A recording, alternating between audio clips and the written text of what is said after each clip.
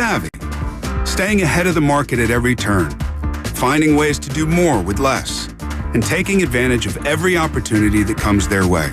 That's why Comcast Business is introducing the Small Business Bonus. For a limited time, you can get up to a $1,000 prepaid card when you switch to Comcast Business, the company with the largest, fastest, reliable network. So if you're a small business owner, don't wait. Call or go online to learn about the $1,000 bonus today. Give your business a head start in 2024. Get started with fast speeds and advanced security for $49.99 a month for 12 months with a 2-year agreement. Call or go online to switch today. Ends 2/21/24. Restrictions apply. New customers only with 50 megabits per second internet and security edge. EcoBill and autopay required.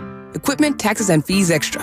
Prepaid card offer requires premium internet. Look around. You can find cars like these on AutoTrader. Like that car riding your tail. Or if you're tailgating right now, all those cars doubling as kitchens and living rooms are on AutoTrader too. Are you working out and listening to this ad at the same time? Well, multitasking pro, cars like the ones in the gym parking lot are for sale on AutoTrader. New cars, used cars, electric cars, maybe even flying cars. Okay, no flying cars, but as soon as they get invented, they'll be on AutoTrader. Just you wait. AutoTrader. Getting your biggest tax refund from Jackson Hewitt can lead to some spirited reactions. Jackson Hewitt! Jackson Hewitt is so sure that you'll get your biggest refund that if they don't, you get your money back plus $100. Jackson Hewitt! And Jackson Hewitt also guarantees the accuracy of your return for life. Hewitt! So don't just sit there. For your biggest refund guaranteed, walk into a Jackson Hewitt today and dance out Jackson Hewitt! For your big game party, you better pop in to Total Wine and More for a guaranteed win. We've got thousands of bottles down every aisle, and prices so low they're gonna make you smile. Ask our helpful guides for a recommendation to add some spirits and wine to your beverage station. Discover something new and let the fun begin. Come on down to Total Wine and More for a guaranteed win. Drink responsibly, B21. Ball game. That's why you need the guy. If he's playing well, then he's playing with house money. When you want news, we got you. We have breaking news. Breaking news of the world of college basketball. When you want laughs. As coroner, I must concur. I thoroughly examine. Yeah, that's the corner. We got you. Anytime, any place. We're Fox Sports Radio, the premier sports lineup in the nation. To find FS1 on your television, go to foxsports.com for details. Go! Check them out. FS1. Check them out. FS1. To the end zone. Welcome to the biggest tailgate party in the nation. Let's go! You're locked into Fox Sports Radio's Countdown to Kickoff. And it's presented by BetMGM, the king of sportsbooks. Once again, here's Brian Noe, 8-year NFL veteran Jeff Schwartz, and sports handicapper from crackwins.com, Bill Crack Krackomberger. It is Fox Sports Radio's Countdown to Kickoff, presented by BetMGM. Be sure to check out the new look and features in the BetMGM app. It's fast and easy access to the sports you love, whether it's teasers, live betting, the Daily Lions Boost, or the Cash Out feature. Place your first BetMGM sportsbook wager through the BetMGM app with at least $5, and you'll receive $158 in additional winnings regardless of your wager's outcome. That's right. Once you've placed a $5 bet, you'll receive $158 in bonus bets regardless of the wager, of the outcome of the wager. Download the BetMGM app today or visit BetMGM.com and use code COUNTDOWN. All right, let's do this. This is Same game parlays. Okay, Crack, bless us with some knowledge here, man. What are you thinking? All right, let's stay with this little correlated thing I've been doing all the year long. The Chiefs with the points on the same game parlay this week. You only got 1.5. Oh, I always can toggle it, but I left it where it was, plus 1.5. Mahomes over 229.5. I toggled down passing yards, and Rice over 54.5 receiving yards. Also toggled. $100 get you back 400. So 3-1. like it. There we go. Yeah. I'm on the Chiefs. I'm on the public side. It's very unusual. We heard it from, it's funny, the top 10 bets were on Twitter last night. From $1 million on down, the lowest one was 200,000. All 10 are on San Fran in this town. It's not only in this town, in the country. All 10 of these bets on San Fran. The big bets coming on San Fran. Amazing that all the little bets coming on KC adds up to the bookmakers needing those guys with the big bets to win. Well, I'm going against that. KC, baby. There it is. All right, let's dive into this. On 3, 1, 2, 3. Prop it up. Let's go play. Player plays. You know what, Crack is kind of like a play that works. We just ran the ball for 10 yards. Let's run it again. It's working. Crack, what are you thinking prop it up wise, huh? What are your prop bets? I have a ton here, but let's go with Purdy under. I'm just trying to see his current under rushing yards, by the way. Under rushing yards. His number was set at like 6.5 most of this year. So now it's like double that. So I like 12.5, right? Yeah, 12.5. So I like the under there. I'm going to give a second one out. I just found this one at plus money. Kelsey, no touchdown. I know it's against everyone. I'm going to have the Swifties come after me. I would even bet this closer to kickoff. The public's all betting him to score a touchdown. Probably the biggest exposure the sports books will have prop-wise is stuff on Kelsey. Give me the under and the plus money. I already see out there plus 105 on the no touchdown. Give me the no, and you guys have plenty of time to bet it. There you go. Okay, so I have so many. I have my notebook out right here. All right. We'll circle back next hour. I think that I like Pacheco longest rush over 15.5 in this game. The Niners allow a lot. You're all over this market now, Jeff. Dude, I love it. You got me onto it. I have Chiefs over 2.5 sacks. Chiefs first half is only 10.5. Crack. It feels kind of low. I'm not sure. The Chiefs points? Yeah, so I took over Chiefs 10.5 points in the first half. I have Debo over in receptions and yards. I have Rice over. I have unders. I mean, we're rocking. Get the spiral out at home, folks. These are like correlated because I bet how I think the game's going to go. So if it doesn't go that way, I'll lose all my bets. I mean, so be it. It is what it is.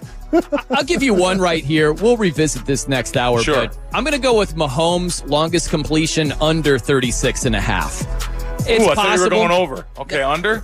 Yeah, I'm going under here because the Niners, they make you nickel and dime them down the field. If he hits a deep ball, so be it. But I don't think the Niners are designed to give it up like that. All right, coming up next, it's not impossible, but it's definitely unlikely. We are Fox Sports.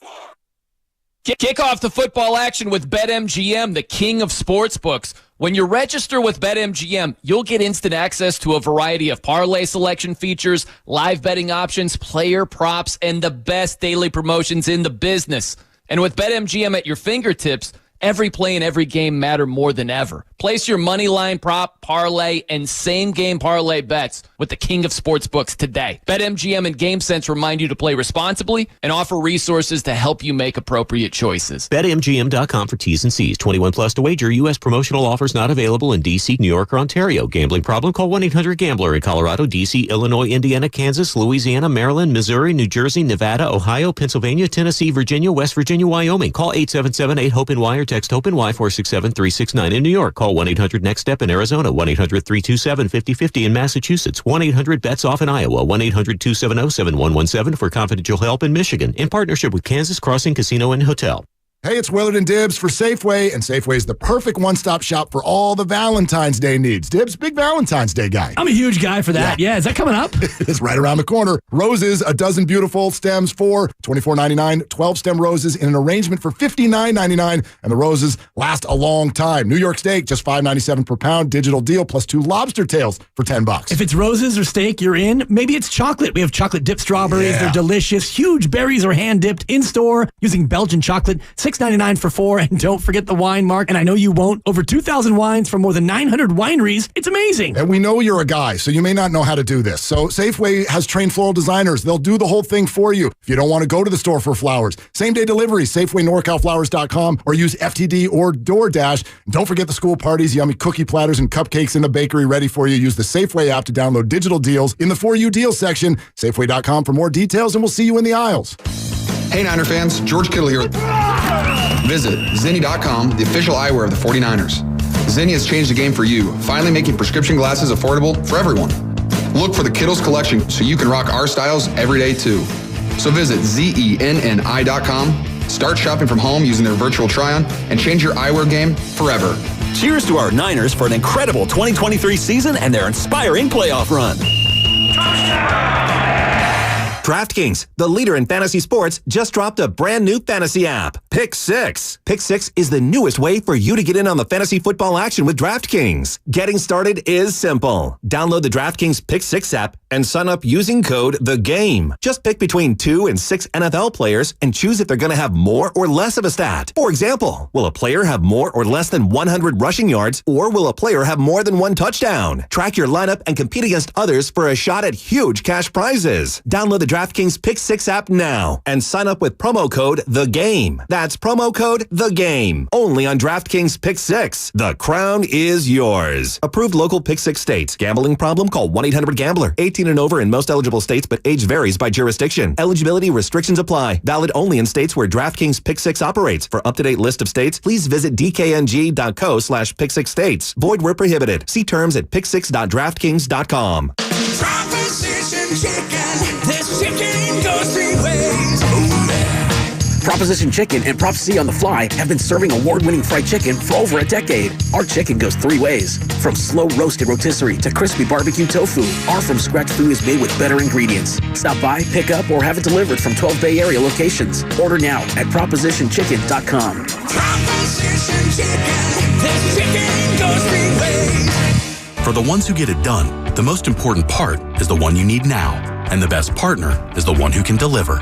That's why millions of maintenance and repair pros trust Grainger, because we have professional-grade supplies for every industry, even hard-to-find products. And we have same-day pickup and next-day delivery on most orders. But most importantly, we have an unwavering commitment to help keep you up and running. Call, click Grainger.com, or just stop by. Grainger, for the ones who get it done. The Sultan of Sizzle, the Titan of Toastiness, the Kingpin of Kindling. These are the admired ones, those who've created the prime place to gather. They don't just have a backyard, they have the backyard, because they know a Solo Stove fire pit is more than just the ultimate smokeless fire pit. It's a place where friendships are forged, football is revered, and food is enjoyed. Solo Stove, the perfect flame for the big game. Tax Talk with Straight Talk. You give and you give. This tax season, you get with Straight Talk Wireless. You get a reliable 5G network and unlimited data and a new Samsung Galaxy A15 for just $99. So you can give your janky phone to your kid. Yeah! Good talk. Switch to Straight Talk for plans starting as low as $25 a line per month for 4 lines. Find us at Walmart and StraightTalk.com. For network management practices, visit StraightTalk.com. Device offer ends 4/14/24. In-store activation on single Silver Unlimited plan or higher required. Family plan discount with 4 lines, all on the Silver Unlimited plan. Taxes and fees apply. Some people just know the best places to eat around town. Those are the people who know to choose Allstate. They know exactly where to go to get exactly what you're wanting. They know where to find the spiciest hot pot, the gooeyest brownies, and the tenderest, most flavorful portobello steak. Those people also know that safe drivers save 40% with Allstate. Saving 40% is based on the national average premium savings for Allstate auto customers with a clean driving record versus those without. Savings vary by state and vary based on how you buy, subject to terms, conditions, and availability. Allstate Fire and Casualty Insurance Company and affiliates, Northbrook, Illinois.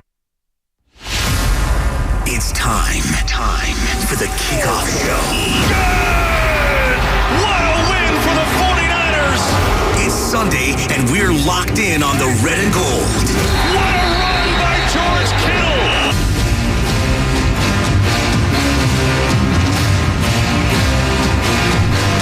It's game day, baby. It's finally here. Super Bowl 58. Are you fired up? I am. FP Santangelo along with Evan Giddings. It's the Kickoff Show on 95.7 The Game. We are in downtown San Francisco, the epicenter, really. I guess Vegas is right now, but I'm excited to see how the city reacts today. Evan, what's going on, man? How are you? Oh, I'm doing fantastic. You couldn't ask for a better day than this, right? I mean, we were just talking about before the show how oftentimes opportunities like this do not come along. And for the San Francisco 49ers to be in a position to challenge for the Super Bowl, 1 is fantastic. Number 2, against a team like the Kansas City Chiefs. And I'm just wondering how people out there are feeling. I mean, I wonder how people out there are potentially getting set to celebrate this day, whether it's with family, whether it's by yourself, whether it's just getting set for what hopefully is a great football game, because I'm all about the Super Bowl, whether my team is in it or not. And for a Bay Area team to be representing, I don't think it gets any better than that. Yeah, man, I had trouble sleeping last night. I'm super excited about it. I mean, and that's a thing that we all have to realize today. And I never tell a fan how to feel, but like these moments are special, man. Like today, whatever comes with today, I'm just going to soak it in, good or bad, because your team is in a Super Bowl. They're one of 2 teams left standing, and they're up against a team that's won 8 games in a row. I mean, the Chiefs won the last 5 of the regular season. They were 9-6 at Christmas Day, and then they reel off 5 straight to end the season, 3 straight in the playoffs. So they're the hot team. They're playing the best they've played all season long. I don't know if the 2-week layoff affects that, but then you got the Niners who've done what they need to do to get here, and they've come from behind. So we got 6 hours, 27 minutes, and 48 seconds till Super Bowl 58.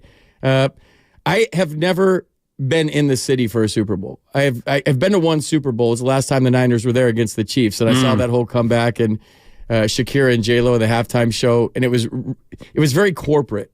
But I feel like there's going to be a lot of red butts in the seats today. The faithful, when you look at all the videos from Las Vegas, and Evan, you were just in Las Vegas, like they've taken over the city this week, and I think I don't know this because it cost $1 million to go to the Super Bowl now, that there's going to be more 49er fans than Chiefs fans there today. That's what it felt like, and we were there for a few days in Las Vegas, and obviously you're going to have your Patrick Mahomes and Travis Kelce jerseys walking around as well, but the amount of Purdy's that we saw, I would say, equaled the number 15s, and I think it's obviously the people coming up from the West Coast, but I would not be surprised, and it may be difficult, I guess, to kind of figure out which side the red is on. Is it Kansas City red? Is it San Francisco red? But I do feel like the 49ers fans are going to be heard today because it's a fan base that travels as well as any. And whether they're filling up Allegiant Stadium, heck, whether they were in Pittsburgh in week 1, they went all the way out to the East Coast and were rocking that thing at Heinz Field. So I think the 49ers fans are going to be well represented. And you're right, to be in the city for a Super Bowl appearance, also to be in Las Vegas was fun too. But to be living in the city, to actually understand kind of the pulse of San Francisco, being from the Bay Area, it's just been really cool to, interact with everyone that has emotional attachment to this team, whether it's this iteration, whether it's the 2019 team like you were talking about making that Super Bowl, or even before I was born and all the Super Bowl teams that won, the 5 of which, of course, that one between Montana and Young, Walsh and Seifert. It's a historic franchise that has an opportunity to capture number 6, and it's been such a long time since they won a Super Bowl. So there's a lot of urgency, there's a lot of hunger behind it as well, and I think it's going to culminate in a great sort of atmosphere, and one of which I think you're right, it's going to be the majority of fans screaming are probably going to be Niners fans. 888-957-9570. Give us a call on how you're feeling today. That's kind of what I want to do the first hour of the show. We're here till 1 o'clock. We're going to get you all set for the game. We'll get into the breakdowns of position by position, Rice versus Ayuk, Kittle versus Kelce, Shanahan versus Reed, and obviously Brock Purdy versus Mahomes. I think those are the key matchups today, but I kind of want to get the feel and the vibe right now. Like, how are you going to celebrate the Super Bowl? How are you going to watch the game today? What's your game plan? How do you feel right now? Are you confident in the Niners?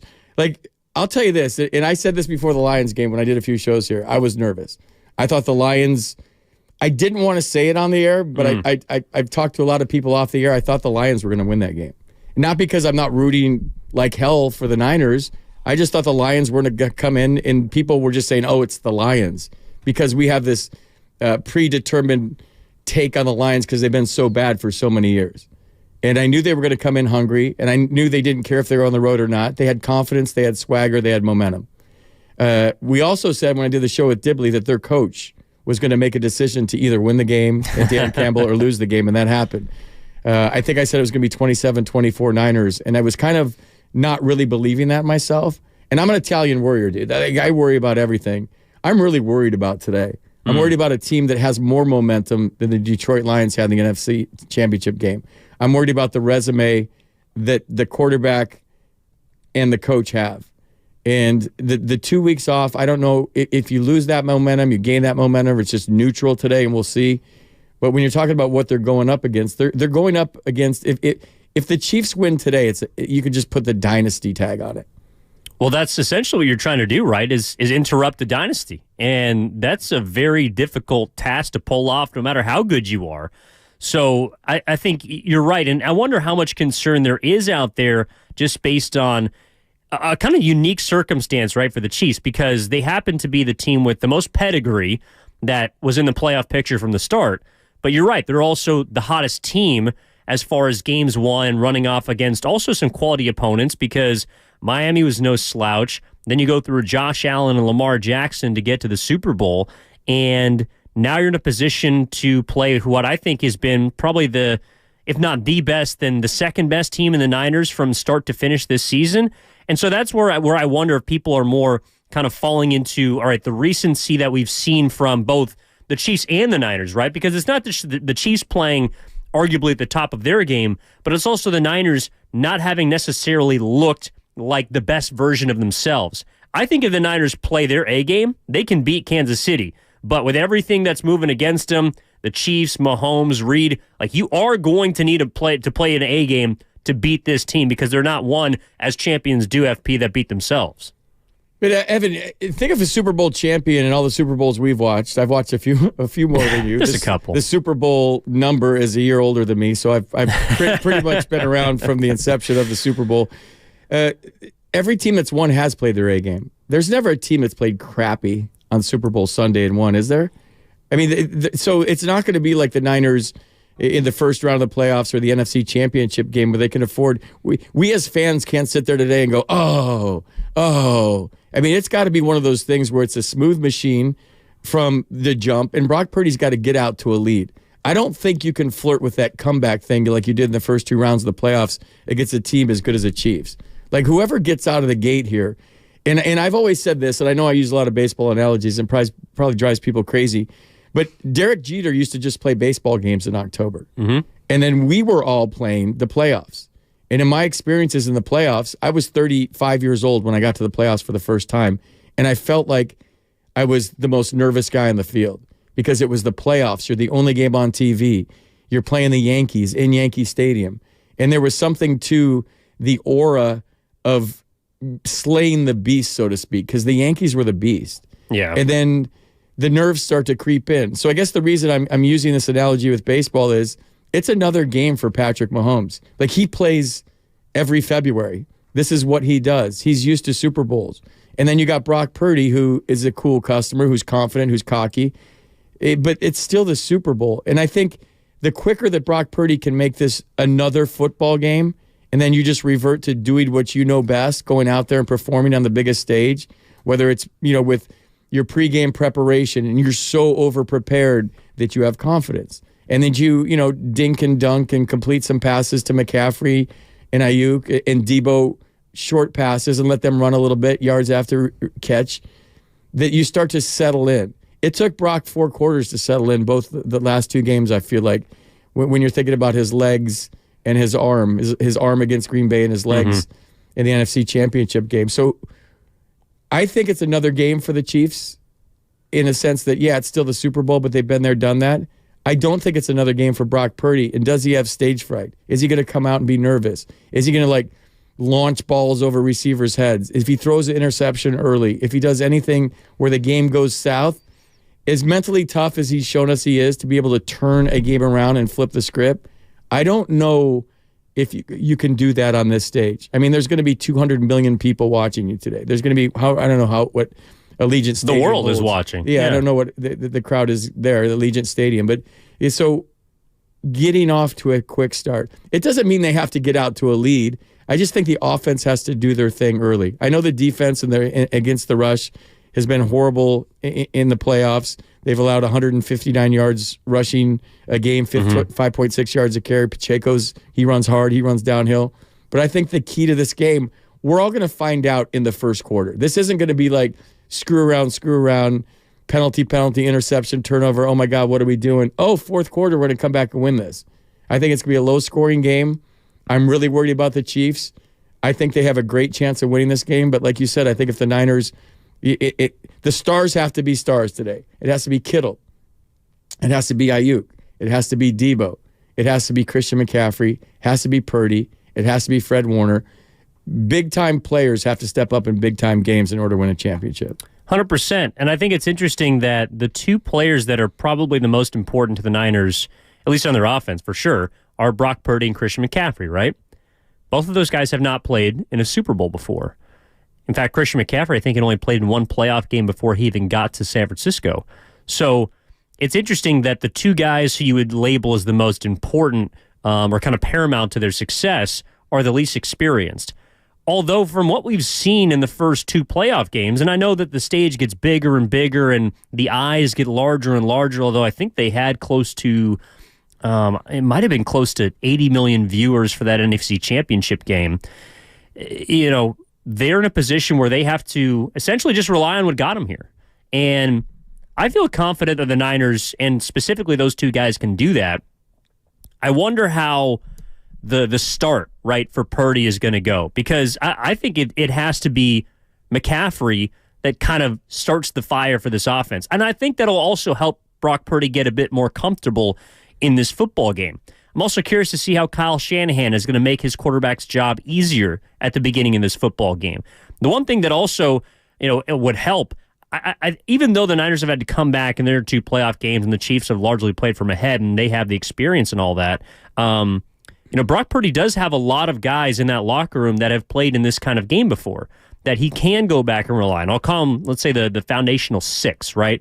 You got Fred Warner, George Kittle, who you mentioned, Nick Bosa, Dre Greenlaw, Eric Armstead, and Deebo Samuel. All those guys have played in the Super Bowl before. So even though Brock Purdy, it's his first time, he seems like someone that's pretty balanced and steady, but he's also got a lot of years around him that he can rely on, or that could potentially pick him up if he makes a mistake in this football game. So I know everyone is looking at the Chiefs as they're the team that's been here and this is just another game for them, and I certainly understand that. But I also think the Niners have a lot of experience on their side. It just might not be at the two positions that we're thinking are going to be the difference in this game. I'm FP Santangelo. The voice you hear is Evan Gidding, doing a nice job on the kickoff show here on 95.7 The Game. Let's go to the phones, Evan. I'm going to take this call, and since you're on the other side of the glass, maybe you can answer that other call or all the other calls that are waiting on hold. Let's go to Consultant in Walnut Creek. Consultant, you're on 95.7 The Game. What's going on, man? Oh, man, so fired up. So fired up. You guys brought up a lot of good points. I think what you guys talked about in terms of why so much public money and just why everyone's rooting for the Chiefs. Look, the reality is, objectively speaking, and I don't think this is really up for debate, the Niners have had the most talented team in football all year. And what we're going to see today is what is, again, objectively the best team in the AFC over the last 5-6 years against the best team in the NFC over the last 5 or 6 years. This could be setting up for another rivalry like what we had back in the 90s with Dallas and San Francisco.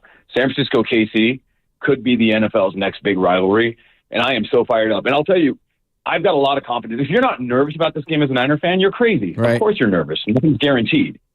But if the Niners bring their A game, they objectively should win this.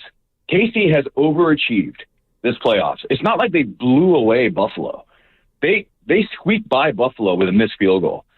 They played a Baltimore team that ran the ball 6 times when they're one of the best running teams in the NFL. Have no idea what Baltimore was doing. I think the Niners, if they bring their A game, should win this game. And you guys talked about the 49ers celebration. I just got to share this with you guys. Give our other Niner fans some ideas.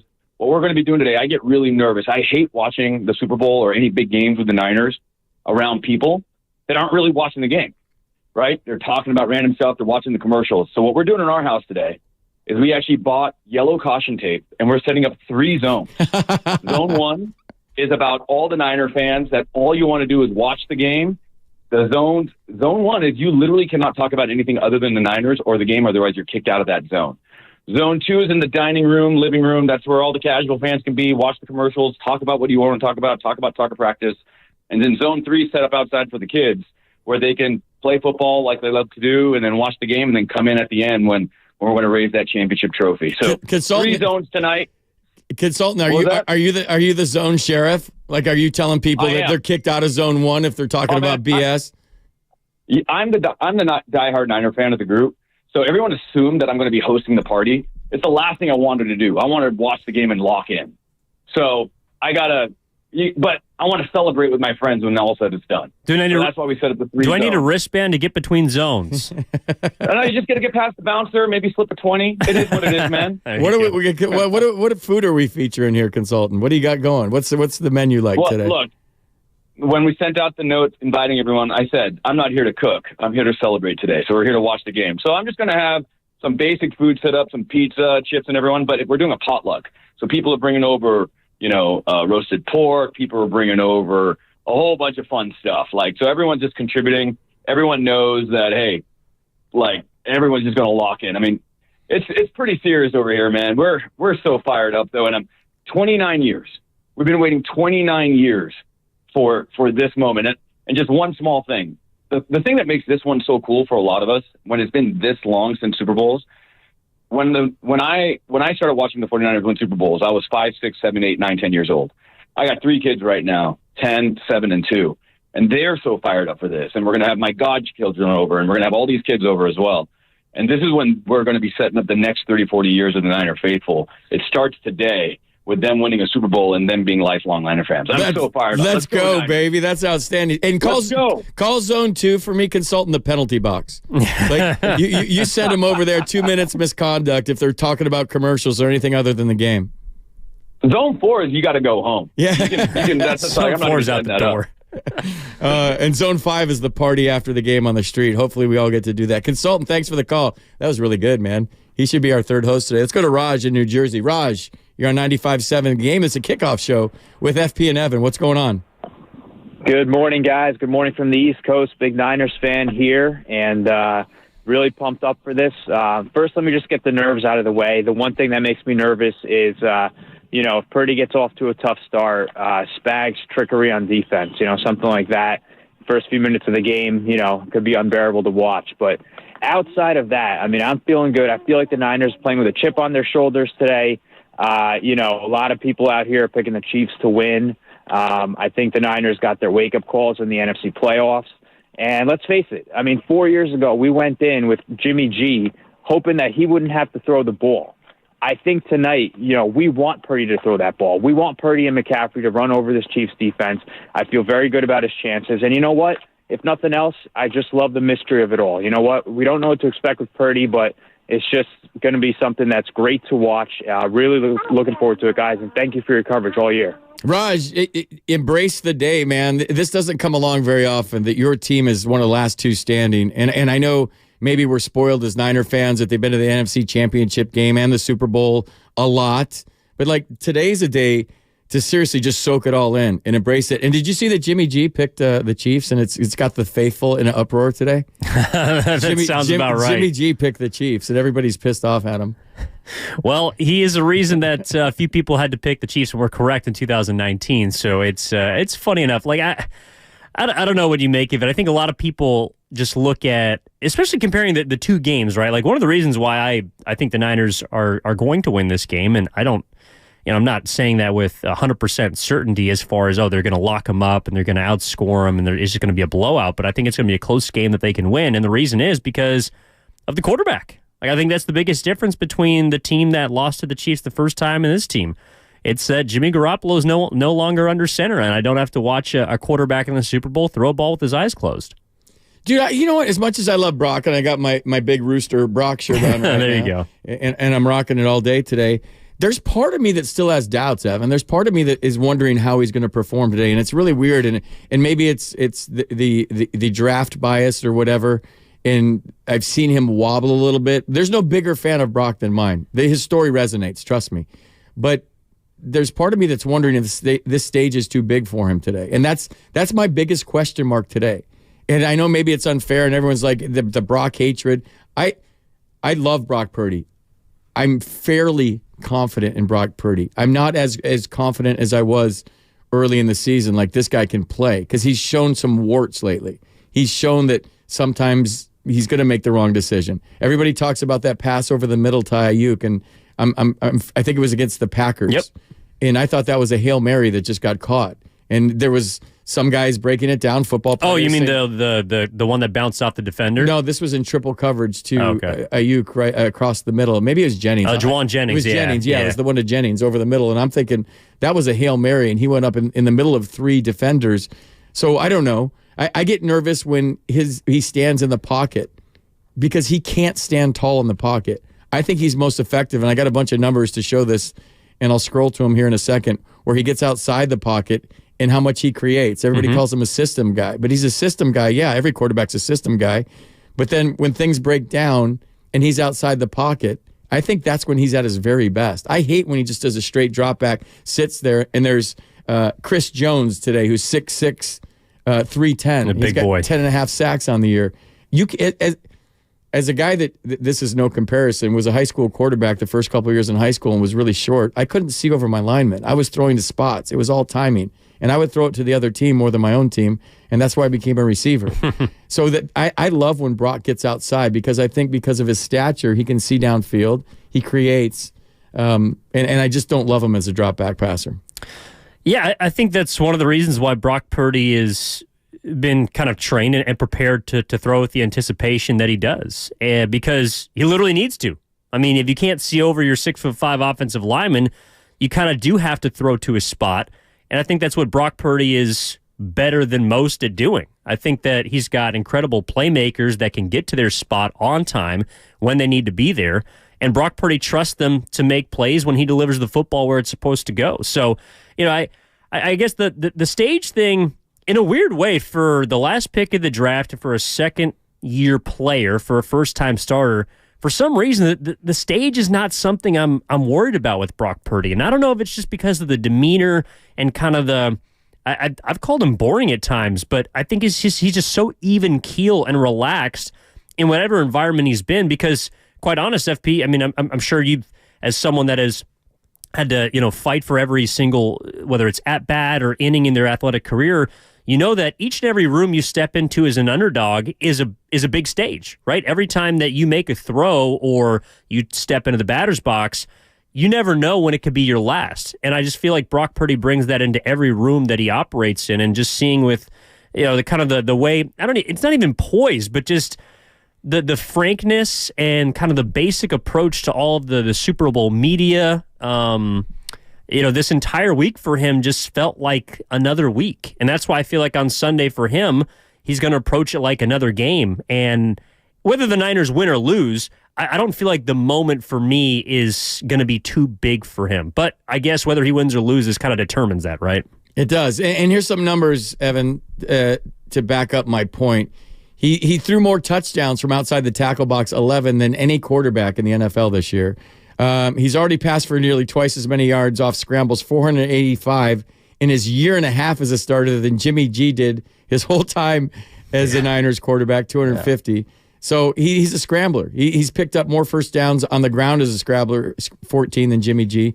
So these are the numbers that kind of back that up. So we'll see what happens with Brock Purdy today. All right. Coming up next on the Kickoff Show on 95.7, Evan, I want to break down like position by position, the big positions. Mm-hmm. I'm not going to go tackle for tackle or center. You don't want to talk about the third cornerback? Or No. I don't, maybe kicker if we want. That part scares me the most today, but we'll get to that. Like Rice versus Ayuk, Kittle versus Kelsey, Shanahan Reed, and obviously Brock Purdy versus Mahomes. Yeah. We'll start to break that and more. We'll get you all ready for Super Bowl 58. It's game day, baby. It's here. We're all fired up. I just wanted to get here. Can we fast forward to 3:30? Like it's been torture this whole week. We have 6 hours, 4 minutes, and 51 seconds left, and that's going to seem like an eternity to me.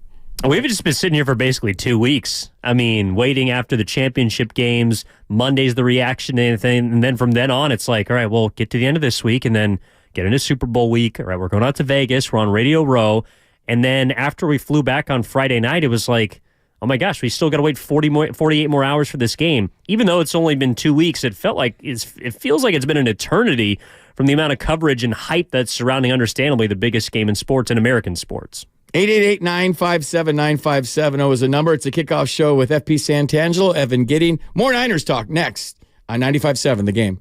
It's the new year and we all want to make better choices. So why not start with lunch? The new 5 for 15 menu at Pacific Catch features 5 delicious new dishes for...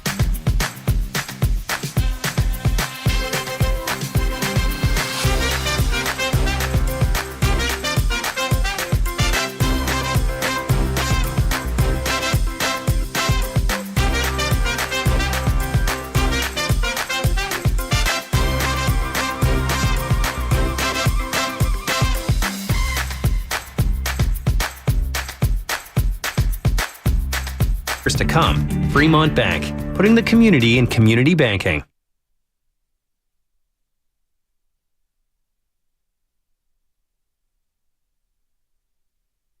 Now back to the Kickoff Show on 95.7 The Game.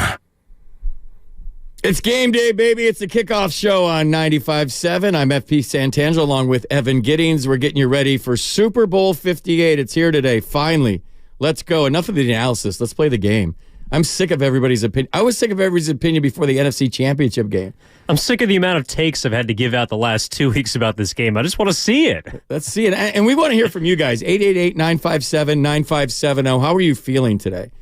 Like, are you fired up? Obviously, you're fired up. Are you nervous? What's your confidence level in this game? Where are you watching it? What are your plans? Evan, where are you watching the game? You just told me during the break. This is good. Yeah, so luckily enough, one of my buddies has a nice little kind of high-rise spot in Coal Valley, and he's actually got a hot tub that, if positioned correctly, you can watch the game from. I haven't been there before, but this is the advertisement of come over, get in a hot tub, watch the game. So that's where I'm going to be doing that at, right here in the city. So who's in the hot tub? That's the most important question. So I think the party's going to be, I think there's 20 or 25 people he was saying. Let's go. You know, so yeah, we're going to be packing that thing out. We're going to be packing that thing out. Let's go. You're going to have to get tested on Monday. That's great. Exactly. Have fun. have fun in the hot tub. Yeah, well, I want to get into like the position by position thing. And real quick, where are you going to be watching the game, FP? I'm going bougie Battery crowd with my son and his wife. We're going over the Battery, and they're having a big Super Bowl party. And then when the Niners win, I'm going to go down to the bus stop, my favorite establishment in the city, and we're going to celebrate on the streets of San Francisco with everybody. And here, just a little PSA, and I know you guys are going to roll your eyes on this. Be safe today, man. Yeah. Like, be safe. Let it rip. Be responsible, though. Like, don't drink and drive. Don't burn down the city if the Niners win or lose. I think last night, did you see last night in Chinatown, somebody burnt a Waymo to the ground? Like seriously, like we're classier than this, faithful. If the Niners win, let's have fun. But like, I never get why cities destroy their own city when their team wins. Like, oh, we won, let's destroy our city. Like, I don't get that. So everybody have fun, let it rip. Like I said earlier in the show, these don't come along very often, even though I think we as Bay Area sports fans are super entitled to championships. We're all very spoiled, whether it's basketball, football, or baseball. We're all super used to this right now, and that gets dangerous. But like, let's all be responsible today. Let's have a great time. Have fun with your loved ones. Don't drink and drive. And if the Niners win, I'm going to be on the streets of San Francisco, and I will be getting after it. Trust me. Nobody can celebrate a championship like me. Well, I won't be on your part of the city if they win. Even if they don't win, I'll be out in the Mission where I live. But I was just kind of telling you during the break, like after the NFC Championship game, they shut down 24th Street. They were shutting down 16th Street, trying to keep people as safe as possible, but also to kind of funnel all that energy. And it's been really the entire week out here in my neighborhood. People have been out there with pop-up stands, the amount of red and gold, the flags flying from everyone's apartments, from their houses, on cars rolling down the street. Everyone is just so... I know there's a lot of maybe nervous energy that we've heard from callers so far, and I'm sure we'll hear throughout the 4 hours up until 1 o'clock, but there's also just, I think, excitement for what everyone believes can happen, which is knocking off the Kansas City Chiefs. And whether you feel like the Niners are going to win, whether you feel like they don't, this is a position that only two teams get to be in. And it feels like the Chiefs have occupied one of those spots, for the last 5 years.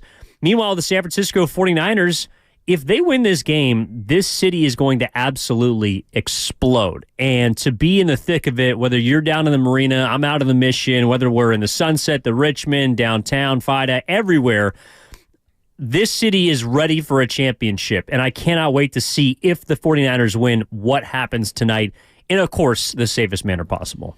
So, dude, when I was asked to do the show, I was fired up. And not fired up to sit here and break it down, but like, I'm in the city. Mm-hmm. I live in the city of San Francisco.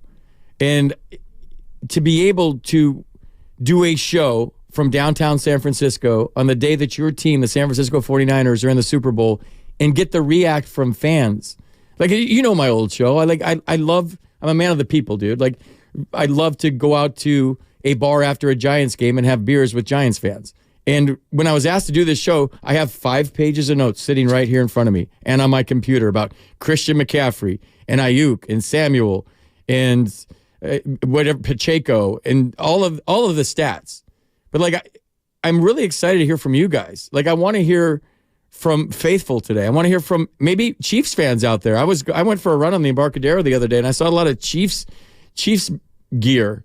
I was thinking, wow, there's a lot of people from Kansas City that live in San Francisco. Let's go to Miguel in Santa Barbara. Miguel, you're on the Kickoff Show, Miguel. Are you fired up in Santa Barbara?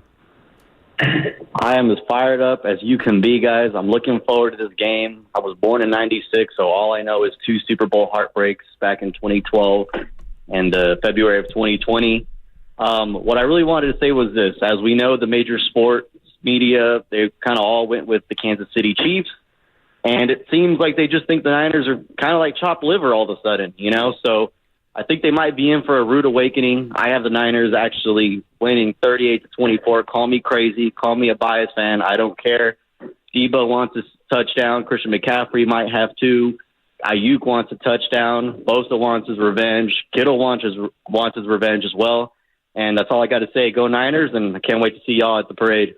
All right, Miguel from Santa Barbara. I'm jealous that you live in Santa Barbara, even though I love living in San Francisco. Yeah, I don't think it gets much better than that. So here's the thing. IV's going to be going up to the Niners when I'll tell you that. I see you guys on hold. Stay right there. We're going to get to all the calls. 888-957-9570. It's a Kickoff Show with FP Santangelo and Evan Giddings. We're having a blast, getting you all ready, all caffeinated in the morning after a late Saturday night. I'm rocking it with you.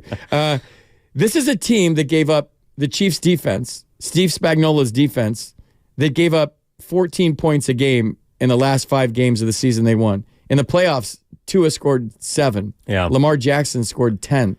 So my man from Santa Barbara is saying 38-24. I hope, but the Chiefs are at the top of their game right now on both sides of the football. The defense that nobody talks about is the reason they're in the Super Bowl. Like Patrick Mahomes has never had a good defense. This is the first time that they're, dare I say, better than the Niners defense? Oh, 100%. And in the Niners defense versus the run, if you missed it, 156 yards per game in the playoffs. That needs to change today with Pacheco, who runs downhill like a madman. Dink and dunk from Mahomes. But I think the Chiefs defense needs a lot of respect. Oh, it does. I think this is the first elite defense that Patrick Mahomes has had. And if you just compare and contrast the 2 Super Bowls, the Niners certainly had a better defense than they do now, but also I think better than the Chiefs in 2019. Meanwhile, the Chiefs' offense was probably better than what the 49ers had that year. Flip side, the 49ers' offense this year I do think is better than the KC offense. Of course, the playmaker and the difference maker is Patrick Mahomes. But I'm with the caller in that if this game does become high scoring, I absolutely believe it favors the 49ers because this is a Chiefs team that you associate with offense, but they've only scored 30 or more points 3 times this year. Like, they don't light up the scoreboard the way they used to. Meanwhile, the Niners can. So if they get out to a hot start, which we haven't seen so far in the playoffs, I am with the caller that this can become a shootout, and I think a shootout favors the 49ers. So if it is a high-scoring game, I like the scarlet, red, and gold. Yeah, everybody talking about the practice field and how spongy it was this week, but now they're going to be on a fast track, and I think that's going to bode well for them. Yeah. They're going to play fast today. And I think in big games, it's about controlling your adrenaline and making that fire burn for you and not letting it go the other way because it can go sideways in a hurry. Let's go to Travis in Vallejo. Travis, you're on the Kickoff Show. Kick it off for us, Travis. Hey, what's up, guys? Thanks for having me on. Today I'm watching the game over at my boy Ruben's house. He'll probably listen to this on the Odyssey app after because he's kind of busy right now. But we're looking forward to some Wagyu beef, grilling some ribs. Damn. Got a bunch of desserts. Today's a very emotional day for us because, our Niners are in it. I hope the city doesn't burn down afterwards. Keep it safe. I grew up in the Mission, and I know how wild those Giants World Series festivities were after we won. But hopefully we can keep it clean. Hopefully we can party all night with the Super Bowl win.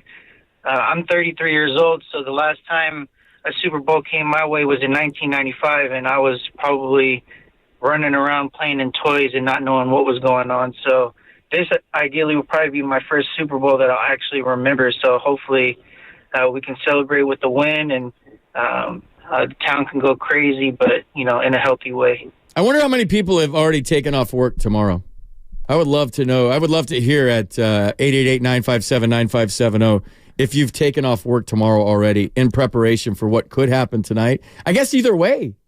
Either way. Oh, yeah. You might be too depressed to go into work tomorrow if they lose, or just way too hungover if they win. Well, either way, you could be hungover because either you're celebrating or you're drowning your sorrows, right? I mean, so one way or the other, you're going to be feeling it tomorrow. I have heard, I don't know if it's like a widespread petition, but I feel like every single year this topic recirculates and resurfaces, which is, can we just get Super Bowl Monday off? Yeah. Especially if you're on the East Coast. Like, think about it. If you do a morning radio show in New York City and you're staying up because you got to watch the Super Bowl. Super Bowl is going to finish at, let's see, if it kicks off at 6:30 Eastern, it's going to finish around probably 10:30, I would say. And then you got to deal with all the post game. You got to listen to coaches. You're not getting in before midnight probably. And then you got to wake up at 4. I mean, you know the grind, FP. You got to wake up at 3, 4 o'clock, get right back in the studio. That's a quick turnaround for a lot of people that are also probably going to be celebrating in the process. I did the Giants post-game show in 2010 on the radio when they won the World Series. And I got drunk on the air. I asked my boss if it was okay. I popped a bottle on the air. By about the second hour of the show, I was a little bit slurry and having a good time. I wonder if Mark Grady and Sterling Bennett, who are doing post-game, are going to be doing that. I mean, we'll see. You got to celebrate, man. We think these things grow on trees around here. We think championships are our God-given right as sports fans in the Bay Area. Whether it's, I mean, we've seen more parades on Market Streets than most cities have. Mm-hmm. We have. And, man, I think Giants fans are learning that even though 10, 12, and 14 was great, how hard they are now. I think Niners fans, 29 years, are learning how hard they are. I don't think Warriors fans, but like true Warriors fans went through the tough times too. Oh, yeah. When the team was crappy for so many years. So, and they, I think, are probably the most loyal fan base in the Bay Area with what they've had to go through in all the years before all the championships came. So, like, I just want everybody, and I'm going to reiterate this a lot today, to just soak in the moment, embrace it. Like, wrap your arms around today how special it is. Like, the championships the Cubs, it was 108 years before they won a World Series. Man. So these things are hard. It's hard enough to win one game, let alone get to this point in this stage in a season where we're all so excited. So embrace today. Wrap your arms around it. The good, the bad, the ugly, everything that comes with your team being in a Super Bowl, dude. 5 hours, 46 minutes, 21 seconds till the game. Let's go to Jimmy in Dublin. Jimmy, you're on the Kickoff Show, bro. How you doing today? I'm good, man. How you guys doing? Doing great. All right. See, I wanted to just say this. So basically, I have no real dog in the fight. You know what I mean? Like I'm not like a fan of you. But I'm just gonna have to just go, man, with the experience over an inexperienced quarterback. I mean, he's hands down the best quarterback. He's just destined, man. The dude is writing his own chapter to, be the next, GOAT in line next to Brady. I mean, he's undefeated at Allegiant Stadium for one. So I mean, he's used to comfortable playing there. I mean, and like I said, I mean, he's been in this situation over and over. And I think Brock Purdy, man, is going to get out there, man, and, he's going to take a rendition from 8 Mile, man. Palms are sweaty, mom's spaghetti, and, I think Kansas City pulls away, man, and wins by at least 10 points. Either way, I just wanted to be a competitive game, and everybody out there be safe, man. And you guys have a good weekend and rest of the weekend and enjoy the Super Bowl. All right, Jimmy, thanks for the call, man. Appreciate it. I don't hate Jimmy's take right there, and that's maybe my biggest worry in this whole thing. Can Brock Purdy be a Dragon Slayer? Remember his first start was against Tampa. Mm-hmm. He took down the GOAT. He did. I think Joe Montana's the GOAT, just for the record still, by the way. I love Tom Brady, but Joe Montana's the GOAT. He'll always be the GOAT to me. I will never, ever deviate from that. But he's already taken down a legend. But what Jimmy just said right now, those are my biggest worries. Like, is it Patrick Mahomes' destiny to be the next guy? And if it is, he wins today. Like, like the universe and how that whole thing works. Mm-hmm. That part scares me the most of anything. We could talk about Brock Purdy's 24. He was the last pick 22 months ago. He had surgery 11 months ago. Who knows? I don't know. We know. I'm nervous. Or is Patrick Mahomes the next guy? And right now he kind of is. And if he wins today, he's cementing that legacy. And that, what Jimmy just said, is my biggest fear today. It's hard to not let that creep into your mind about who's on the other side, what they've accomplished, and the trajectory, I think, more importantly, that they're on. Patrick Mahomes has been in, this is his 4th Super Bowl in his first 6 years as a starter. That's ridiculous. Now, you may say that Joe Montana is the GOAT, and I respect that. I never had a chance to watch him play in person. For me, Tom Brady is the guy who I instantly think of, and I think most people do from my age group. How to tell people you're young without telling people you're young. But Patrick Mahomes is the best quarterback that I've watched. Like, Tom Brady had a feeling of inevitability around him. There's no doubt about that, and he made 10 Super Bowls. But anyone who watches Patrick Mahomes play, and I'm sure 49ers fans unfortunately feel this way more than most, it's like, it's not a matter of if, but when. You know, when is the tidal wave going to come? When is he going to make a play that makes you say, oh my God, how the hell did he do that? But the thing about the Niners for me is, it doesn't mean that he's all of a sudden just going, that Brock can't be the Dragon Slayer. For example, Tom Brady's final losses in New England Patriot was to Ryan Tannehill. That's not a quarterback that's going to go down in history. Patrick Mahomes lost on Christmas Day to Aiden O'Connell. Like, these things can happen. And even Tom Brady, the 3 Super Bowls that he lost were to Nick Foles, who is a backup quarterback, and Eli Manning, who I think has made only a handful of Pro Bowls, who made his hay in the postseason. I mean, guys come along and are able to take down greatness.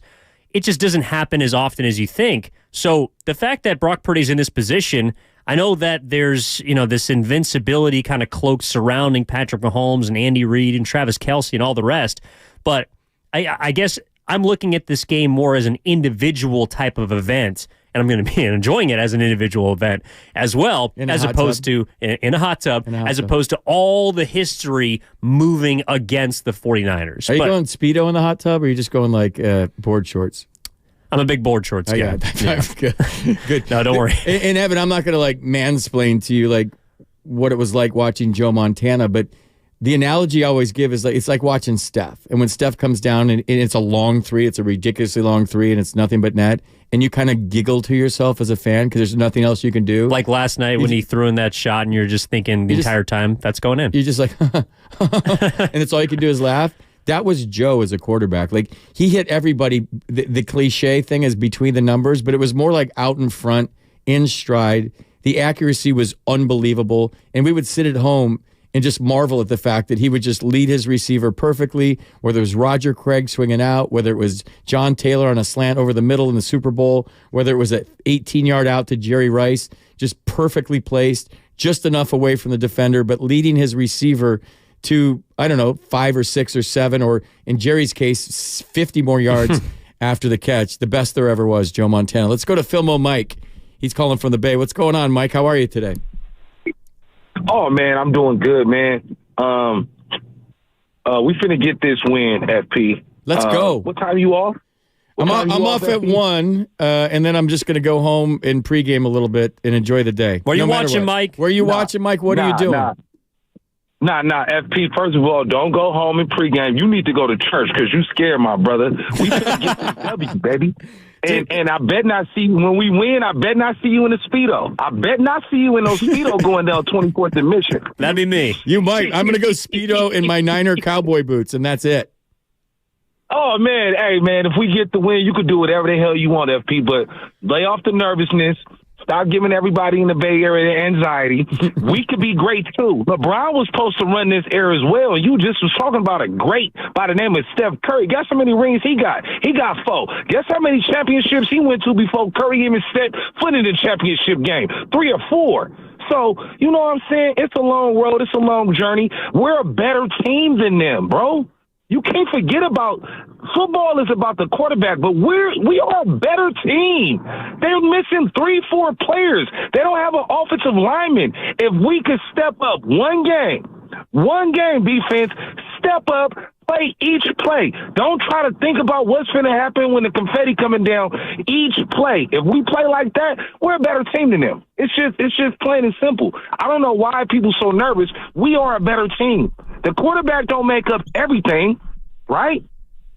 No, I'm with you, Mike, and I love the positive vibes. And if I do go to church right now, I will spontaneously combust. Like the second I walk in, so that can't happen. But like I like the positive vibes, dude. Here's the thing. I think when you're doing a radio show in a region where your team is, you find focus on your team so much, and you kind of forget about the other squad. And when you're talking about the Chiefs and how good they are, I think there has to be a lot of respect given here today based on resume, based on who they have as their quarterback. I'm always worried. I'm Italian. I'm Catholic. I worry about everything all the time. It's kind of in my nature. So, yeah, I love your confidence, dude. And I wish I was right there with you. I was worried about the Lions, and I was right for the first half of that game. They kicked our ass. That wasn't just a nice lead at halftime. They beat us in every facet of the game. I don't think the Chiefs have been beaten in every facet of the game in the playoffs yet. They've hung around. It's been a good game. They find a way to win. And Mike, the reason why I respect Mahomes so much, I don't know if you saw that Netflix documentary called Quarterbacks. Like, it goes behind the scenes. It goes from his house and his car, and it has him mic'd up during the games. I've been around players that are winning players. There's these certain intangibles. We're worried about stats and analytics a lot, but there's something that separates good from great in sports. And it's that confidence, that swagger, that leadership mentality. What he says in the way he acts is that of like a winner. And I really started to like Patrick Mahomes, not for what he's done on the field, but when I saw that show and how he acts, dude, the confidence and the leadership and the things that he says to the teammates, how positive he is, how upbeat he is. And I know on a kickoff show in San Francisco, nobody wants to hear this, but from an athlete standpoint, he checks every single freaking box as a winning player. And I respect that. I admire that. I look up to that. And maybe I don't know as much about Brock Purdy in that regard. It'd be cool, by the way, if the Niners were on Hard Knocks, or they did, if Purdy was on that quarterback show next year, then we got a little more insight on this guy and how he interacts with his teammates in the locker room. But like when I saw that, Mike, I'm like, damn, this guy's a stud, bro.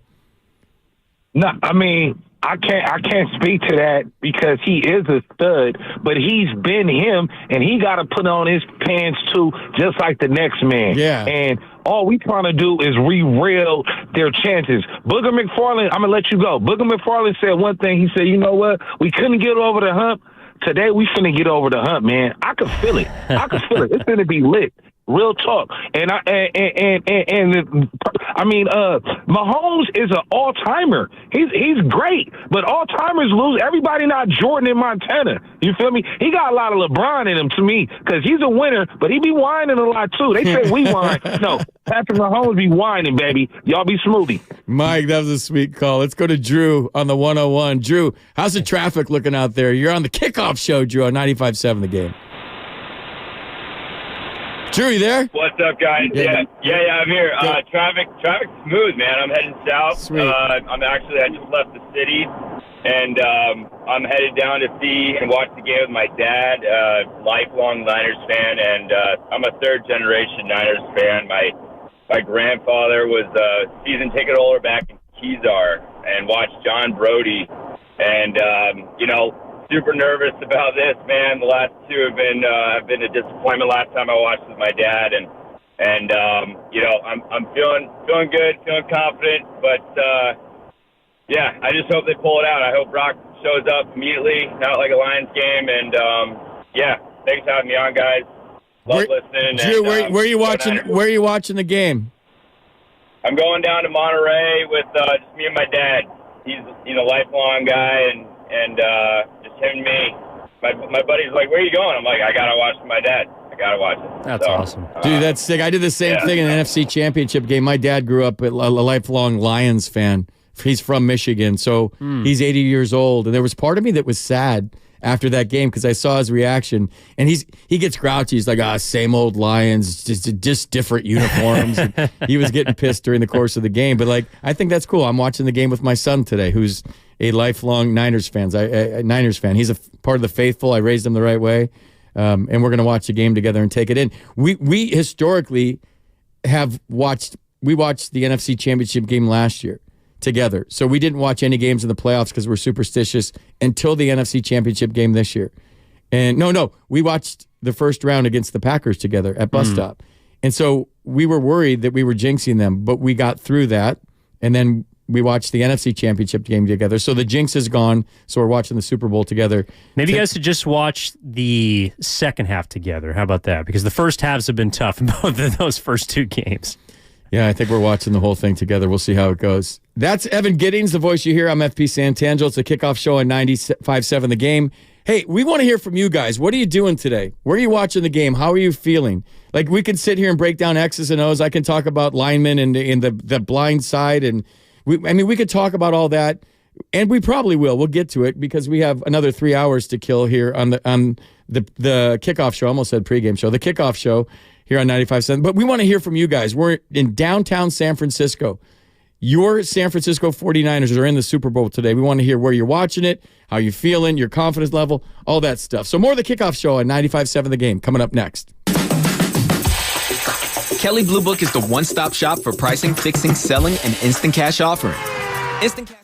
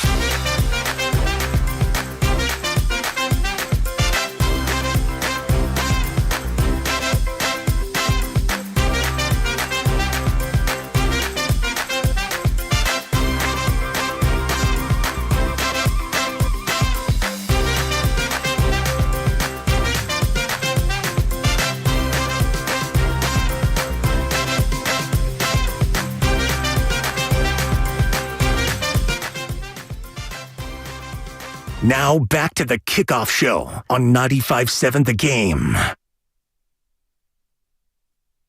lot of soccer talk today on 95.7 The Game. We're going to talk about soccer, maybe badminton, pickleball too, or Super Bowl 58. It's game day, baby. It's a kickoff show. I'm FP Santangelo alongside Evan Giddings. I said my name wrong. Have you ever? I just said my name wrong. So that's good. Because you're so excited about what's going on later at 3:30, FP. I'm sick of talking about it though. But like, just to reset a little bit, I was fired up to do the show with you, first of all, and second of all, to be in downtown San Francisco on the day of the Super Bowl and to get the reaction of fans. I think the post-game show is going to be amazing. That would be good either way. Oh, I'll definitely be locked in. And Mark Graney and Sterling Bennett will take you from 1 o'clock after we're done up until kickoff. And then they have overtime, the post-game reaction, ideally for a 49ers Super Bowl win. But, of course, either way, it's going to be electric. And, yeah, man, I'm excited to do this show with you because, once again, you are in the city. Not to say that other people who don't factor into this, but there's a different kind of pulse when you're around people, whether it's downtown, you're going to be out at the marina later. I stayed on the west side for a couple of years. I live in the Mission now. Getting to interact and really see the people that are from the city that know and love the 49ers and have for decades, it's just so cool to see them. Even for someone like me, I'm not old enough to have witnessed a Super Bowl win for the 49ers, but to see people that have that in their collective memory has been really cool to tap into and also see them celebrate the wins along the way. They're not just saying, hey, it's Super Bowl or bust, but no, there's a process to getting to this point. The divisional round, huge win. NFC Championship game, massive win. Was lucky enough to be at Levi's Stadium for that as well. And now the Super Bowl. All of it's a part of the process, and I feel like whether you're young, whether you're old, you're understanding that this doesn't happen every single year. Yeah, that's what I've been talking about all day. You just wrap your arms around today no matter what happens. Let's go to Caden in Indiana. We got a call from Indiana. What's going on? What's up? How you doing, Caden? You're on the air. How are you feeling today? What's going on? Are you a Niners fan, first of all? No, I'm not. This is like an unbiased opinion because I'm not a fan from either. But like that man said before, Patrick Mahomes is undefeated at SoFi Stadium.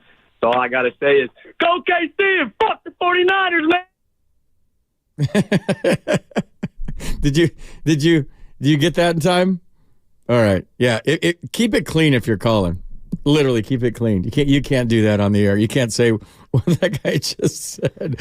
Let's go to Mike. I think he was also a little bit confused. So we do have to wait a minute for the phones to restore just because of what happens. All right. But I don't think that guy understands where the game is. The game's not at SoFi Stadium. The game's at Allegiant. It's in Las Vegas. Yeah. So, Caden, put down the bourbon, put down the whiskey out there on the East Coast. I know you've been hitting it. It's already 1 o'clock. Put down your drinks and get right back to where you should be, plopped on your couch like the rest of us. Okay, buddy? And you just made a fool of yourself. So you got that going for you, which is nice. You came on. Sober up and do some research. You came on to troll, and you didn't even know where the game's being played. So have fun today watching your Chiefs play in Los Angeles, which they're not. Yeah. The game's in Las Vegas. It's at Allegiant Stadium. And if you missed it, too, what are the headlines today? Sneaky headlines. Jimmy G picked the Chiefs to win the game. And the way that whole thing ended with him, and today's not a day to talk about Jimmy G, I realize that. The way his name's going to come up a couple times, though. The way he sped away in his Range Rover on the last day. And there was some, yeah. That thing didn't end well with Kyle. I want to get to the phones, too, but I also want to break down the coaches. Mm-hmm. To me, I think with Kyle Shanahan, I love him. I think he's one of the best coaches, if not the best coach in the NFL right now. And his coaching tree and the way he goes about it. But he's going up against a legend in Andy Reid.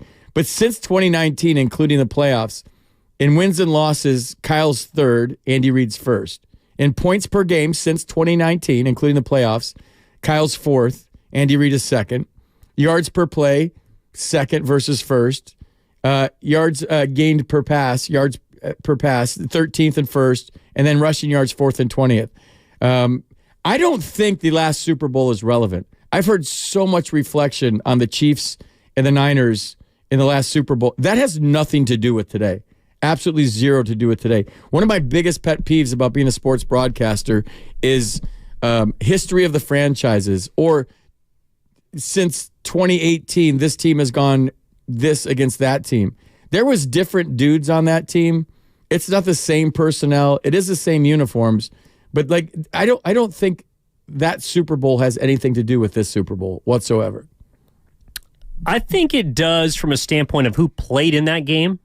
Like those guys in that experience absolutely matters. But you're right. I mean, the 2019 game that the 49ers lost has no bearing on this, but that was a valuable experience for George Kittle, for Nick Bosa, who is a rookie, for Deebo Samuel, who is a rookie, for Fred Warner, who was a second or third year player. Like those guys being in that moment, I think helps them now. And so that does factor a little bit into the equation for me from a standpoint of, well, if you're looking at experience, obviously everyone associates that with Kansas City because they've won it. But I think people have been underplaying the amount of experience in big moments in big games that the 49ers also have. I think that's a big reason why they've been able to come back in multiple playoff games. Yes, Brock Purdy has demonstrated he is, maybe a different quarterback from his predecessor, and he's clutch, or I don't know, whatever.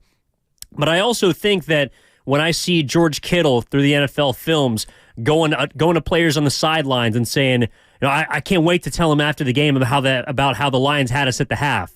Like that kind of playful, down-to-earth, calming sort of presence, I'm sure he has because he's been in these types of big games before. So from that standpoint, it does apply to me. But you're right, like the trend of who won this Super Bowl or who did this in this atmosphere on this day of the week at that time in that that temperature, like none of that matters. Right, I agree. If I press this, if there's sound right here, if I just hit it, if you want it. Kyle Shanahan on the last Super Bowl, he said it has nothing to do with it. Just hit this button right here. Yeah. Wait. It's anything to do with this game. Just like last week doesn't have anything to do with this game. What's good about guys who have been here before, especially the younger guys who came here, they can talk to the younger guys who are coming now and kind of tell them how they felt at that time and then how you feel after. I mean, it's a cool week. You get caught up in a lot of stuff, but you don't remember all this stuff. You remember the game, and people for the rest of their lives should remember that game if you won that game. And that's really all that matters. And you can say that, but it's cool when people have gone through that, so people tend to listen more. That is the truth. That's how it goes, and all this stuff's fun and neat, but you forget all this stuff. It all passes. What you remember is who won or lost that. Kyle said something this week that really resonated with me. He said, when you get caught up in all the Super Bowl hype and you're taking pictures and you're taking videos and you're going around all the things, if you lose the game, you're not going to look at all those pictures. You're not going to sit there and go, that was the greatest time of my life. That winning or losing the game that's all that matters for obvious reasons. But the game is so big. It's in Las Vegas. There's so much hype. Like, you understand what he's saying. And what happened 4 years ago, 5 years ago, whatever it is irrelevant. Let's go to Mike in Eugene, Oregon. Mike, what's going on, buddy? How are you? It's game day, baby. Are you fired up?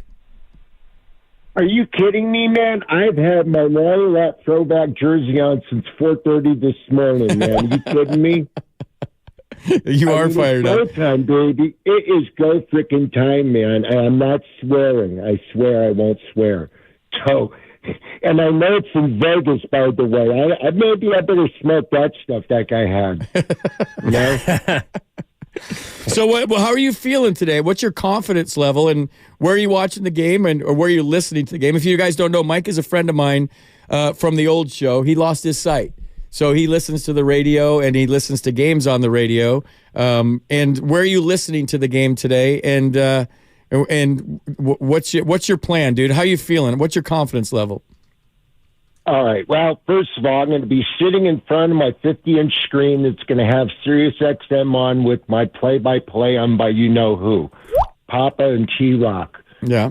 And that's my plan on my Bose surround sound. I'm going to have it cranked up so nobody can hear me scream except for me. And no, here's what I see. I think if we can get a controlled running game against Chris Jones and push it that way and keep on doing it, and Spagnuolo, he's going to adjust, and when he does that, that's when we do the reverse to Debo. I see us moving the ball pretty well, and also if they blitz like they plan on doing, Brock's going to carve them up. He's AI. He learns from what he didn't do, what he did do, and what he needs to do, and he puts it forward. It just amazes me how he does that. And so that's how I see it. I see this maybe a 4-point game in the end of the fourth quarter. Niners are up, and good old Mahomes, man, he's going to throw a pick six to Debo Lamore, man. That's how they're going to end the game. That's what I see. I love it. Is that because Lenore's a duck, Mike? Huh? Is that because Lenore's a duck from Eugene? Well, that doesn't hurt. I'm actually from the Bay Area, but yeah, I'm surrounded by ducks around here. Are you kidding me? I hear them all day long. Who's your MVP, Mike? I was going to say Christian, but I really think that Brock can do it. I'm going to go with Brock. I think he's the underdog. Somebody bet $250,000 on him to be the MVP. So, you know what, man? I ain't got no money. I ain't spending it, but I have confidence in the guy. Plus, my friend of mine, her daughter went to school with him at Perry and also up in Iowa State. And she goes, this guy is more real than you guys see. You just don't know. He's such a cool dude. And I'm going to give the tip to him, man. That's how I see it, brother. Mike, it's so good to hear your voice. You doing okay? Yeah, I'm doing great. I had surgery. It went well. And I'm all jacked up, man. I'm going to get out in March to hopefully spring training, but see my grandbaby. He'll be 1 year old, so I'm all jacked up about it. Flight's all set, and I'm good to go. So, yeah, everything's great, brother. I'm just, hey, it gets lonely up here, but, hey, it rains and it get everything else, but it ain't the desert. So I'm glad I'm not in Arizona anymore. And, I get homesick, though, for you guys. That's for damn sure. Hit me up. I'll be down in Scottsdale doing some games in mid-March. If you're there, we'll go grab a beer. I'm going to be there from the 11th to the 18th, so we'll figure it out. Keep in touch with me, and I'm going to try to get to the ballpark at the very least. Mike, go Niners. Let's go to, who's been waiting the longest? Wait, 888-957-9570. We want to hear from you guys. We want to hear where you're watching the game. Are you confident? Are you nervous? Who are you picking? Is this going to be Niners easy? That you think the Chiefs are going to win? I want to hear from both sides, too. Let's go to Scott in Vallejo. Scott, you're on 95.7 The Game. This is the kickoff show with FP Santangelo and Evan Giddings. How you doing today? Woo! What's up, FP? Let's go, baby. Man, I'm so fired up. I've been wearing my Bill Walsh throwback shirt for like 5 days straight. You got the Bill Walsh vibes going, dude. I love it. Let's go. Oh, dude, I'm so pumped. All my friends are pumped. The whole Bay is pumped. You know it. But I want to go back and I think the last Super Bowl in 2019 does have something to do with it. And here's why: because George Kittle, at the end of the game, the vow to be back with a vengeance. You're going to see some Kittle action today, and it's going to be a fire. Dude, isn't it cool how Kittle speaks things into existence? I think positive attitude is so huge in anything in life, but when you're an athlete at the highest level and you're the best tight end in the game right now, I mean, you could make an argument for Travis Kelce and some other guys too. But when he was on the sidelines in the NFC Championship game, and he's like, I'm going to say whatever he said, we got off to a bad start and they had us in the first half or whatever it was, and he said, I'm going to be on the podium. In the times, not at the highest level, that I won championship games, we spoke it into existence, man. It's all a mindset.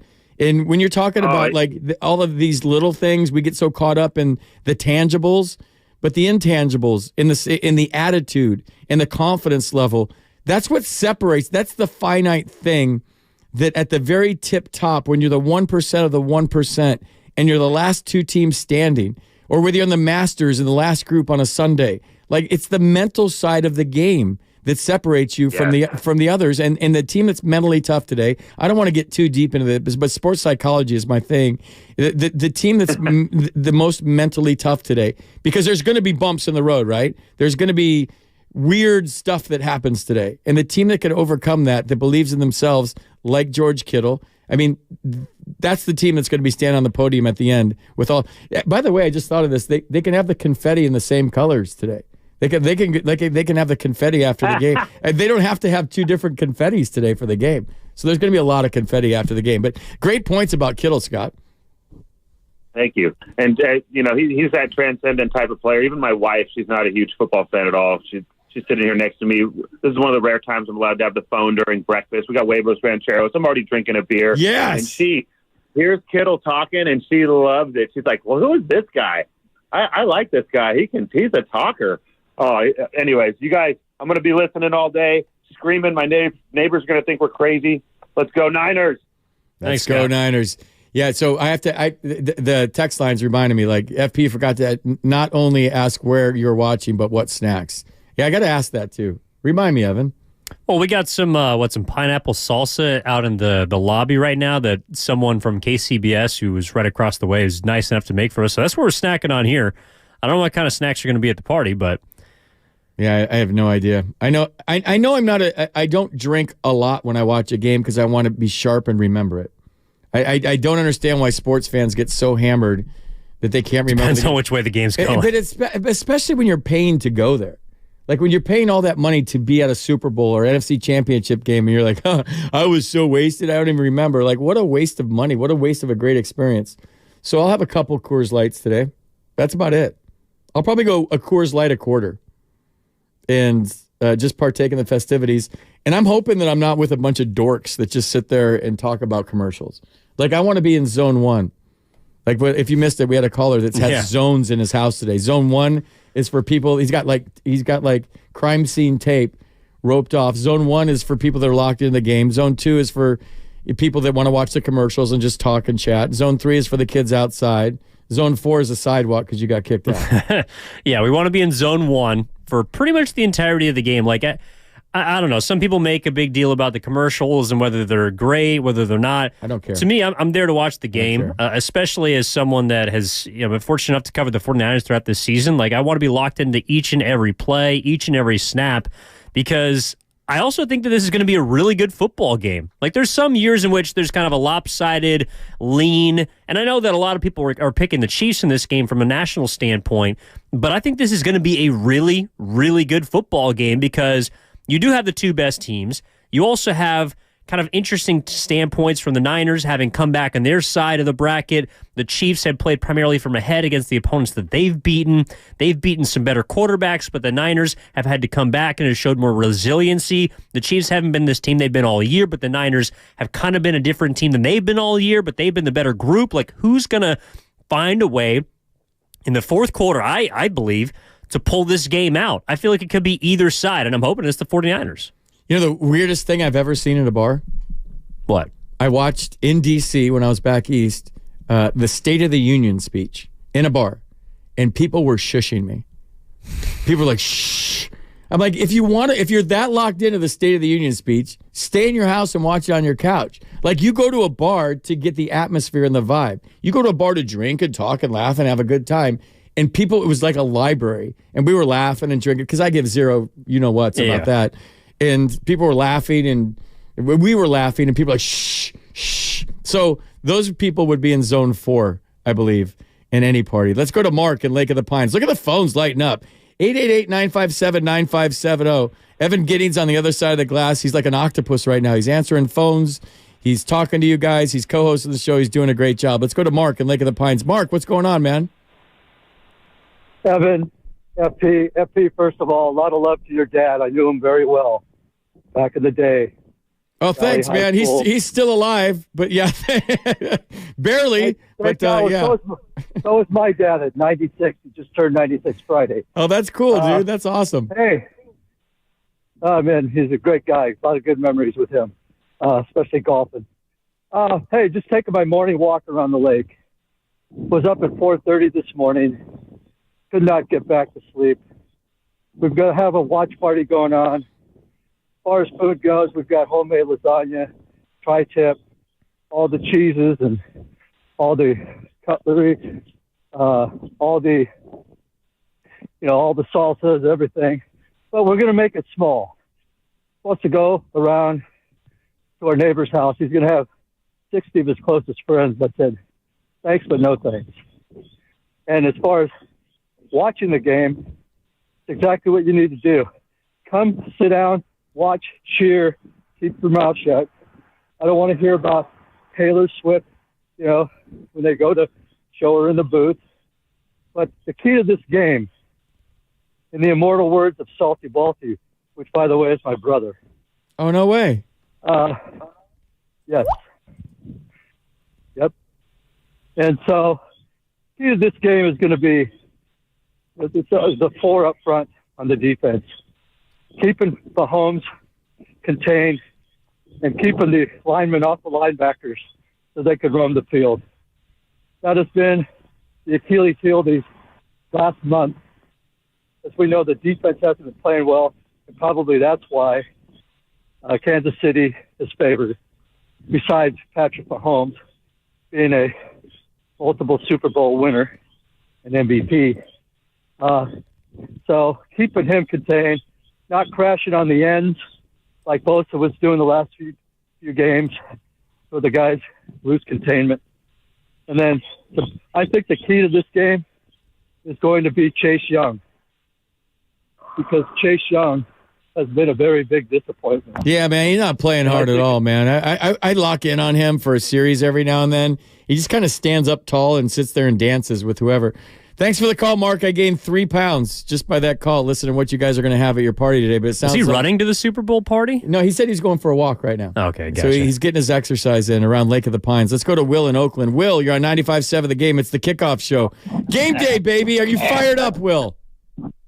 Yeah, I'm fired up, man. I'm waiting for the Niners to win this game today. Let me give you my prediction. I'm going to make it short and sweet. It's a little crazy. It's 34-29 with Juszczyk being the MVP. Everybody's forgetting about Kyle. Kyle Shanahan? Yeah, you broke up on my... Kyle Juszczyk. Juszczyk MVP, 49 is 34-20. Nobody's thinking about the fullback. Dude, go bet that right now. I bet you win a lot of money. I'm sure he's way down the board. I think everybody's 100-1 that isn't like the first 4 guys on the board.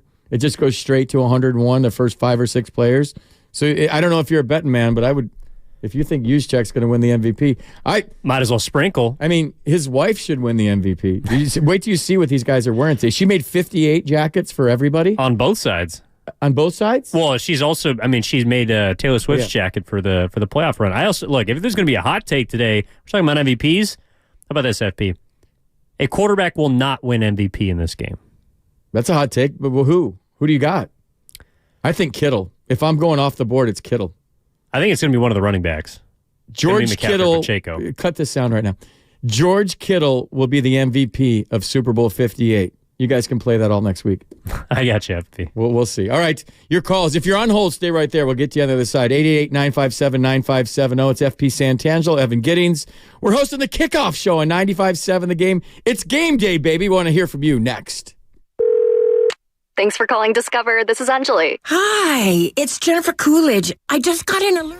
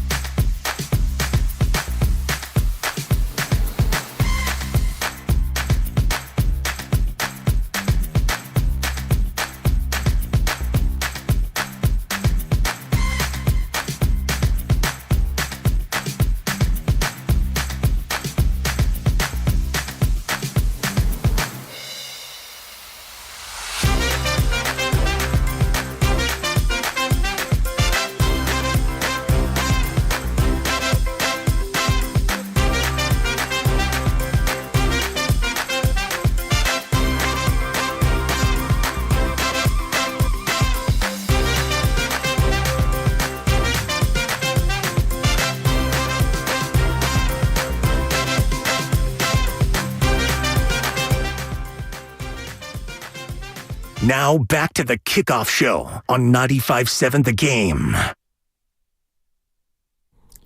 The Kickoff Show for what? Is there a game today? Is there a football game today? There is? Oh, wait. Yeah, Super Bowl 58. It's game day, baby. I'm FP Santangelo along with Evan Giddings. It's a Kickoff Show on 95.7 The Game. We're with you till 1 o'clock. We're getting you ready for the game. We want fan reaction. I'm going to reiterate because I know you guys are in and out of your cars and you don't listen to the whole show, but like doing a show from downtown San Francisco, Super Bowl 58. The Niners are in it. They're going for number 6 today. This is an historic day either way. And I'm hoping, obviously, like you guys are, they win. But I love to be a part of it. I love to be a part of a community wherever I'm working. Like I'd love to be in the middle of it to feel what fans are feeling. Because when you think about it, even though, you know, I've been on the other side of that, I've been a fan the majority of my life. And I feel like when you don't live in the community where you work, not that there's anything wrong with that. I just feel like sometimes you don't get your finger on the pulse as well. Like you live in the city. I live in the city. Not that it's bad to live in the Bay Area outside of the city, but we're in the middle of the middle today, unless you're in Vegas. So my plan was, and I just came to this conclusion last night that I have all these notes, but that you guys have probably been breaking down the game for 2 weeks. I think people get bored with hearing about X's and O's. I think I do, at least. That's just my opinion. And that we want to hear from you guys. If you're driving around, you're listening on YouTube, 888-957-9570. Where are you watching it? And what is your state right now? Are you confident? Are you nervous? Are you worried? Or you just think the Niners are going to roll? Well, and also, you know, if you're outside of the Bay Area too, I mean, I think one of the great parts about doing, whether it's, you know, radio, just media coverage, but mostly what you're talking about, interacting with the fans, right? We have a great community. We have an awesome listenership here at 95.7 The Game. And so people call in from down south, people call in from the north, the Midwest, the East Coast. We already discussed, FP, how we expect 49ers fans to pack out Allegiant Stadium. They're not all coming from the Bay Area. They're coming from all parts of the country, maybe even some people listening that we have around the world. Some people on for Warriors games that will call in from Europe. Some people we've called in from, the Pacific Islands. Like people all over the world, and especially here in America, obviously, are so invested in this team and this game that I do think this is a great opportunity to chime in, to get into the conversation, and just forward this community that we all know and love, but feel how much excitement and energy is behind this game, because once again, it is the biggest American sporting event there is. Only 2 teams get to the Super Bowl. And once again, Patrick Mahomes and the Kansas City Chiefs have occupied the AFC side now 4 out of the last 5 years. The Niners have not won a Super Bowl since 1994. That is a whole heck of a long time. They have a chance to, of course, get their 6th in franchise history, but to erase all the memories from people of my generation of the Niners being a team that's gotten close but hasn't gotten it done. That's unfortunately the team and franchise that I know in my lifetime. Even though you've seen the Montanas, you've seen the Youngs, a lot of people my age and people that live in my neighborhood and around the city, they don't all know what it is yet to celebrate and understand what a Super Bowl championship team looks like. And in about 5 or 6 hours, we're going to get to see what that potentially looks like. And that is something to be excited about, win or loss, I think. That's Evan Giddings. He'll be watching the game in a hot tub. And he'll probably do like a can opener or maybe a cannonball into the hot tub if they win. 4 hours, 53 minutes, 20 seconds. They let me. Until Super Bowl 58. Dude, that's a great take. And that's something that, like, as an older dude, that I don't really think about. Like, there's a whole generation that hasn't seen the Niners win a Super Bowl. There's a whole generation that doesn't know about Joe Montana or Steve Young. Maybe knows about it, but didn't feel it like we felt it. And for you guys, it's all you've known is like, it's like horseshoes, close. Yeah. Horseshoes and hand grenades, close counts. It's, and how will you, do you even know, or you probably don't even know how you react today if they do win? No, I mean, fortunately, something we also hit on was the fact that here in the Bay Area, championships have become something relatively frequent, right? Yeah. Because you got the Giants in their 3, 10, 12, 14. The Warriors pick up the baton, basically, 15, 17, 18, and of course 22, and now it feels like it's the Niners' time. And so, I've been thinking about, okay, what happens if they win this game? How do I react? Where do I go? How do I celebrate? Because, again, you haven't been there before. And a lot of my 49ers friends that I've talked to have basically said, well, what did you do for the 2015 Warriors championship? Because that was their first, I think, since 75, right? How did you celebrate when the Giants won their first in 2010, their first in the city of San Francisco, if I'm not mistaken? All of those experiences are ones that it kind of brings back the euphoria of those two particular first-time championships. But this, to me, is because football is so different, because there's been such an elongated time between chips, and also because I think, unfortunately, with them being the only football team now in the Bay Area, there's a whole lot of, I guess, different emotions wrapped up in the 49ers. So for me, I don't know how I'm going to react, but that's kind of the beauty of it, right? You don't know what you're going to do. You don't know how crazy you're going to go. You don't know how excited your friends are going to be. That's why I think everyone has such a nervous energy surrounding the game, because they feel like this team can win the Super Bowl, and they don't know what to do with themselves if it happens. Are you a crier? No, I'm not. You're not? Not really. When I did it, when the broadcast team was in Texas and the Giants won the first World Series in 50 whatever years, they threw it to me and I got choked up on the air, dude. I didn't know how to handle it. I was like, this is for Will Clark and Willie Mays and all the Giants, and I was starting, my voice was cracking on the air, and I had to take a deep breath and get it back together. I'm an emotional Italian man. I'm not afraid to say I cry. I'm a crier. It's part of being a human being. But I think everybody grieves differently. Everybody celebrates differently. I won't get that emotional today. I'm more of a woohoo guy when it comes to football. Mm-hmm. But growing up a Giants fan and actually playing for the franchise and coaching for the franchise and broadcasting for the franchise, that was just a flood of emotions, all coming down at one time. And I was shocked that I was that emotional on the air. And I think when you talk about celebrations, there's going to be a lot of emotional people today when they pull this off. When, not if, when they pull this off. Yeah, and I think what you're touching on is, the emotional heartstrings. It's the attachment. It's the relationships. That's what builds memories and moments. And even though a lot of people, the majority of us, don't have an intimate, player or broadcasting coaching experience like you do, you have someone that maybe you relate to in your family, like people who have been calling in throughout the last 2 weeks and sharing stories about how maybe their father or their mother or their cousins introduced them to football, and they witnessed a championship with the 49ers in the 80s and the 90s. And now they want to give that to their children. They want their children to experience that and share that with them. That's, I think, what evokes the tears or the emotions, is not just, yes, if Jake Moody hits a game-winning field goal and the 49ers win the Super Bowl, it's going to be incredible, and we're going to jump and cheer and hoot and holler.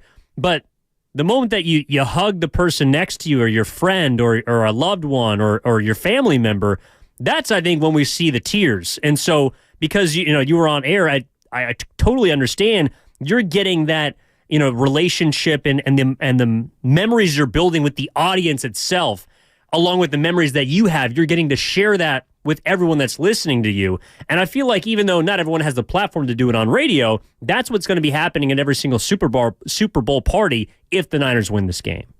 When Steve Young hit John Taylor on a slant in the waning seconds of their 5th Super Bowl title, I was with a family of mine that got me hooked on the Niners, friends. Probably 5 of us in a living room were hugging and jumping up and down and high-fiving and going nuts. I don't know if there was tears. I don't remember that, but I do remember us just going nuts. Just going crazy. Speaking of the reach, we got people on YouTube, powered by First NorCal Credit Union. Bray is in New Zealand right now. D-Truth415 is listening from the Dominican Republic. There's people all around the world that are invested in this team in this game. Dude, that's awesome. And I'm looking at the Comcast Business text line right now, and somebody makes a good point. The Niners don't even play in the city. That's been a big pet peeve of mine since Levi's opened. And I know Levi's is cool, and the atmosphere there is a lot different than it was back when it first opened up, and it's raucous now. But I don't want to get it. Today's not the day for that. They should be playing in the city, and I'll just leave it at that. Well, they'll be celebrating in the city. Yeah, we'll definitely celebrate in the city. Let's go to Campbell in L.A. Campbell, you're on 95.7 The Game. It's the pregame show with FP Santangelo and Evan Giddings. Hey guys, how's it going? I'm Campbell. I'm calling in from UCLA. I'm going to be watching with my frat today, so we'll see how that goes. Notorious Niner haters. Yeah, definitely missing being with my dad and grandpa watching at home as you guys were talking about. But yeah, kind of a big day today. I haven't heard that many people talk about it, but a little nervous about Isaiah Pacheco. Niners run defense has not been the most incredible the last few weeks. I'm wondering if Steve Wilkes is going to employ more of a 4-3 style today. But yeah, on the other side of the ball too, as we have been talking about, Christian McCaffrey, man, he's been incredible. Been suffered through the years in Carolina for a long time. The rebuilding stages would be absolutely incredible, and my call to see him as the Super Bowl MVP. Yeah, thanks guys, long time listener. That'd be sick, dude. Thanks for calling. Down in L.A., Niners fan. That's great. I got Kittle as the MVP. CMC would be awesome. On the text line right now, there's some great text messages. He got me into the Niners when the catch happened. I will cry. That's from someone in the 415. In San Mateo, watching at home. Lost my dad 2 weeks ago suddenly. I'm sorry to hear that. So I think that's from the same number. So, yeah, today will be an emotional day for you, and I'm sorry for your loss, man. And then we're supposed to do it. It's been a long time since the Niners fans, young and old, had a true reaction.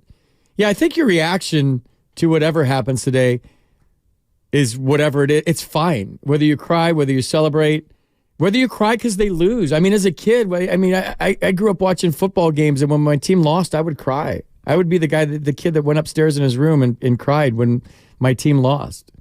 And I think we all just view sports differently.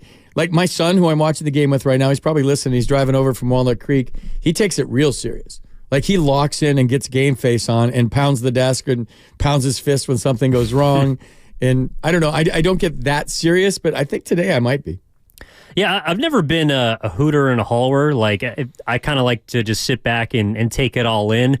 But I also like to take in everyone around me, right? Whether it's someone that is, a 10 on the scale of 1 to 10 in terms of energy, or someone that's just like me who's kind of sitting there and we're talking through the game a little bit, discussing what's going on in the game. Maybe it's someone even that enjoys the commercials, that enjoys the halftime show and just wants to see Usher. Like, I think everybody's got a valid place at the table at wherever you're watching this Super Bowl. And however you celebrate, you also can't really, like, as much as people want to say, okay, this is what I'm doing, this is where I'm going after, you can't really predetermine how emotional you're going to be and where that's going to drive you. Obviously, we hope it's in a safe manner, but as far as how you're going to celebrate, I think people have an idea of the where, but the how is completely up in the air, and it's going to be determined by the game itself. And maybe it's, maybe if the Niners lose, it's also going out and rejoicing with friends and family for an incredible season.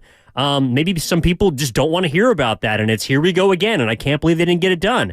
And if they win, it's, oh my gosh, the Niners have finally turned the corner. They're a team that can knock off Goliath and finally shut down or kind of interrupt this dynasty that the Kansas City Chiefs have been building. There's so many different ways to, I think, react to a game of this magnitude that the entire spectrum is on the board. Whether you're someone that also just kind of wants to sit there and soak in the moment, maybe you're someone that wants to immediately go home and watch the game again. Like you just want to go see the highlights and you want to listen to the post-game press conferences. If you're one of those football fans, that's also fine too.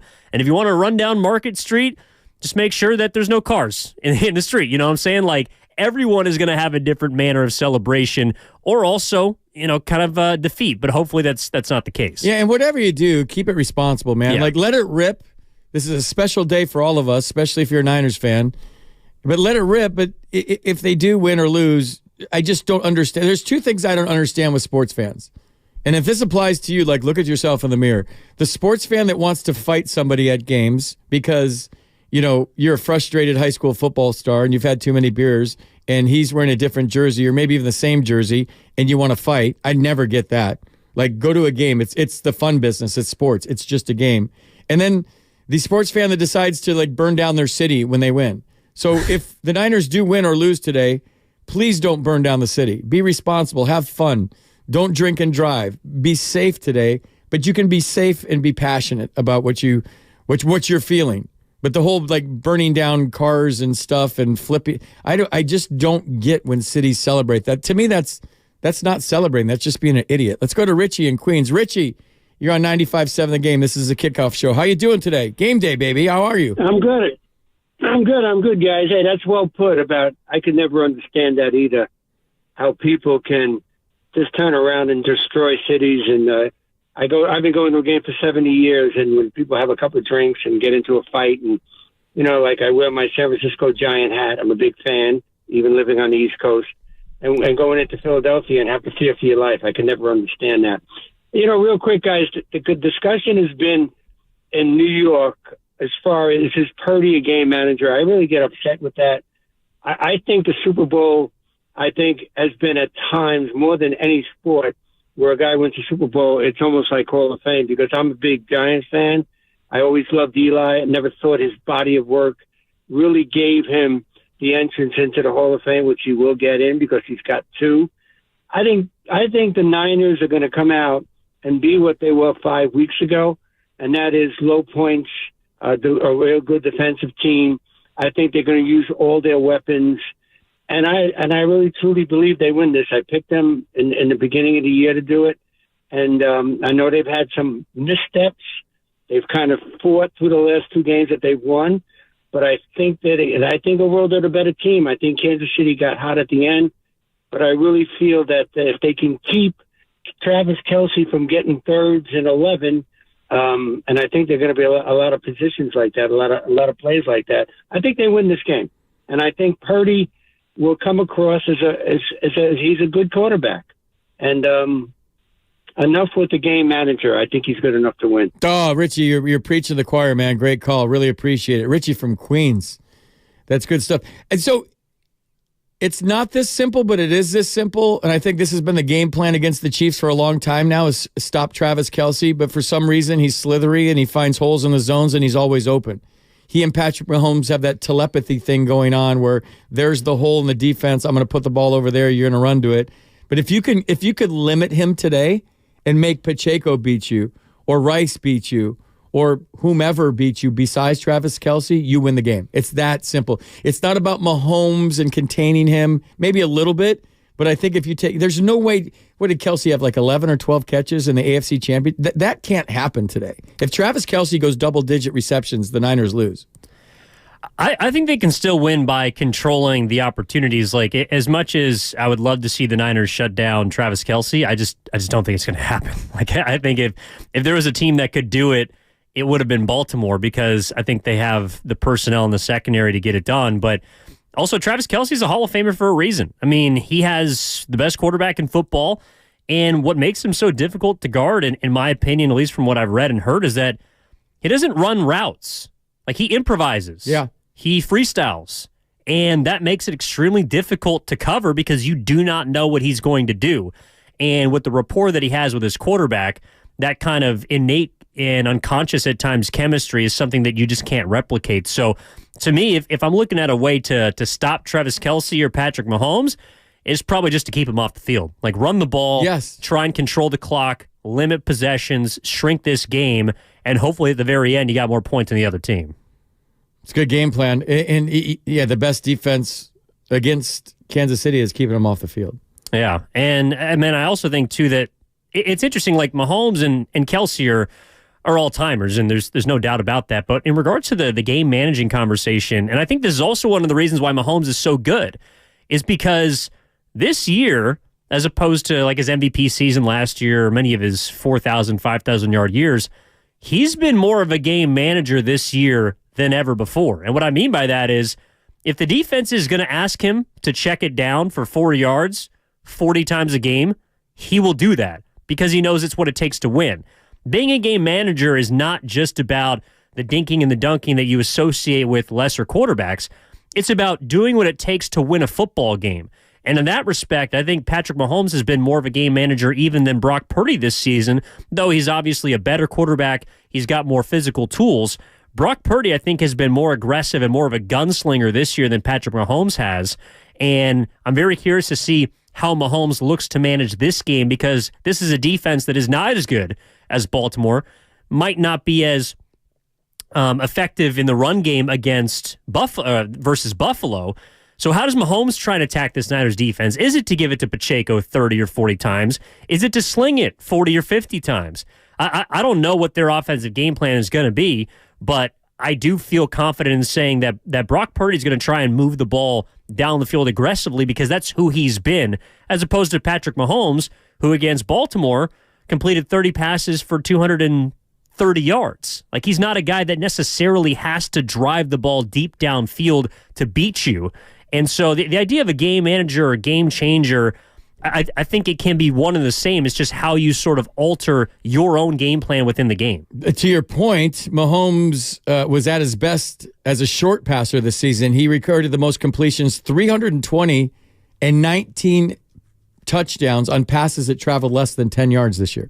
Mm-hmm. And in the AFC Championship game, he completed 26 of 28 passes for 159 yards on passes less than 10 yards. So he has been a game manager this year, more than Brock Purdy.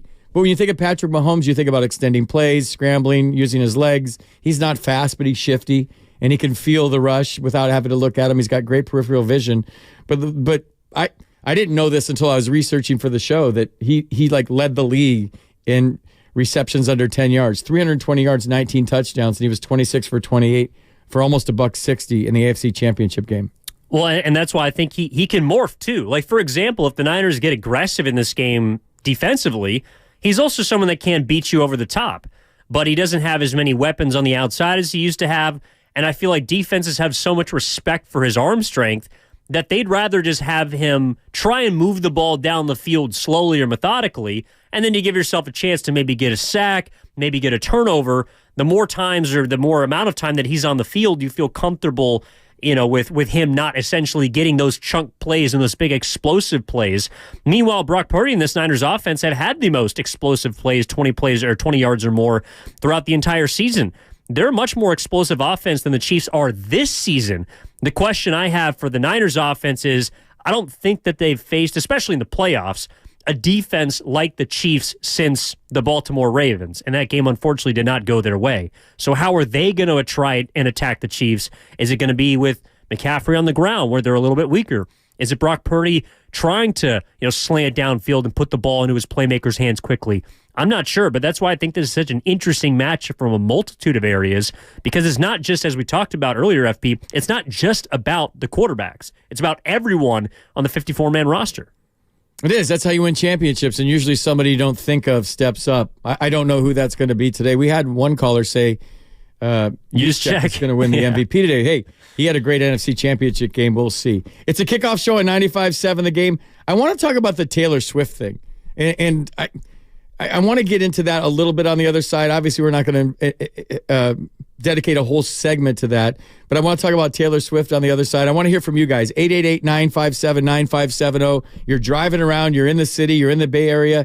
What are you doing for the game today? Where are you watching? What are you eating? And how do you feel right now? What is your confidence level that the Niners are going to pull off number 6? It's Super Bowl 58. It's the kickoff show at 95.7 The Game. More Niners talk coming up next. Hey, what's going on? It's Willard and Dibbs for Safeway, a proud sponsor of the San Francisco 49ers who are heading to the big game. Got to go to Safeway this week for your kickoff to save.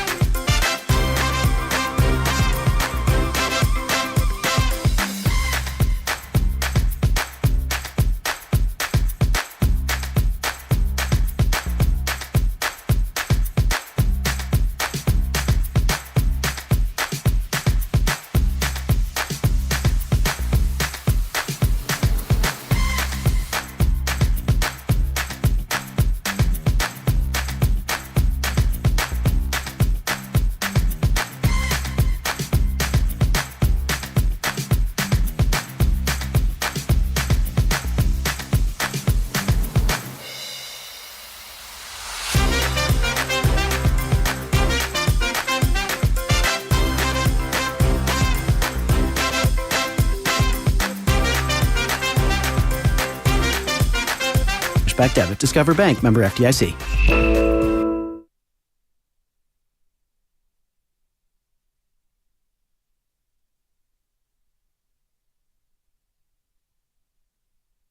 Now back to the Kickoff Show on 95.7 The Game.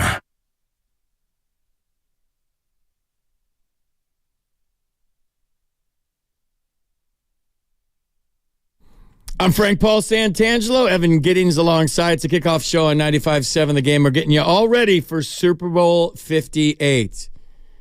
I'm so fired. I'm sick of talking about it. I'm sick of talking about it, breaking it down. I want the game to get here. Do you ever watch a game and you want it to kind of be over with? I've been a part of some games, and this happened in Yankee Stadium where I was so nervous.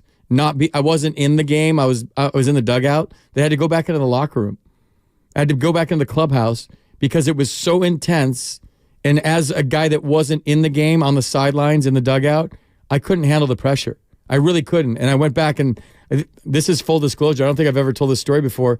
I went back in the clubhouse and acted like I was stretching out just in case I went in the game.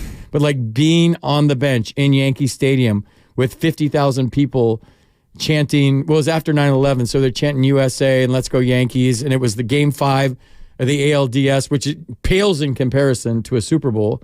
But it was so intense. And I was at the end of my career, Evan, where like it should have been like, this is great. I went the other way. And I went into the clubhouse, and I couldn't stand it. And I remember Bob Alejo was our strength coach with the A's, and he was like, get up here. You're sitting on the bench. Get on the top step and feel this. You have to feel this, bro. And I got up on the top step for like a half an inning, and I retreated. I went to the locker room like a wuss, and just like, I got to stretch. I got to get loose. I'm in the locker room. I just had to get out of it. It was like being in... mentally, it was like a wash machine that I was just tumbling around, or a dryer tumbling around, and I had to go like reset. Well, that's why I've always felt like, for example, in baseball, I would figure that one of the hardest things is to come off the bench or be a reliever or a closer in those kind of moments. In football, the kicker to come in essentially cold in that kind of pressure and to deliver as you're expected to, or if you're a backup. In a way, almost sometimes I think being a starter in this kind of game, whether it's your first time or second or third, or if you're the Chiefs, you're fourth, in a way, being on the field to start almost allows you to get into your flow and your rhythm because you already have your built-in process, right? I mean, that's one thing that I have to imagine is the fallback for any athlete is, what is your process pre-game, in-game, and at least if you do that, the nerves are going to be there. There's no doubt about it. I think even the Chiefs, some players on that team that have been in these spots, they're going to be nervous. But because of the process that has gotten them to this point, they feel confident that if they do that, they'll be fine and the results will take care of themselves. So, I wonder how a player like a kicker or maybe a punter, or basically people that don't have to be on the field for the majority of the snaps, how they deal with the first time they step on the gridiron in front of 200 million people watching them. Tremendous points right there. Really, really, really good points. I was the kind of guy that if I got thrown out of my routine or my process, I got anxiety. Mm-hmm. Like I had a routine, and when you're home, you have a routine. When you're in your own stadium or your own ballpark, you have a routine. When you go on the road, sometimes that routine is disrupted. And if I didn't get my work in, like I had to take a certain amount of swings off the tee and go in the cage and maybe the weight room before that, and say I was in Shea Stadium and they didn't have the facility, or you're sharing a cage with the Mets and you couldn't do that I would get nervous. Like how I calm myself down was by preparation. I still do that with radio and TV. Like if I don't prepare for a show, I'm nervous. If I don't do the work, I'm nervous. If I do the work, I'm confident and I'm relaxed. And so there were certain times as an athlete where you get thrown out of your routine, get thrown out of your process, and you feel kind of lost. I called it like I felt naked. Like, okay, I'm going in this game on my ability alone, and I don't have the ability that all my peers have. The way I succeeded is by outworking people. And so I can't imagine in a Super Bowl scenario how hard it is to stay in your routine. How hard is it to stay with your process? I know you take the whole thing, the traveling road show, and you've done it all year, but this is a traveling road show that's like unlike any other. Mm-hmm. The exterior distractions for a Super Bowl must be amazing. Then you take a Super Bowl in Las Vegas for the first time. There's exterior distractions that must be overwhelming. I will guarantee you that there's going to be players on both teams today that are playing hungover today. There's players that part of their routine is they play hungover. I know a very prominent running back for the Rams on the Greatest Show on Turf that used to go out every Saturday night before the Sunday game because his nerves were so great, he couldn't sleep, that it relaxed him to play hungover. I know a prominent pitcher for the Oakland Athletics back in the day that on the 4th day before his start, on the 5th day, had to go out till 3 or 4 in the morning because he had to pitch hungover because his nerves would be so great. So there's different ways that guys deal with stress. But I always found it wildly amazing that there was NFL players that play hungover on Sunday. Like, I can't imagine playing football after going out on a Saturday night. I can't imagine absorbing a hit when you're dizzy and queasy and you have a spike in your head. Well, and you're talking about the preparation, right? Whether it's in a traditional or non-traditional sense, you're getting prepared for the game. And then I also think the combination, and this is where, the Super Bowl or the World Series or the NBA Finals or, the Stanley Cup Final, like whatever the pinnacle of your sport, you have to, of course, be prepared, but you also have to be talented if you're at that level. And I think that's where I think both of these teams are well positioned to, of course, be in this spot, but also to have the leadership intact to help you in case something gets a bit awry. Someone like Andy Reid has obviously been in these spots plenty of times, but even before he got to Kansas City, he'd coached in a Super Bowl in Philadelphia. He'd been to 5 NFC championship games. So you have someone to rely on and kind of balance you from that sense. Meanwhile, for the 49ers, you have Kyle Shanahan, who's been in locker rooms and who's been in these types of spots since he was a kid. And, of course, has now coached them. He's been a coordinator in them. I know he hasn't won one yet as a coordinator or coach, but it feels like he's just knocking on the door as to when that's going to happen. Hopefully it's later on this afternoon. But when you have people in positions of leadership to also, I think, be somewhat of calming presences, that helps as well. Because in the thick of battle, in the heat of things, you're going to have to rely on, yes, your own skill, your own preparation, but also everyone around you. And to me, I do think it starts with the head of the snake being the head coach on the way down, kind of, trickling down from a pyramid perspective of, okay, if the head coach is prepared and he knows what the game plan is, and we trust that game plan, we trust that process, well then, if I run my route, even if I'm scared bleepless, if I run that route, that ball's supposed to be there, everything should take care of itself. You never know how pressure is going to or not get to a certain athlete, but I think having those kind of pillars in place on both of these teams is also an advantage. I had an autopilot button that I used to press. It was the third button on my jersey, and it reminded me that it was like a reality check, that it's just a game, this is fun, and to just put it on autopilot and let your skills take over. Let all the hay that you put in the barn, let all the preparation that you've done for however many games to this point to get to the biggest game, and then just put it on cruise control, put it on autopilot. And the teams and the players on these teams that can make it just another football game the quickest is the team that's going to win. So, I mean, the idea being that you might be out of your routine, but the moment can't be bigger than the preparation. Like if you've done all the work and you've stuck to the process and you've gotten to this point, it should be, ideally, Evan, it should be fun. This should be a celebration of your season and in a celebration of all the work you put in.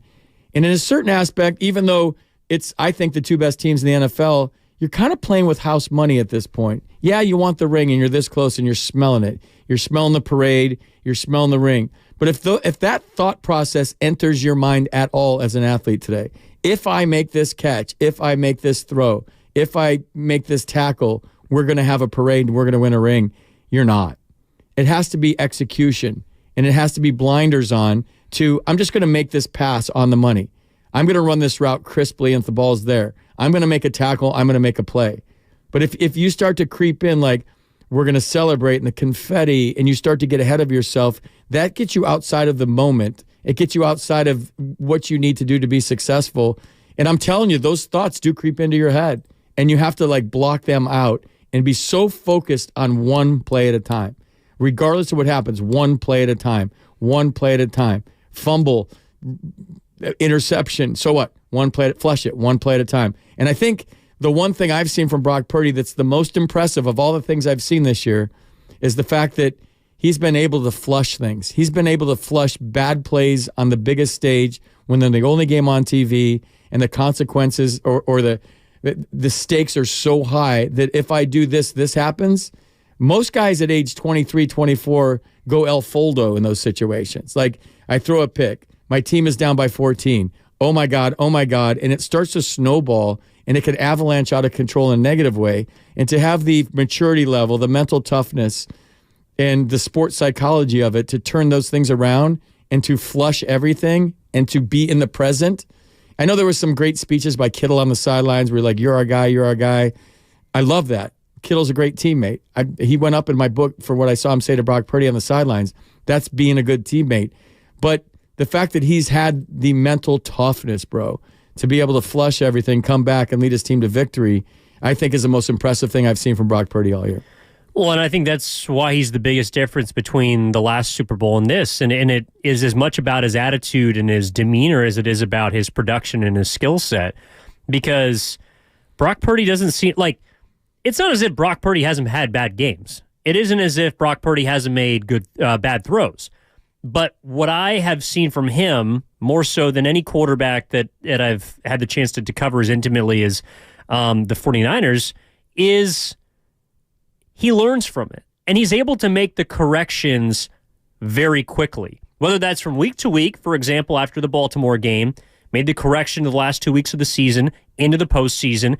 And I think that type of failure is something that some quarterbacks will take, internalize, and say, I'm not ready for this, or I'm not big enough for this moment. Brock Purdy, it's not as if he's saying, I am this dude, or I am that guy, but he's just part of it. And I think he understands more than most that it's not about me, it's about we. Especially in a game like football where you got 22 moving parts on a given play, you have to do your job and expect everyone else to do theirs.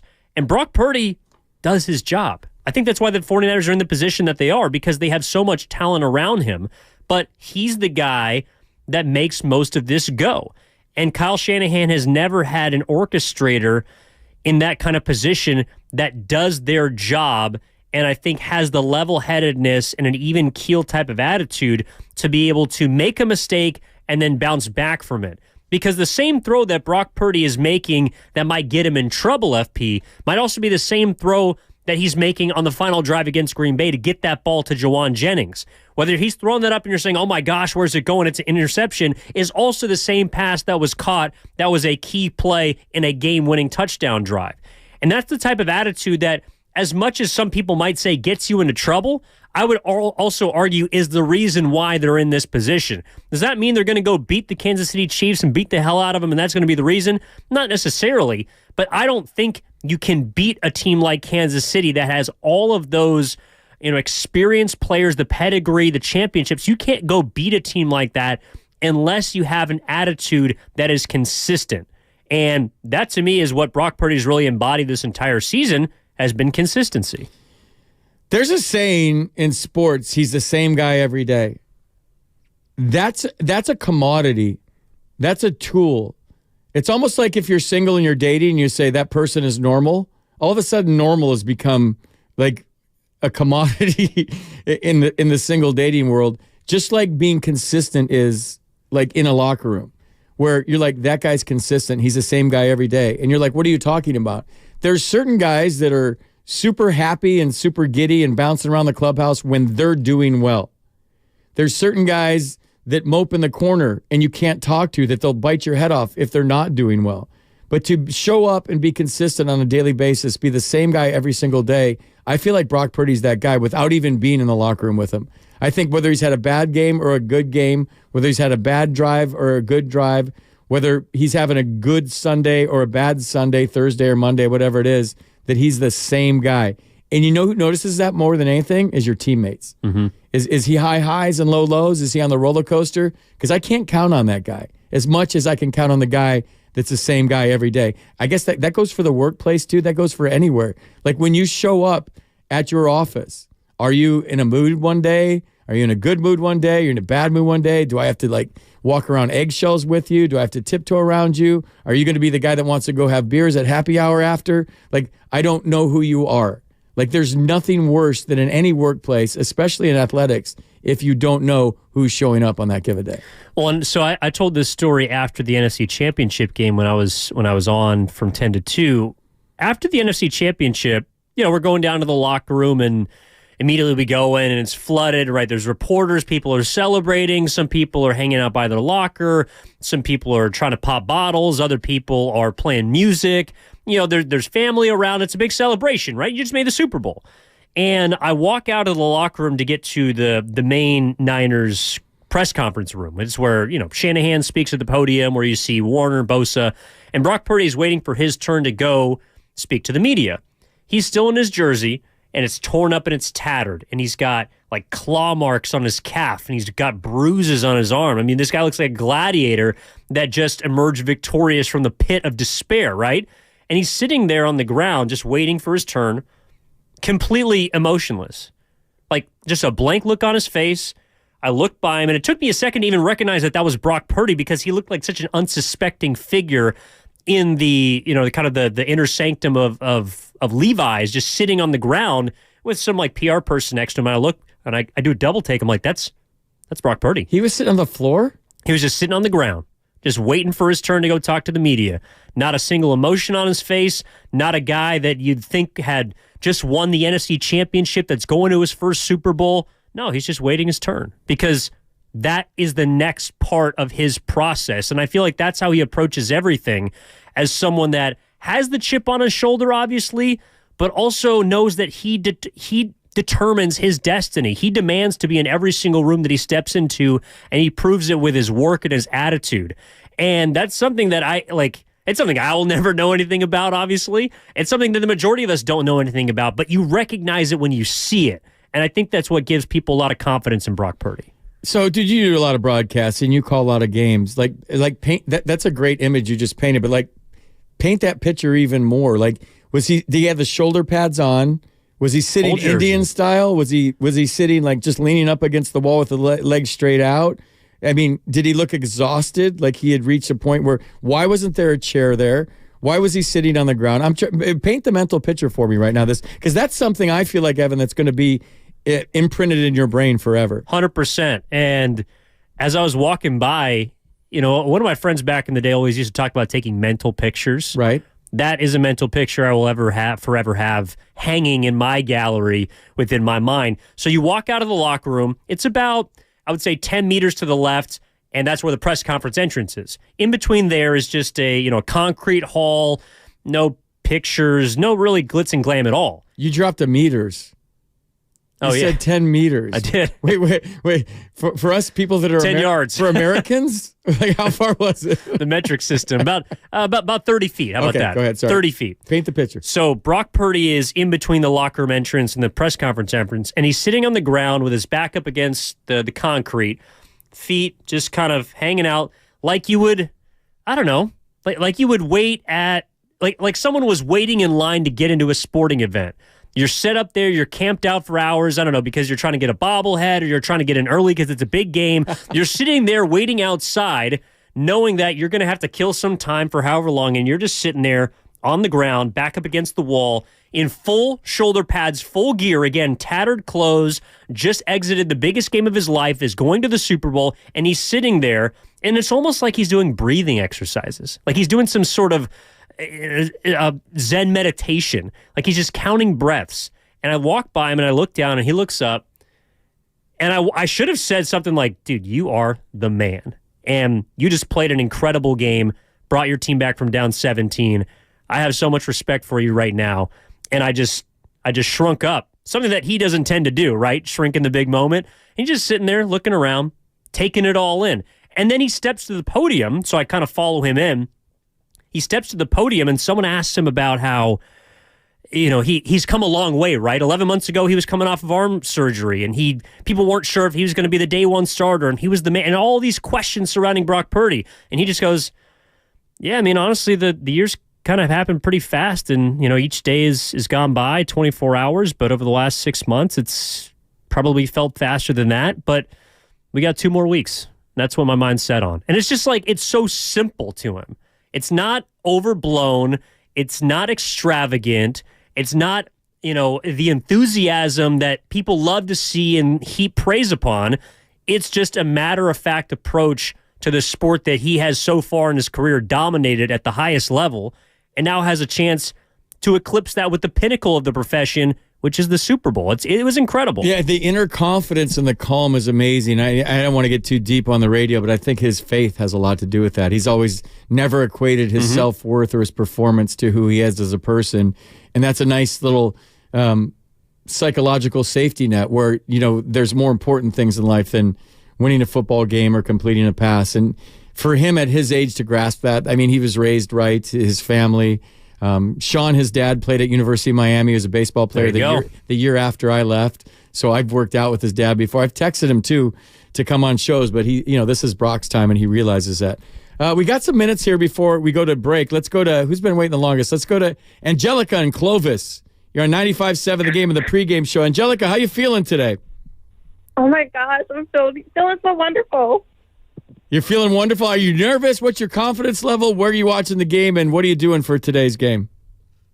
Oh, my goodness. So, I'm pretty excited. My boyfriend and I were watching the game from home. We've been up since 7 a.m. just feeling ourselves. So, basically, we're excited because the 49ers is our team, and we really want them to win, especially in the Raiders stadium. That will make our year. And also, I'm bittersweet because I'm a Swiftie, and come on, why is she dating Travis Kelce? But whatever. I just want the 49ers to win, and you know what? Forget the Raiders. Angelica, I'm not a Swiftie, but I love that Taylor Swift is involved in the NFL. I love the fact that more eyes are on the game and more people are watching the NFL that maybe wouldn't have and are learning about the game, and it's growing the game. All this hatred for Taylor Swift, I don't understand.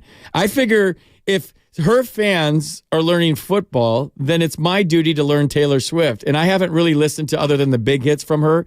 But since she's been watching football, I have a confession to make. I've been doing my runs to Taylor Swift because I feel like I have to do my part in return. And I love the fact that they show her during the game. I think it's super cool that she's that supportive of her man. To me, a good relationship is you're a team, and it's your teammate. And if you have a good day, they have a good day. If you have a bad day, they have a bad day. And the fact that she's up there, I don't care how many times they cut to her today. I hope that the broadcast isn't worried about cutting to her too many times. I think it's refreshing. I think it's cool. She won Album of the Year. He's going to be left hanging today with his Album of the Year. He's going to lose today. But I think the whole dynamic of it is super healthy, super refreshing. I think it's great for the NFL. I totally agree. I'm glad that, we have Taylor Swift out there, showing up, supporting her man. And also, it may have a lot of female viewers this year, supporting football, and maybe their significant others too. So I'll be definitely keeping my eye out. There's rumors in the air that hopefully he may propose, so who knows? Oh, man. Well, he ain't proposing after he loses by 20 today, so we'll see. Angelica, great call. Let's go to Jen in San Jose. Jen, you're on 95.7 The Game. It's the Kickoff Show with FP Santangelo and Evan Giddings. Woo! Super Bowl Sunday. I am stoked. I am going to go watch the game with some friends. They host Sunday football all through the season, and then we do it up big for Super Bowl Sunday. I bought my dad a Niners hat for Christmas this year. He's always been a Raiders fan, but he's in love with Brock Purdy and is just impressed with him. So we definitely want to see the Niners win today. Jen, your dad gets it. He's in love with Brock Purdy. I don't understand all the hatred for this kid. He's the Cinderella story. He's the last pick in the draft. He's undersized. He was a third-string quarterback, and now he's on the precipice of winning a Super Bowl championship. He's not a jerk. He's a religious kid. He's super humble. And the backlash, I just don't get the backlash for this guy. I don't understand it, and I don't think I'll ever understand it. No, I agree 100%, man. He is so good. His head game is just so on point. Like you were describing, him after the winning the championship. He can just do what needs to be done. He's incredible. He is. Jen, where are you watching the game? We're with a big group of friends at the Tiki Hut is what we call it. We got multiple projectors and TVs spread out in the backyard and through the house, and everybody brings a huge spread of food, and it's great. That sounds like a good scene. All right, well, enjoy the game, man, and I'm glad your dad converted to a Niner fan and a Brock Purdy fan. That's good news. I thought she was talking about Trader Sam in the outer Richmond. Yeah, let's go to William in San Leandro. William, you're on 95.7 The Game. What's going on, Bill? Hey, what's going on, everybody? I'm ready for the game today. It's going to be awesome. I'm looking forward to it. Where are you watching it? How are you celebrating today? I'm celebrating with the family out in San Leandro. It's going to be awesome. We're going to barbecue. We're going to, get the ushers going and everything. I'm looking forward to a 27-20 game Niners win with the interception to kill it, eating off the last 2 minutes. It's going to be awesome. And then what are you going to do after that, when that happens, after that interception? I'm cracking a bottle of tequila. I'm going outside. I'm going to blast the music so loud that the neighbors hear us, that we won. We did it. A shout out to my mailman. He was talking mad smack. I'm going to get you on Monday. Dude, that's great, William. All right, good luck today, man. Enjoy the game. Either way, enjoy yourself today. Sounds cool. All right, FP Santangelo along with Evan Giddings. We're at the Kickoff Show on 95.7 The Game. We should probably talk a little bit of matchups. Who do you think is the better tight end in this one? I have George Kittle as my MVP in the game. I want to break down some tight end stuff, maybe some offense versus defense. We'll talk a little more. But still, the theme of this show has been, we've been breaking down the game on our air, and we've seen it on every single station in America, the X's and O's of the game. We want to get your feel. We're in downtown San Francisco in our studios on Kearney Street. We're in the city. Evan lives in the city. I live in the city. We want to get your vibe, what you're doing today, what you're feeling. So 888-957-9570 is the number. Your call's next, and we'll break down some positions on 95.7 The Game. You're listening to the Kickoff Show. You know what? Let's throw a party this year for the big game. Hey, we can invite our friends over and all take turns yelling at the TV during the game.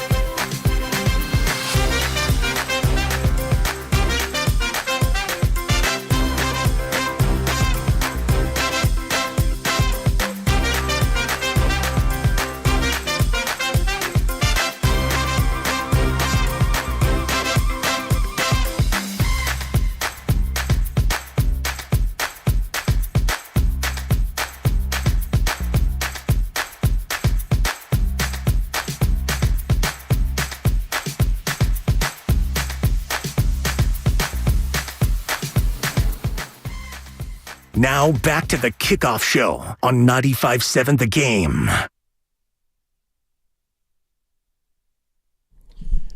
3 hours, 55 minutes, and 28 seconds until Super Bowl 58. The Niners going for number 6 today. We are so fired up. We've been hearing from you guys all morning. FP Santangelo along with Evan Giddings on the Kickoff Show. So we're talking Niners. We're talking Super Bowl, obviously, but we really haven't got into the meat and potatoes of thing. We've just been hearing from your reaction so far. We've been hearing, are you excited about the game? Are you fired up about the game? Are you nervous? Your confidence level? What are you eating? What are you doing? I mean, today's a holiday. Evan was talking earlier that like the day after the Super Bowl should be a holiday. I think there should be 2 more holidays. And most countries make up holidays so you can have days off. I think opening day should be a holiday, and I think the Monday after Super Bowl Sunday should be a holiday too. The Monday after the Super Bowl is more just in respect of, I think, recovery. Meanwhile, opening day is like a welcoming. It's the start of something. Meanwhile, the day after the Super Bowl would be the end. So I'm with you. For 2 very different reasons, I think we should get holidays on both. I think if your team wins the Super Bowl, it's auto holiday. Well, I wonder how the city of San Francisco is going to treat, whether it's tomorrow. I think if they win, the parade would be either Wednesday or Thursday. And I'm assuming it'll be on Market Street. But I wonder on like those days. So, you're probably not going to get Monday off of work, but let's say you want to go to the parade on Wednesday or Thursday.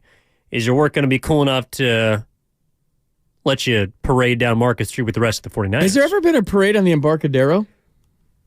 It starts on the Embarcadero, but as far as walking down that brick road, no, I don't think so. Perhaps back in the day before my time, but that would be cool. I would vote for that versus Market Street. But, when there is a parade on Market Street, it's the only time it looks good, ever, when there's a parade on it. Well, I'm not a big fan of Market Street. Well, you can't actually drive down it. I think that's why it's probably the easiest one to set up for a parade, because it's not actually used a whole lot instead of, or at least for, outside of non-public transportation. But, whether it's, look, they got races, they got different parades and events all year long. They go down Market Street. I think it's fit for one.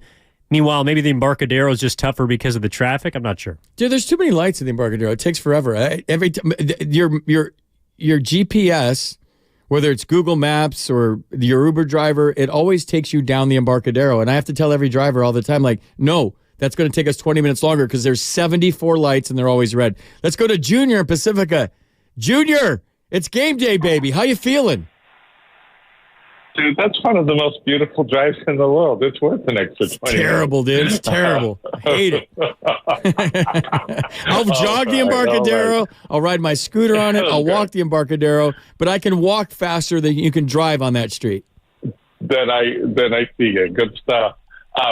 So for today's game, the Niners have to do something they haven't done this calendar year, which is play a really good Niners football game up to the level of their people and their process, Kyle's got to call it. The players got to play it. I don't know if that's going to happen. But luckily, nothing depends on what I choose, so I can just be a fan. And I'm just going to cheer enthusiastically and have my fingers crossed and hope that Taylor Swift, who I respect, has a bad day on this account. And then it's a big day for the family because a week and a half ago, my dad passed away. So I was going to be watching this with him, and so it's a big gap. But he was kind of like the Brock Purdy of passing away. He was very calm, measured, focused, ready, and went out with some degree of style and class. So it's about as good as it can get. And so it's a big day, sad time, but a big day, and I'm excited about it, looking forward to it. Oh, Junior, I'm sorry for your loss, man. That's really heartfelt, and I hope you get through today, and I hope you get to celebrate with your dad upstairs. You know what I mean? My best friend's dad passed away probably 2 months ago now, and he's a huge Niners fan. Man. And so when they came back, I'm texting like, Pops had something to do with that drive. We got an angel, and we got a Niners angel looking out for us. And our whole playoff run has been about his dad, who's the biggest Niners fans, one of the biggest Niner fans I know, kind of guiding them along the way. Like, right, like when they were behind, I'm like, need some help from Pops right now. Can you send a quick prayer up there? And we've been going back and forth with that, and it's kind of helped us remember he was my first ever Little League coach and one of my best friends on the planet. So along the lines of our last caller there, like, yeah. And when I did the post-game show in the Giants won their first World Series, so many fans were calling and said, I wish my dad could have seen this. I wish my mom could have seen this. They just passed away, and we're going to go to their grave site and celebrate and leave some orange and black flower or whatever it was. You know what I mean? They had different sort of tributes, and you hear this all the time. So a very emotional day for all of us who have lost people close that were Niner fans.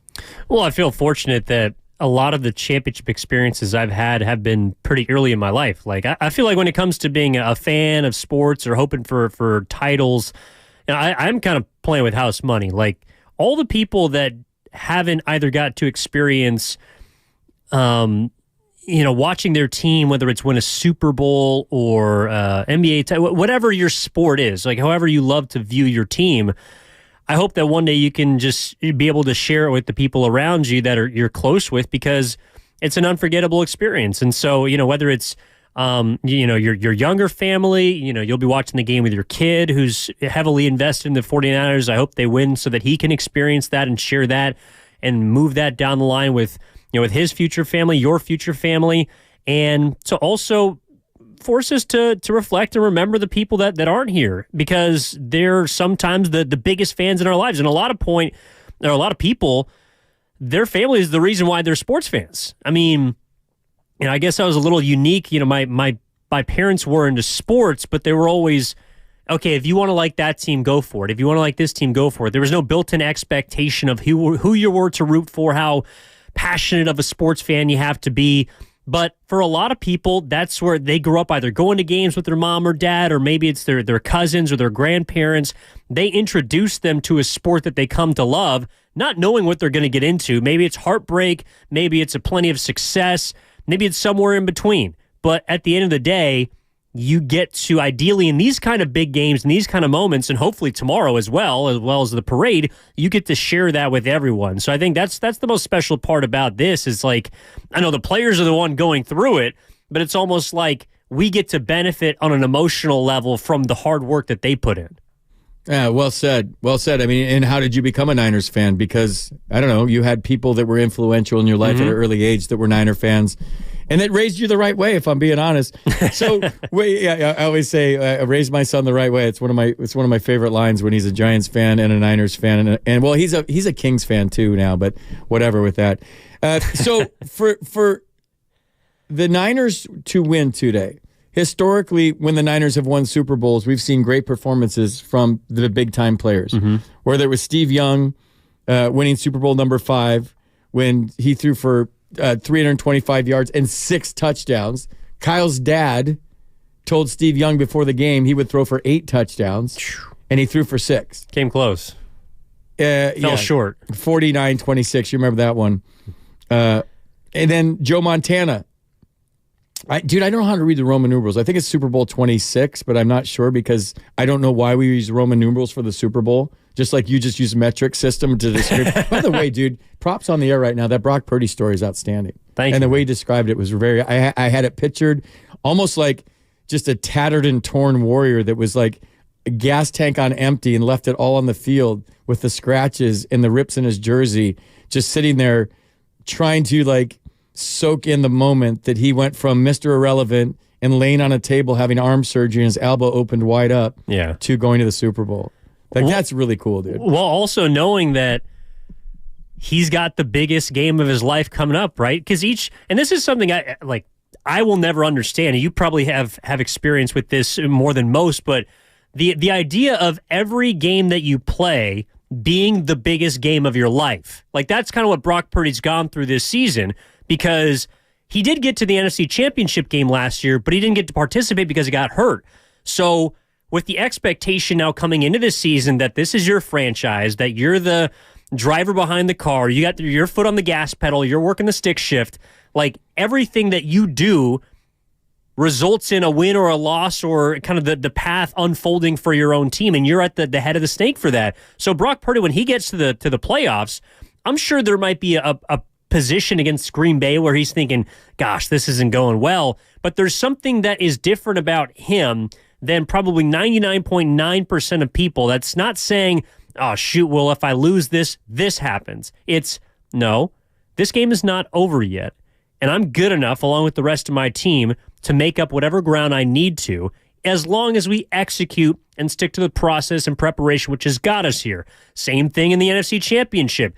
But each and every place he goes, the game gets bigger and bigger. So how do you kind of simulate that or replicate it? It's impossible. You never know how you're going to react until the situation arises, and you can always just fall back on the work that you've done. You know, I'm sure the first time you stepped into the booth to do a broadcast as a color analyst or a play-by-play man, like, even though you prepared for it, it's the first time you're doing it. So how are you going to react?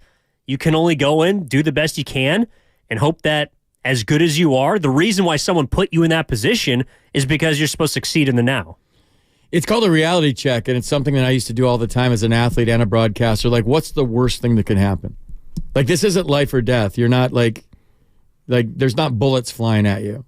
You're not going to die. You're still going to have your loved ones that love you no matter what after the game, after the broadcast. And it helps to put things in perspective. It's kind of like the lens that you're looking at it through. Evan, I'm looking at these games, and I have them in my notes. Mm-hmm. Like, Steve Young was a Super Bowl MVP, 24 for 36, 6 touchdowns against the Chargers. They won 49-26. They kicked their ass. And so the 49ers decimated the Chargers again. Or no, they decimated the Broncos 55-10. Yeah. Joe threw for 297. It was a low standard for Joe, but he was 22 of 29. I'm thinking my pick has changed recently. Just reading these. Yes. From Kittle? No, not for the MVP. Oh, okay. I my got you. score that I'm going to give at the end of this thing has changed. All right. I'm looking at the Super Bowls that the Niners have won. You want to save that for the last hour? I am. I'm going to tease that. By the way, also, if anyone out there listening who wants to call in has a prediction, you know, we obviously want to know what you're doing for the game, or you're watching, who you're watching with, how you're going to hopefully celebrate a Super Bowl win. But what's your prediction for the game? 888-957-9570. Yeah, I want to hear your prediction. I want to hear if you think it's going to be close, you think it's going to be a rout, you think we're celebrating today, we're partying in the streets, or we're going to be crying in our beers after this game. That's the greatest thing about sports is it's the greatest reality show ever. Yep. Like, you just don't know what's going to happen. It's scripted. I had somebody this week who's a dear friend of mine tell me that they think this is all scripted. Not the biggest sports fan in the world, but that they think that the Super Bowl is kind of scripted, that the whole Taylor Swift, Travis Kelce thing, and that the outcome of the game, and it's just a big conspiracy theory. As an athlete, how do you react to that, though? Because I get upset a little bit. Well, it's like, all right, the games that I'm playing are already predetermined. Like, shut up. No way. I did this for a living. Yeah. And it was never predetermined. Ever. And we as players didn't know what was going to happen. Or have you ever thought, well, maybe they're just not prioritizing me? like you're not a part of the script. The hardest thing ever was I wanted to fast forward to the end of the game. I did not have the patience to go through 9 innings. I did not have the patience in big games. I just wanted to know the outcome. Mm-hmm. Almost like when you watch a game on tape and you can fast forward through the commercials. I wanted to fast forward to the bottom of the 9th and know I couldn't handle the unknown of what's going to happen or not. I couldn't handle sitting there and wondering, like, are we going to win or are we going to lose? And that's probably the wrong mindset to have. The right mindset is to be in the moment, to enjoy. I never enjoyed being in the heat of competition as much as I should have. Because it's a game, right? We're in the fun business. Like, we get to talk about sports. You guys get to listen. You guys get to call in. We get to talk about sports. We're fans. We get to enjoy this. I don't take it that seriously. If the Niners, for some reason, don't pull this off today, which I think they're going to, if they don't pull it off today, it's not going to ruin my week. And I have friends and maybe even family members who I know this will ruin their week. Like, they will be devastated. I've never taken my fandom to that level. And maybe it's the fact that, you know, I know what it feels like to lose, and it's a crappy feeling, but I also know how hard it is to win. It's hard to win one game. It's the hardest thing I've ever done in my life besides being a parent is winning a game. Like, no matter how much you prepare, no matter how good you are, no matter how much talent you are, there's always unforeseen things that can happen. And you just never know. So in that regard, I know that anything can happen today. Evan, you know that anything can happen. I think we all realize that, but we want this to happen so bad. We want to celebrate on Market Street in a few days so bad. We want this for our children, for people that aren't here anymore, for loved ones. You want this so bad, but you're also going in, man, I'm going in nervous. Like, I watch my sports super nervous. I get anxious. I'll probably have a beer before the game to just relax a little bit. And like I said, I don't drink much during games because I will definitely let loose and celebrate. You will see me stumbling down, I don't know, Chestnut or Union today, somewhere if they win. Might get down to Cow Hollow and see you. We'll see. Yeah, dude, text me after the game. I'll see what you're up to. Connor and San Leandro, you're on the Kickoff Show. What's up, guys? How we doing, man? I'm doing real good. Look, I mean, I'm actually not anxious. I think that as a Niners fan, the two words to me that really define this game are house money. This is extra, man. Like, I don't think that we can let the national media tell us that our incredible coach, that our rookie scale QB, that our all-star like defensive line, all that stuff, that somehow we need to make a big change if we don't win this game. I think Niners fans need to realize what the universe is telling us by going up against Andy Reid. Andy Reid had trouble in Philadelphia, and then he moved on because everyone was impatient, and that cost Philadelphia, and it was to the benefit of Kansas City. We have an incredible team. I don't know how Brock Purdy happened out of nowhere and saved us from the Trey Lance trade, but this game, to me, no matter what happens, I'm really, really optimistic about the future of this franchise, and I just do not see this as the way that the national media sees it. You know, if anything, I really like Taylor Swift. She was rocking that Kristen Juszczyk jacket live and helping our fullback's wife become a celebrity and get a licensing deal with the NFL. What other team could say that about a fullback, let alone a fullback's wife? We have an incredible culture. I am so happy to be a Niners fan, and this is just going to be fun no matter what. Connor, I love that take, man. I'm right with you. I couldn't have said it better. To me, a season is not a failure if you don't win the championship. Otherwise, my whole career would have been a failure, and that's up for debate. that's up for debate too, by the way. But no, I'm with Connor. Like, you celebrate the fact that they're to this point. You celebrate the fact that we have, as faithful, an organization that's going to get us somewhere close to where we're at today every year, and they're not going to settle for anything less. I know it'd be a huge disappointment today if they don't win. I will be bummed. I'm not just going to walk out of wherever I'm watching and say, well, that was great, but I also have been around the block enough to know that championships are hard to come by, that winning the last game and being the last man standing is hard to come by. And the reality of it is this franchise is set up for success for a long time with their quarterback, with their position players, with their skill players, with their defense. And whatever happens today, they'll probably be right back in the scenario next year or close to it or with a chance to be there. That's such a luxury as a fan base to know that you have an ownership group and a front office and a coaching staff that's going to do everything they can to provide us with entertainment throughout the year, with all the thrills that this team has given us. So, like, I don't want to talk loser talk right now, but I'm talking reality. Like, if they win today, trust me, you'll see me standing on bars singing songs tonight. And nobody likes to celebrate a winner more than I do. But if they lose today, it's going to be rough, but it's not the end of the world. Just like the last caller said. I think was it Connor? I'm losing track of names, and I suck at names, by the way. And that's no excuse to suck at names. You got to be better at names. But like I guess I view my sports and I take my sports in differently. I think, and this is going to ruffle some feathers out there, that if a championship is all that you get from taking, it says all of you get from sports, it's the satisfaction you get from sports, then I feel sorry for you. the only way you view a season as a success is if your team wins a championship. And the guy that's saying, I need to stop talking, Evan's answering phones, and he's not always by the microphone. So while he's not... FP's helped me out, everyone. He's walking around answering phones, I have to talk, or it can sound like this. Exactly. So, yeah. No, but I think it's a delicate balance, right? Like, I don't subscribe wholly to the season as a failure if you don't win, but I do think that it's fair to expect...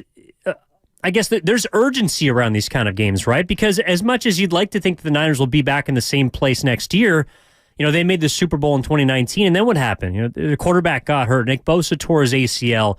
Sports are fickle. You might never be here again. I mean, we were talking about this before the show. Brock Purdy's in his second season, and his first as a starter.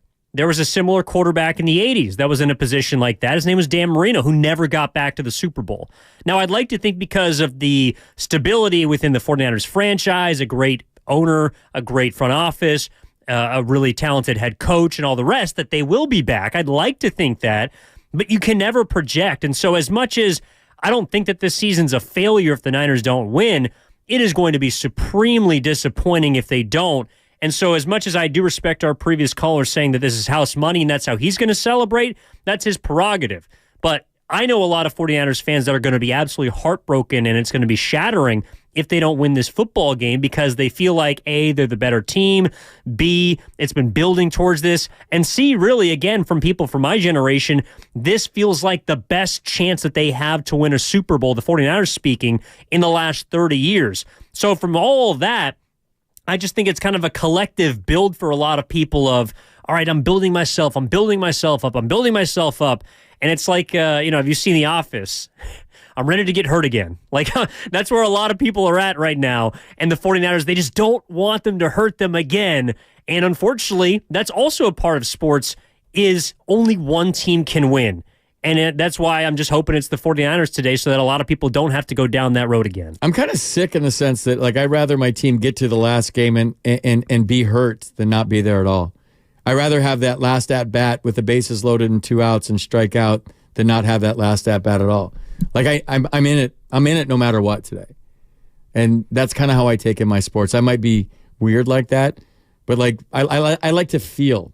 Like, I'm an emotional man. I like to feel, good or bad. Yeah. I think it's either way. And makes you human. It makes you human.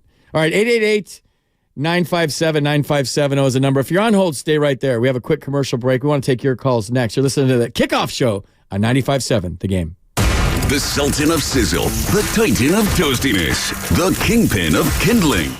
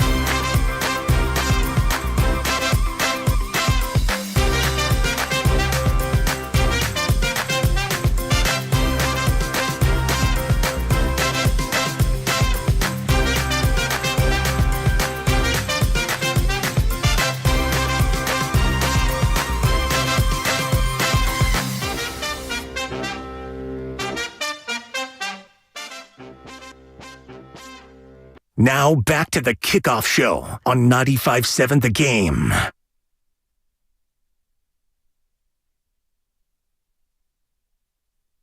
I mean, I know the kickoff signifies the start of the game, and that's kind of what we're going with here, but it's the most boring thing in all sports. Like, nobody returns kickoffs anymore, really. You get the ball to 25 if you wave for a fair catch. You don't get a running start anymore. You got to start flat-footed, which stinks because you get no momentum. I don't know. I just think the kickoff is stupid. Well, yeah, like there's going to be no more Devin Hesters who just got into the Hall of Fame because either they don't let you kick it off or the rules determine that you're going to take the fair catch or you got a kicker with a ridiculous bazooka for a right or left leg that's going to send it through the uprights anyways, so you're never going to get to take it back. Dude, here's the thing. And if the Niners win the toss today, they need to get the football. Like, I know the defer thing, and you get the 2-for-1, and you have the ball at the end. That's the second quarter going into halftime. You get the ball in the third quarter. Screw that. In a big game, I want the football. I want momentum. I want to. Nobody's better on the scripted first drive than the Niners. Like, I want, if heads it is, we'll receive. Just be different. Don't defer. Because if Mahomes gets the ball and they go right down the field, now you're playing down 7 or down 3. Like, get the ball and set the tempo today. Set the pace of the game. Take the ball if you win the toss. See, I almost want Kansas City to win, and maybe they'll defer. See, this is interesting, though, because I'm with you. Like, to me, if that's what you predetermine, then that's what you should roll with.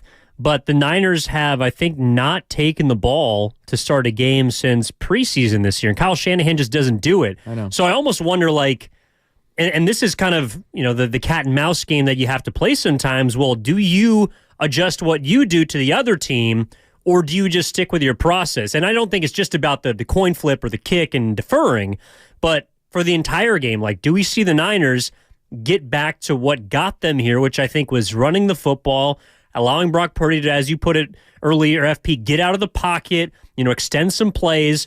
Do you do that, or do you try and adjust to what Kansas City does? Because to me, I would like to see the 49ers open with what got them to this position, and maybe that's deferring to the second half, I don't know. But in terms of a game plan, like, put the ball in McCaffrey's hands, try and get points early on the board, and then if you need to adjust, you can. So I wonder if Kyle Shanahan's going to buck the trend of his, I don't know, conservative nature, both in terms of the coin flip as well as his actual game plan. Let's go back to the phones. Is it Tuckin? Tuckin, yep. Tuckin in Daly City. You're on 95.7 The Game. What's going on, man? How you doing today? Tuckin? Oh, yeah, I'm here. Thanks for giving me the time to talk today. How you guys doing? Sure, man. How are you? Good. We're good. I'm doing well. I just got back from Sierra at Tahoe. I was wearing my 49er poncho, and everybody was asking me if I was excited for the game tomorrow. Bang, bang, not again, as my girlfriend says in the background. And what I was telling everybody out there is just got to stay faithful. The last 2 games are epic, and you just got to stay faithful for them. So whatever happened today, stay faithful, right? Stay faithful, Tuckin. Where are you watching the game? What are you doing today? We might be going to the Old Faithful House out on 28 Bryant Street in San Francisco. What's the Old Faithful House? Do you know what that is, Evan? You got out on Bryant? Yeah. Yeah, I've heard of that spot before. Yeah, it's nice. It's a red and gold street party, block party style event to watch that. My son is reporting boots on the ground right now that he's at Chase Center, and there's a line around the corner for the viewing party at Chase Center today.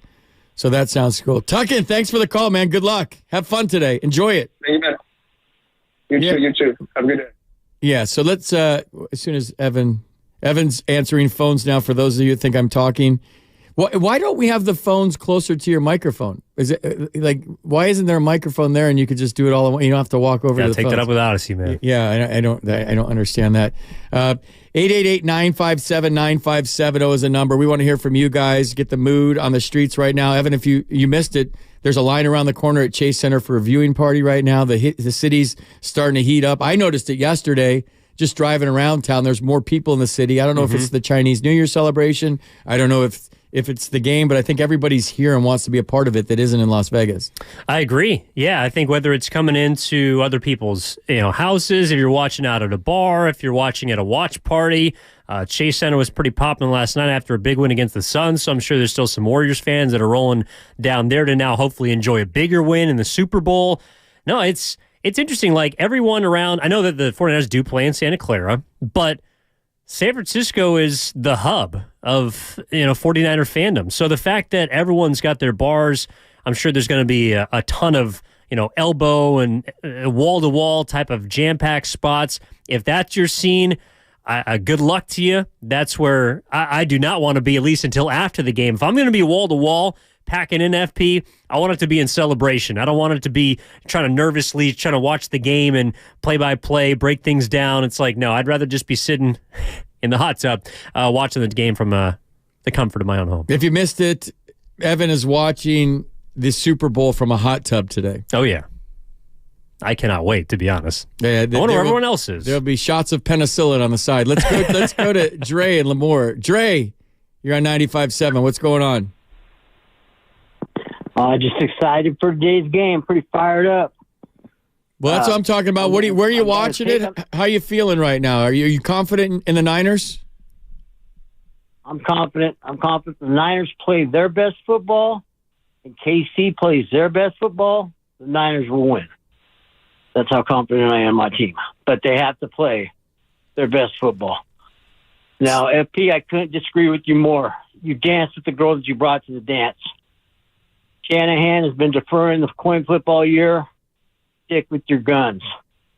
The 2 Super Bowls the Niners lost, they did not give the football to Gore.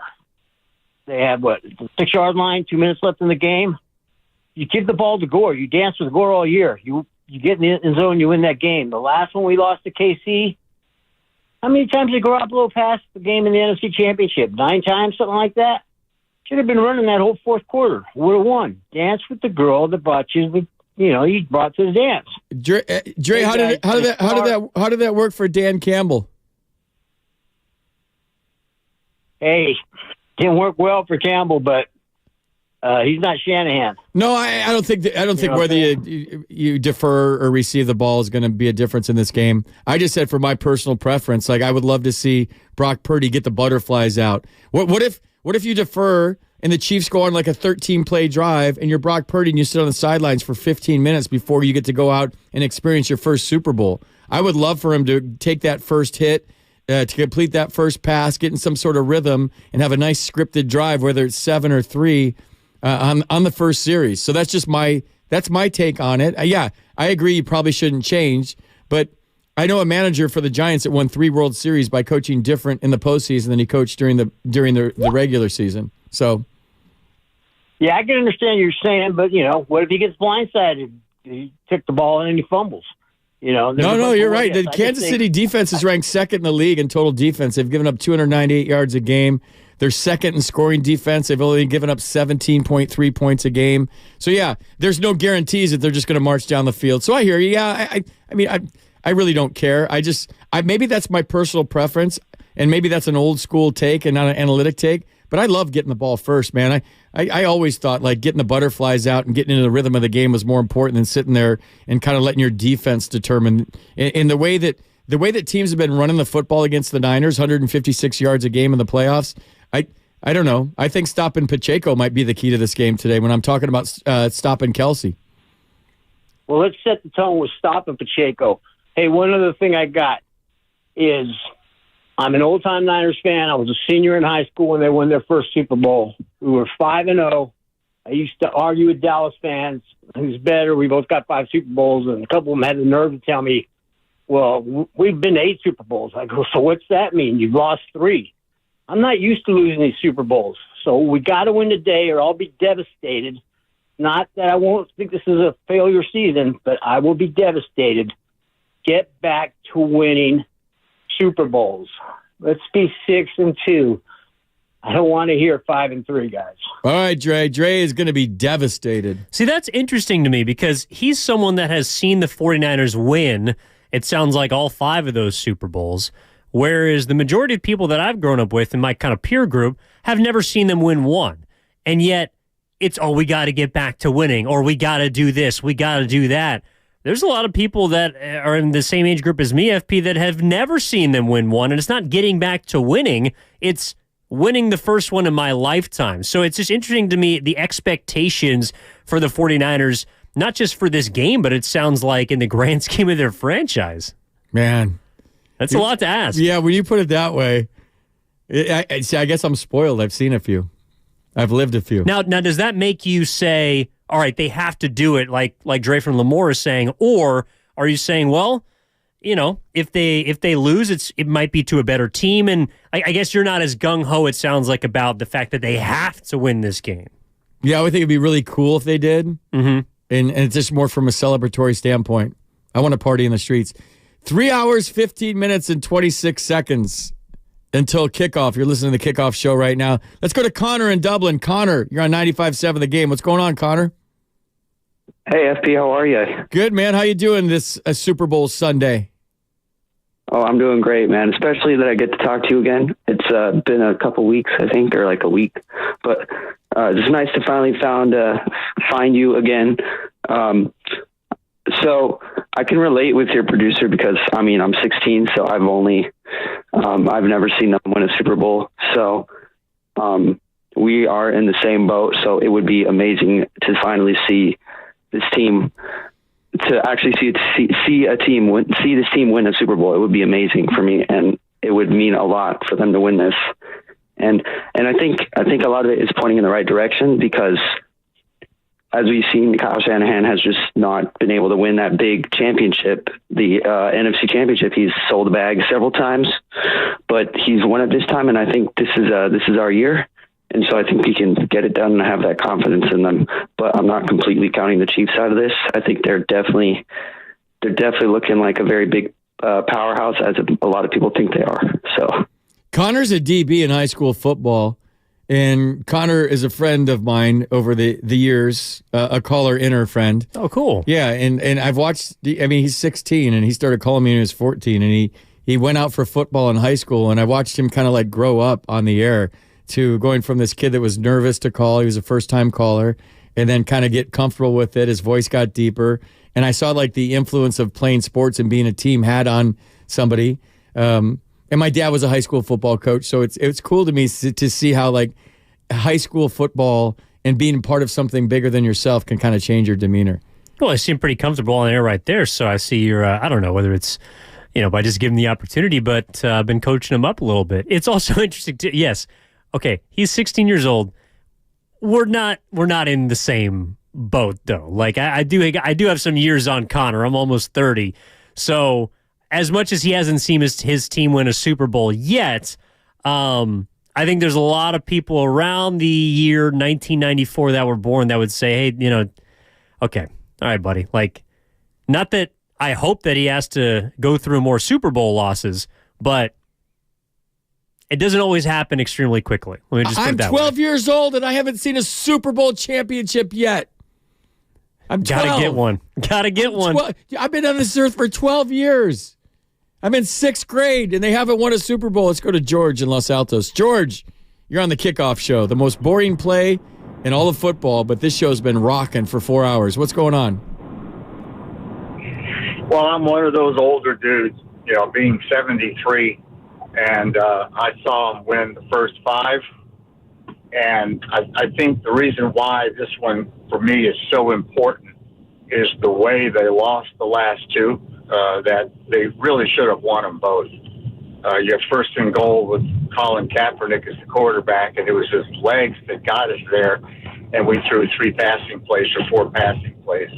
And then our last game against the Chiefs with a big lead and 7 minutes to go, and we're over 6 yards of carry, and we decide we're going to throw the ball.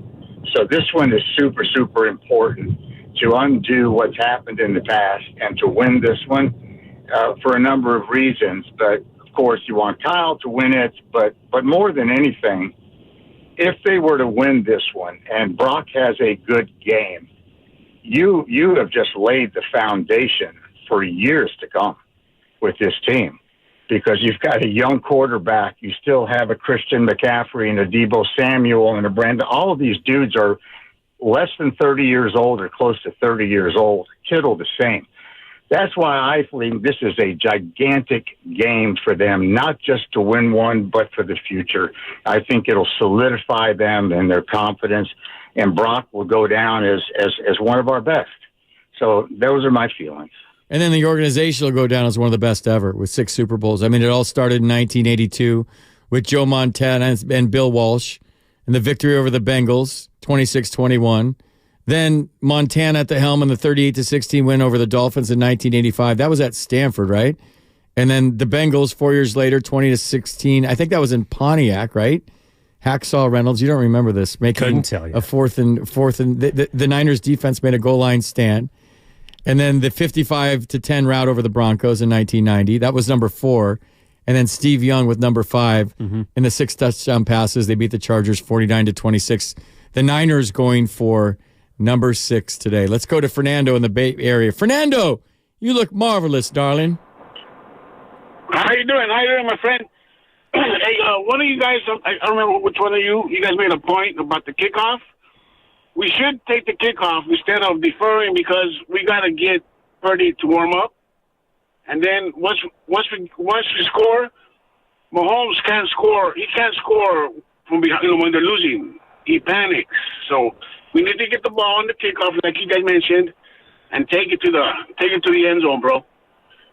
I agree, man. I know that's probably not going to happen. I know it's probably not going to decide whether they have a parade or not. It'd be pretty cool, though. It would be pretty cool, dude, if they just got the ball and marched down the field. It would help us all relax. Forget them.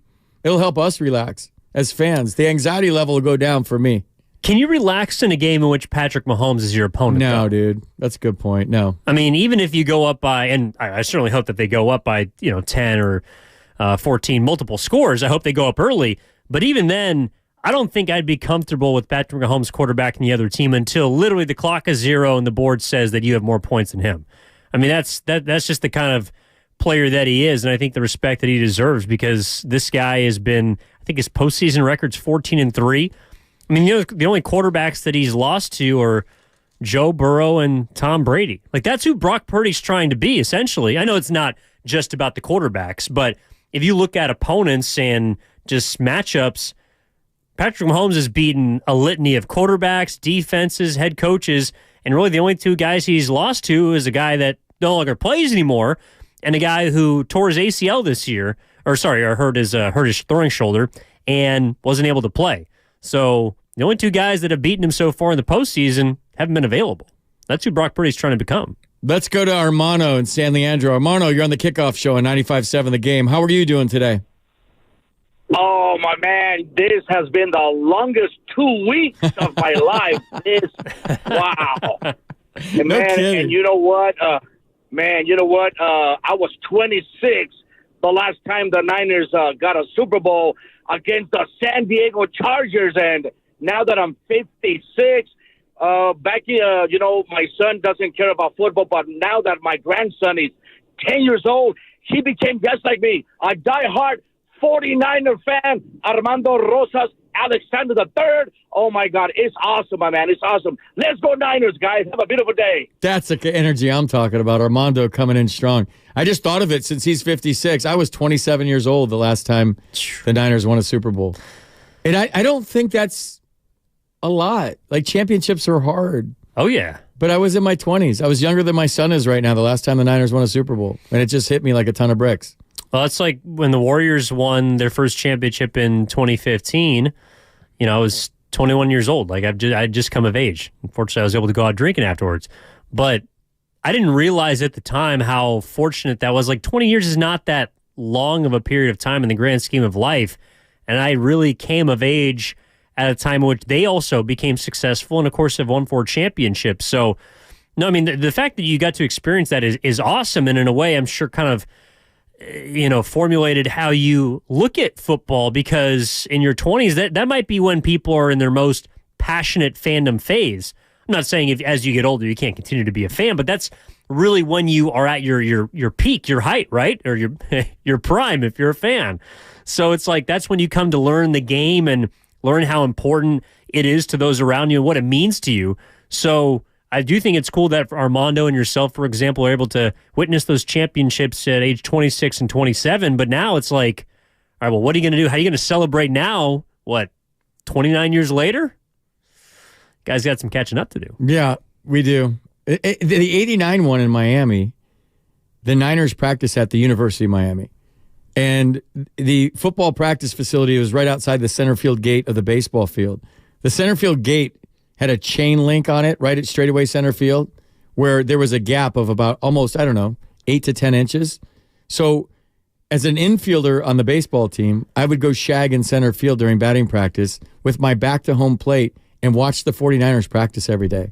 And my coach was like, "What are you doing?" I'm like, "I'm watching my team." So I was watching Joe Montana throw to Jerry Rice and John Taylor and just watching them work out in their shorts with their towels hanging down the side, no shoulder pads, then just helmet, then shoulder pads and shorts, and then they went full practice unis, I think, as they got closer to the game. But like that's my fondest memory of those Niner teams. So we're having fun here. I want to. You got something to chime in? You want a break? Okay. We're having fun here talking about, obviously, Super Bowl 58, getting your thoughts. I want to hear your predictions on the other side. I think we're going to have a special guest calling in from Las Vegas in the next segment, and then we're going to give our predictions in the last segment of the show. So it's a kickoff show. I'm FP Santangelo alongside Evan Giddings. We'll take your calls next on 95.7 The Game. Hey, what's going on? It's Willard and Dibs for Safeway, a proud sponsor of the San Francisco 49ers who are heading to the big game. Got to go to Safeway this week for your kickoff to savings on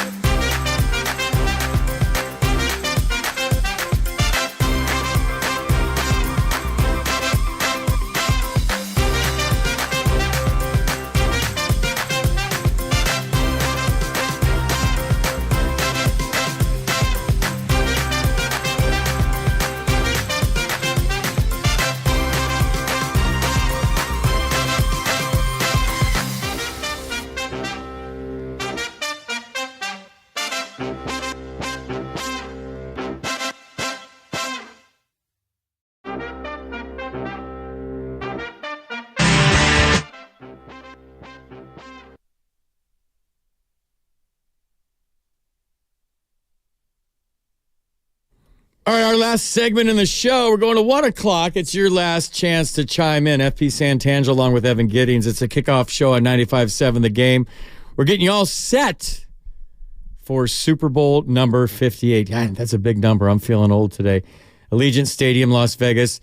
Evan, you were down there. Is it just like crazy? It's mayhem. Yeah, I've never had the chance to cover a Super Bowl before, but being on Radio Row and being like, I've spent, time at the Mandalay Bay, right? Like I've been to some of the hotels, even during peak Vegas season, mainly at, I would say like the beginning of football season or especially like March Madness, right? People love to go down there and around the time of the year. But I would say that seeing the amount of both 49ers Chiefs jerseys, but just the amount of football fans that are there for that game, it was ridiculous. And people that are coming in, people flying out that are just there for the week to see the players, do the media stuff. Radio Row, like every single conference room that had either press availability or the place that you're actually broadcasting from and doing your show, it was like a labyrinth. Every single room you step into is like a giant, mezzanine and just filled out conference room that's the largest you've ever seen. And then you walk into the next one and it might be twice as large. So, and it's all filled with people. So the fact that everyone is kind of like boxed into this, I would say hotel or too long strip, and it's as busy as it was, I've never seen anything like that. Was it organized chaos or was it just chaos? Because I was listening to players talking, like not in the game, but NFL players were saying like the traffic was unbelievable. Yes, it was. I mean, I don't live in Las Vegas, so I'm not sure how long it takes, for example, to get from the north end to the south end of the strip. But the strip was packed each and every morning. Going back, depending on what time of the day, it was packed going backwards. The two highways on the right or left, but specifically the interstate on the left side was, it took like 35 minutes to get from the Mandalay to the hotel, and we were on the north end of the strip, so it was probably 4 or 5 miles, and it took 35, 40 minutes. Everyone was coming into town for that game, especially towards the end of the week, so that Thursday and Friday was just popping. Like, wherever you went out, if you're at a particular hotel, if you're at a casino, if you're at the availability for the players, like everywhere you went, there were people that are just enamored by both of these teams, and everyone was just enraptured by this event that is the Super Bowl, throwing it all on top of Las Vegas itself. So it was pretty ridiculous. Oh, man, I have a little FOMO. I had a chance to go and turn it down. How are we feeling right now, Faithful? 888-957-9570. And I guess since it's the last segment of the show, we got about 20 minutes left together today, that I want to hear your predictions. What do you think is going to happen? How do you think this is going to play out? We've kind of asked you your mood today, your confidence level, kind of general questions. What are you doing for the game? What are you eating? Low-hanging fruit kind of cliche things. But now I want to hear what you think is actually going to happen during the game.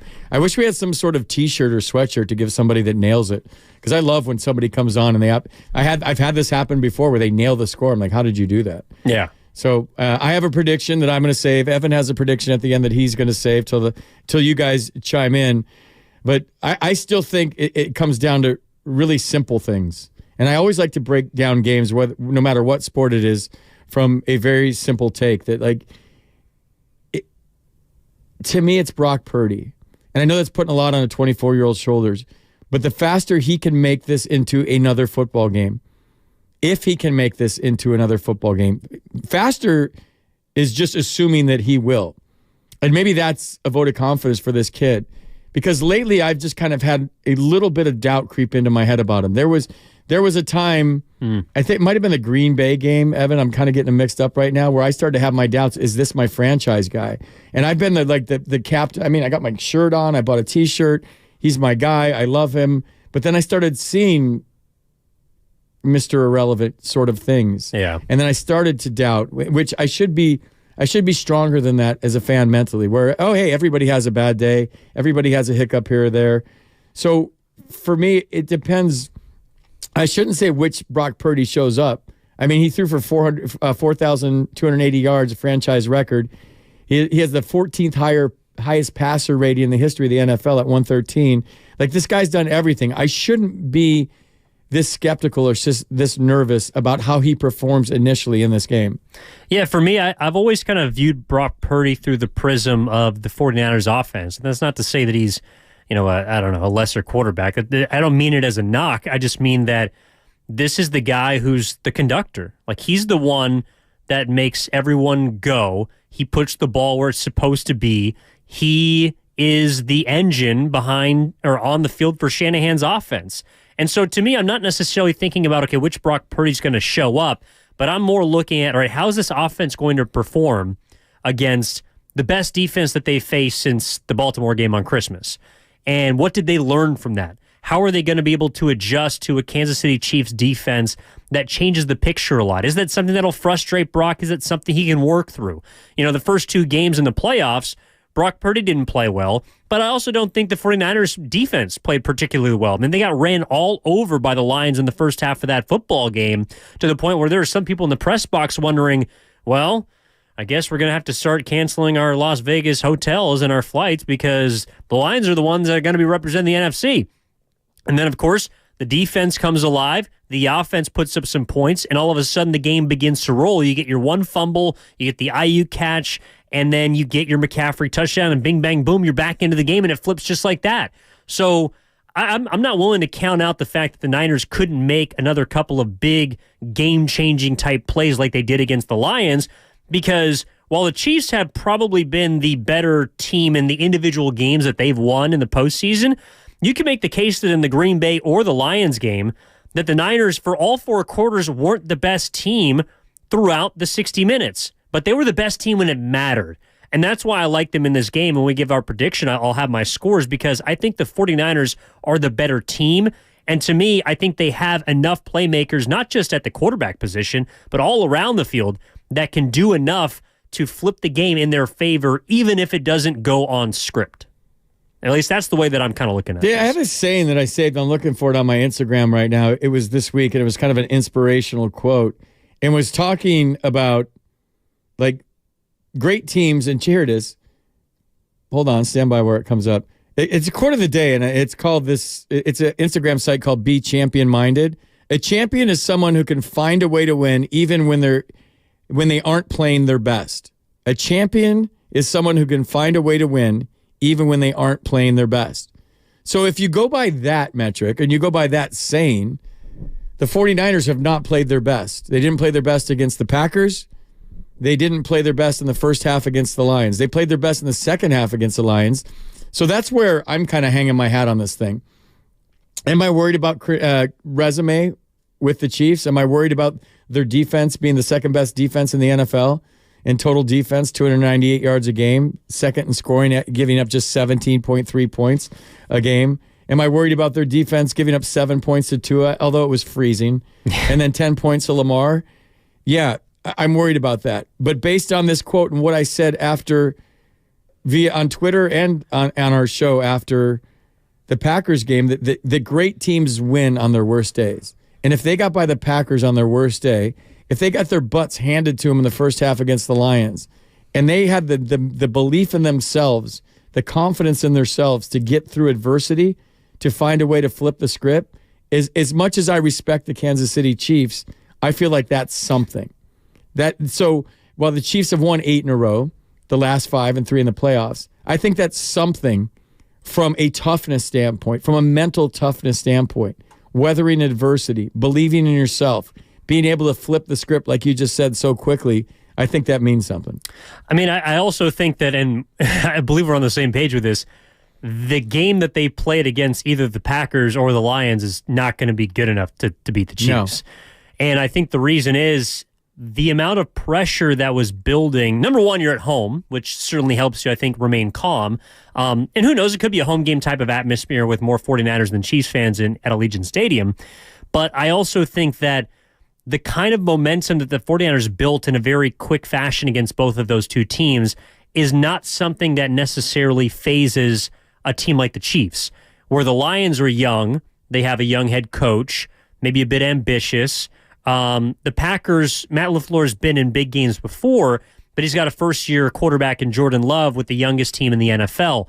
I think the lack of an experience was a big reason also why the Niners could kind of not in a tidal wave type form, but overcome their lack of a good start against the Chiefs.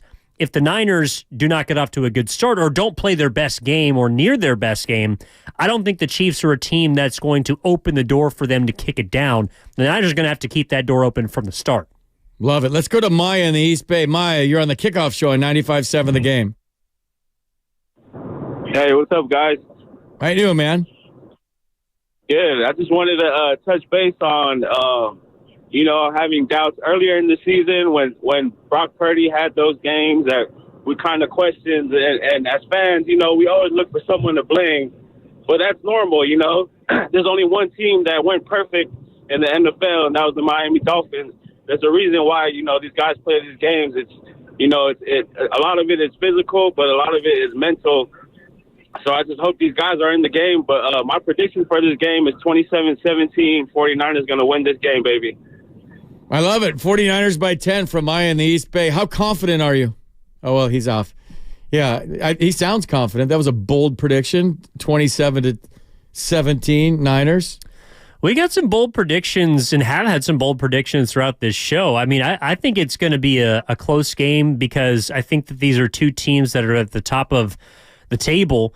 The Chiefs probably, I don't think, from watching them this whole year, I don't think they're as good as the 49ers from what they've done from weeks 1 until the AFC Championship, but they're probably playing better right now. I just feel like if the 49ers give us the game that people were probably expecting in the divisional or the conference title game, that they're going to win the Super Bowl. But then again, we also haven't seen it yet in the postseason. So does it make you feel better that they had to come from behind twice, which was something that they didn't do in the regular season, or the fact that they didn't steamroll two teams that they were favored by at least a touchdown against? Does that make you feel less confident against a Chiefs team that they're also favored against? I mean, I think it really just comes down to who you believe the Niners are, and I believe that they're a better team that they've shown thus far in the playoffs. Dude, it just hit me. I'm getting nervous. Yeah? I haven't been nervous for the show since I woke up. I knew I was doing a show with a great dude, and I knew we were going to talk to fans for 4 hours today and get their vibe on what's going on. But I just looked at the clock.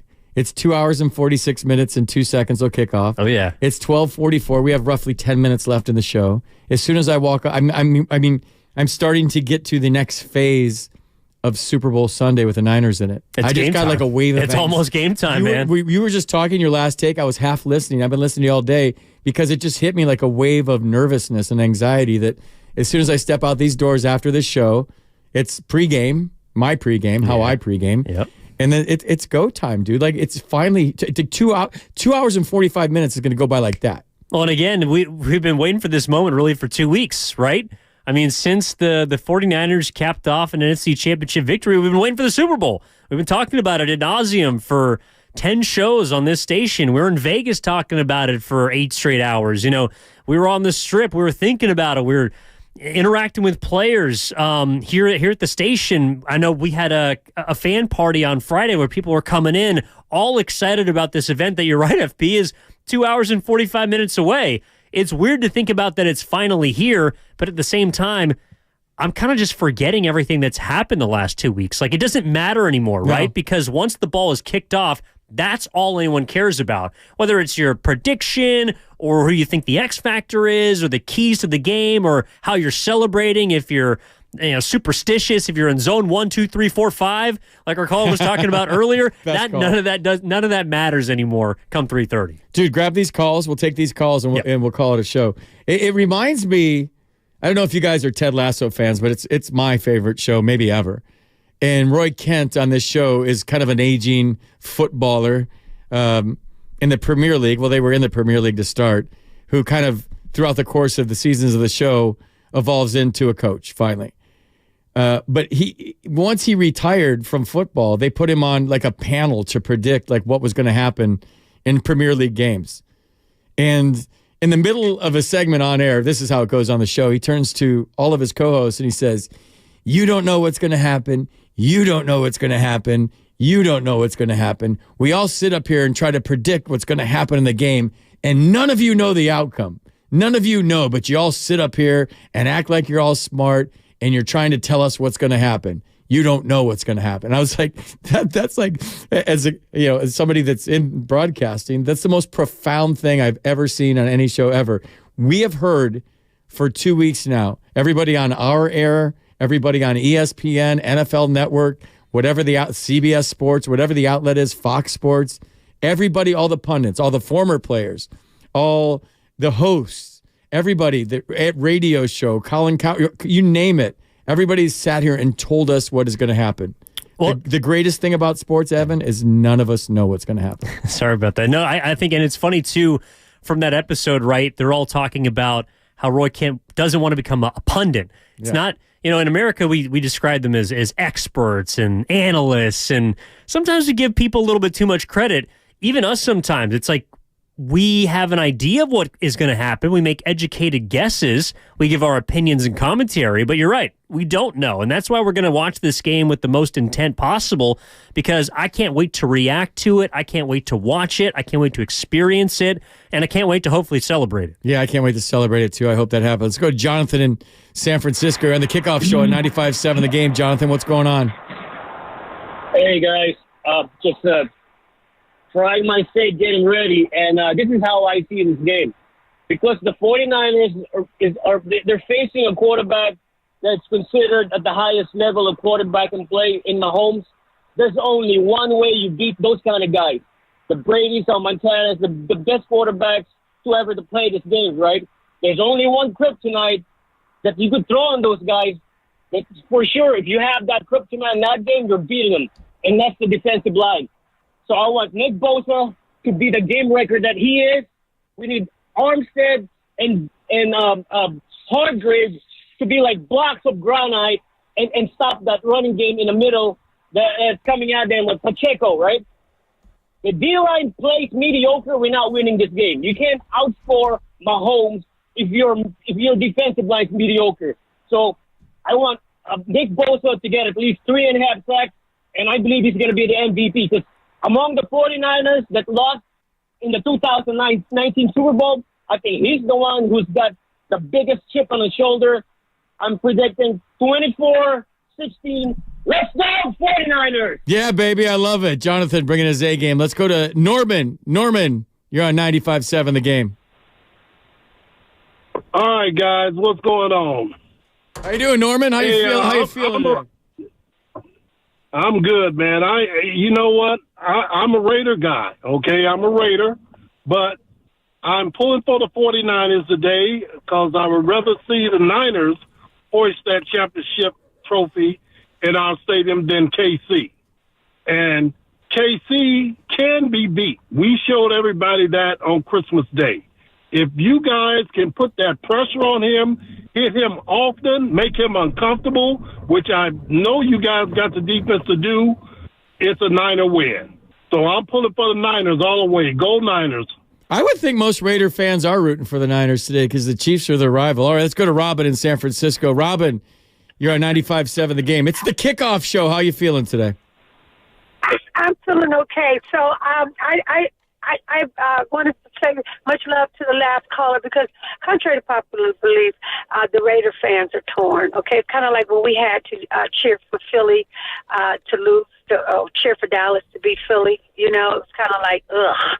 Okay, you're looking side-eye. Here's the thing that I think. I'm tired of hearing about Mahomes and how great he is. The Niners are getting absolutely no respect out here. They're getting no coverage. The only favorite, because my son, he's a gambler. He said it has to do with the betting line. Yeah. About which way the money pool. He said that's the only reason why. So here's what I think. I think that the defense, this game is going to come down to the trenches. And I don't think that Brock Purdy should get caught up into Patrick Mahomes. He just needs to do what he needs to do, his job within the context of his offense, and don't get caught up in trying to match this quarterback from quarterback. I hate this scenario. That's not how the game is played. We need to win at the line of scrimmage, okay? And so we need to stop Pacheco. And I was watching Nick Bosa on the last quarter of the Detroit, the first quarter. I mean, too many gap assignments are missing. I'd like to hear from you guys in the second half. What do you think Wilkes needs to do to change up a little bit because they weren't buying half of those stunts and motions and things that were going down. Peace out, go Niners. Great call, Robin. I think Wilkes has to blitz, but it has to be a disciplined blitz where you stay in your lane with a guy like Mahomes that can feel the pressure. It can't be a blitz where you just come flying in. You have to be disciplined. You have to funnel him up the middle and stay in your lane. So hopefully we see a lot of pressure on the Chiefs quarterback. All right, we're winding it up right now. It's time for our predictions. I know you've been waiting. This is, probably on pins and needles out there in your cars or listening on YouTube right now on what we think is going to happen in the game. Evan, I'll let you go first. I like the 49ers in this game. I think it is going to be a game in which if they can get to, I'll say the magic number is 24. If they can get to 24 points, I think they beat the Chiefs. And I know that might sound weird. Mahomes is an offensive force, but not this season. They've won with their defense. If the Niners cannot get to 20 points, they're not going to win this football game. I think if they get to 24, they will. And that's why I take the 49ers in this game. Final score 24-20. I like the under. I like the Niners. We'll see how that unfolds because, of course, there aren't too many people that are willing to bet against the GOAT. But I just feel like the Niners are the better team. It has nothing to do with history. It has nothing to do with pedigree. It has to do with two teams that I've watched all season long, and I think the Niners are better. That's why I like them to win the Super Bowl. All right, I like the fact that you picked them to win. I'm going to disagree a little bit with you. I mean, your reasons were great. But when I look at the history of the 49ers as they go for number 6 today in Super Bowl number 58, when Steve Young won number 5, they won 49-26. Nobody saw that coming. When Joe Montana beat the Broncos, I think that was number 4, if I'm not mistaken, 55-10. Nobody saw that coming against John Elway.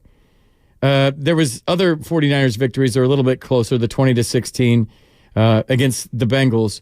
But I'm just going based on history. If number 4 was a route, number 5 was a route, number 6 is going to be a route. The 49ers win today 42-17. Wow. I'm going out on a limb. They blow them out. Nobody ever picks routes. Nobody has enough sack to say that it's going to be a route. It's always a close game by 2 or 3, by a touchdown. We had a couple callers that say 10. I'm going big today. I'm saying everything clicks, every ball bounces their way, every call goes their way, and it kind of avalanches into a snowball where we're all out in the streets before the game is over in the fourth quarter. Well, for 49ers fans' sakes, I hope that you are correct. And look, we've been doing it big for 4 hours, so why not have the 49ers do it big? 42-17. 24 is my favorite number. It's 2024. You invert that to 42 and Ronnie Lott, and you go with that. 42-17 is going to be your final. If I predict that, I got a horseshoe way up my you-know-what, and I should have been in Las Vegas this whole week with you. Evan, it's been a pleasure, man. What a great time today. What an honor. I got to thank everybody, first of all, at 95.7 for even thinking of me, a baseball player, to host the 49ers pregame show. And as a kid that's grown up a Niners fan, to be able to participate in the Super Bowl in some small way on the station today and to get everybody ready and maybe hyped up and fired up for this game, it's really been a privilege and an honor. I'm very humbled to be able to do this with you today, and I had a blast. No, same, man. Always love working with you. You got me fired up, so I'm excited to get out there. We'll both do our thing separately and, of course, hopefully celebrate at the end of the night in unison a 49ers Super Bowl victory from wherever we are in the city, hopefully with the entire city of San Francisco, as well as all the 49ers fans across the globe that we've heard from today. Dude, I said I'd want to watch the game with you, but A, I wasn't invited, and B, we're just not. You don't want to hop in the hot tub with me yet? We're just not close. We're not close enough yet for me to get in a jacuzzi with you. Evan's watching the game in a jacuzzi. I'll be at the Battery today checking out the game. Thanks for all your calls today, man. It was really good to hear from you guys, being in downtown San Francisco in the heart of it, besides Las Vegas, to hear what Niner fans are feeling today. I feel like it's going to be a great day for all of us. So enjoy the game. Like I said to start this show, enjoy the day regardless of what happens. These are few and far between. We're super fortunate as a fan base to have a team that's playing in the last game. We are super fortunate to have a chance at number 6 in a parade on Market Street in a few days. Whether it turns out that way or not, embrace today, soak it all in, because I feel like a lot of us, including myself, we're kind of entitled to this, right? We've been around so many championships in the Bay Area that we just think these things grow on trees, and they don't. So whatever you do today, A, be safe. Like, don't drink and drive. Don't tear down the city if they win. Don't light cars on fires. That's just stupid. Don't get in fights. I know I'm getting preachy. Don't get in fights with anybody, but just enjoy it, man. Enjoy the celebration that is the San Francisco 49ers on Super Bowl Sunday. Faithful or classier than that. We're just gonna cheers, maybe some wine and cheese, or maybe just rip some shots like I'm going to after the game. But have a good time today. Evan, have a great week. Have fun watching the game. Hopefully we do a show soon together. All right, coming up next, Mark Grandy and Sterling Bennett. They're going from 1 p.m. till kickoff. Then they're going to do the post-game show. Hopefully it's a celebratory one. Thanks to everybody today. It's been a blast. You're listening to 95.7 The Game. Hey, let's throw a party this year for the big game. Oh, great idea. But first, we should get a new TV. One of the top-rated brands, Samsung.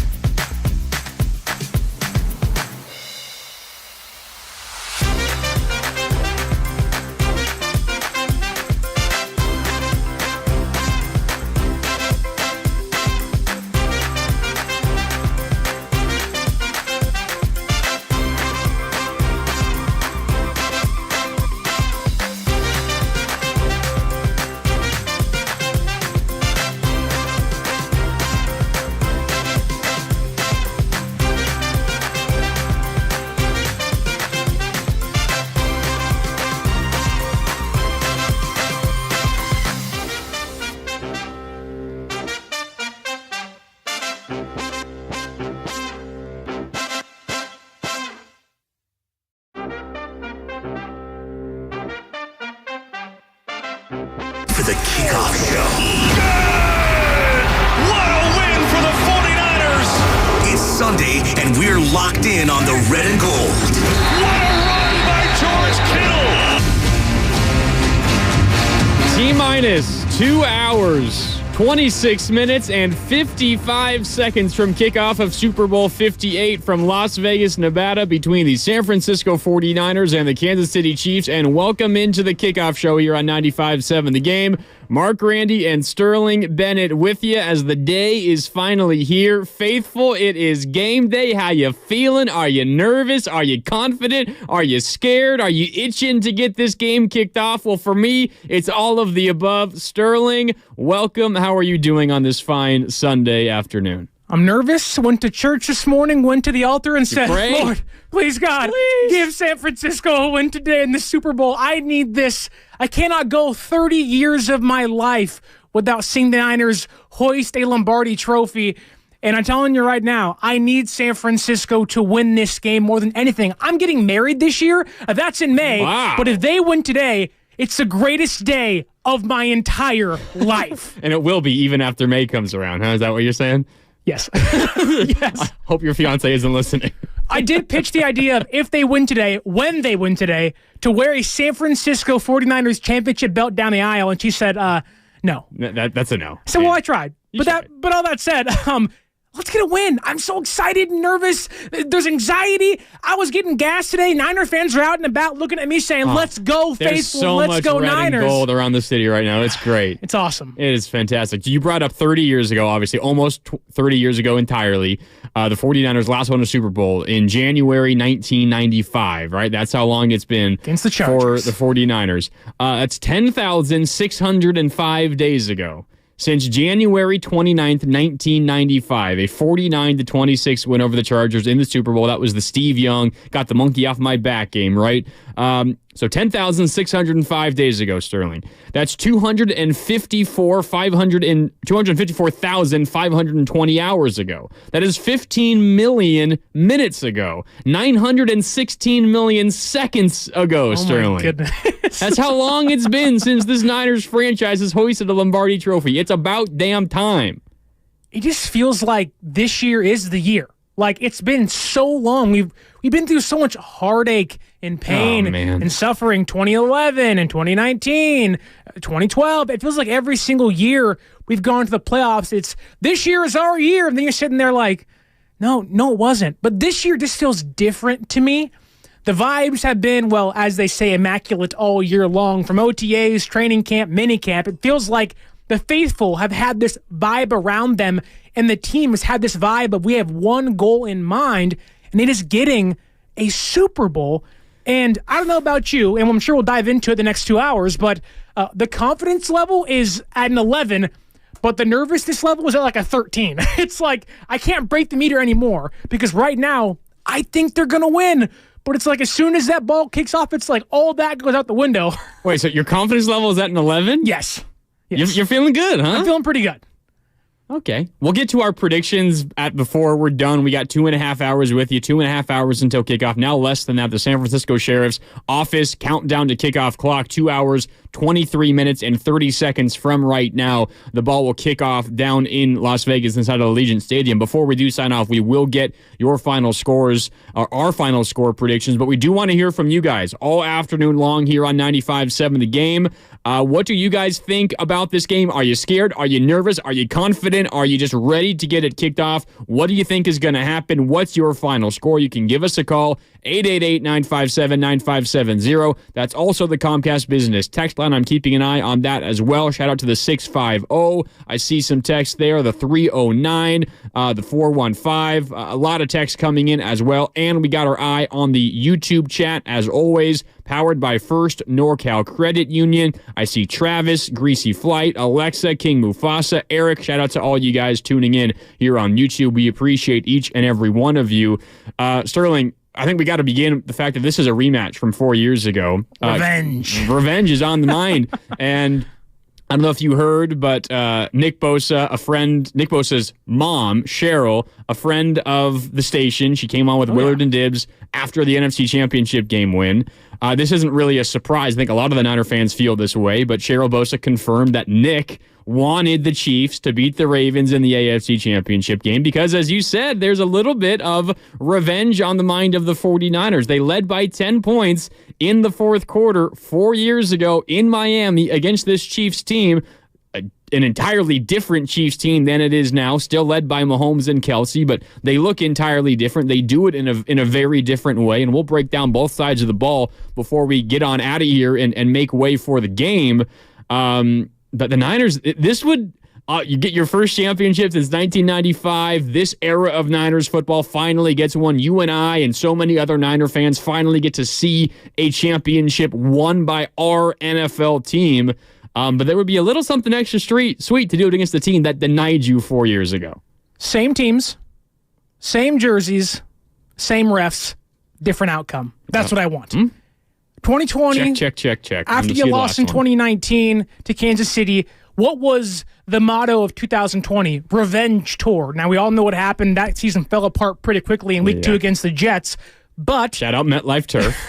Which they almost played on in the practice field this week. Yeah, Sodgate. On UNLV. Yeah, Sodgate. They just rolled down grass on top of the artificial turf. How does that even... What is that? It's the NFL, man. That's like carpet that doesn't have... Against on... I can imagine it would just like slip, right? Yeah. You put any kind of... Well, you got the fire alarms going off. It feels like that... Not that it's against all odds, but it does seem there seems to be some mystical, magical ways working on the behalf of the NFL and the Kansas City Chiefs. But none of that matters come today. None of your wins matter. None of your losses matter. Not how you win, not how you lose. All that matters is when that clock hits 0, is that confetti flying down red and gold, or is it going to be red and yellow? And I have a pretty good idea it's going to be red and gold.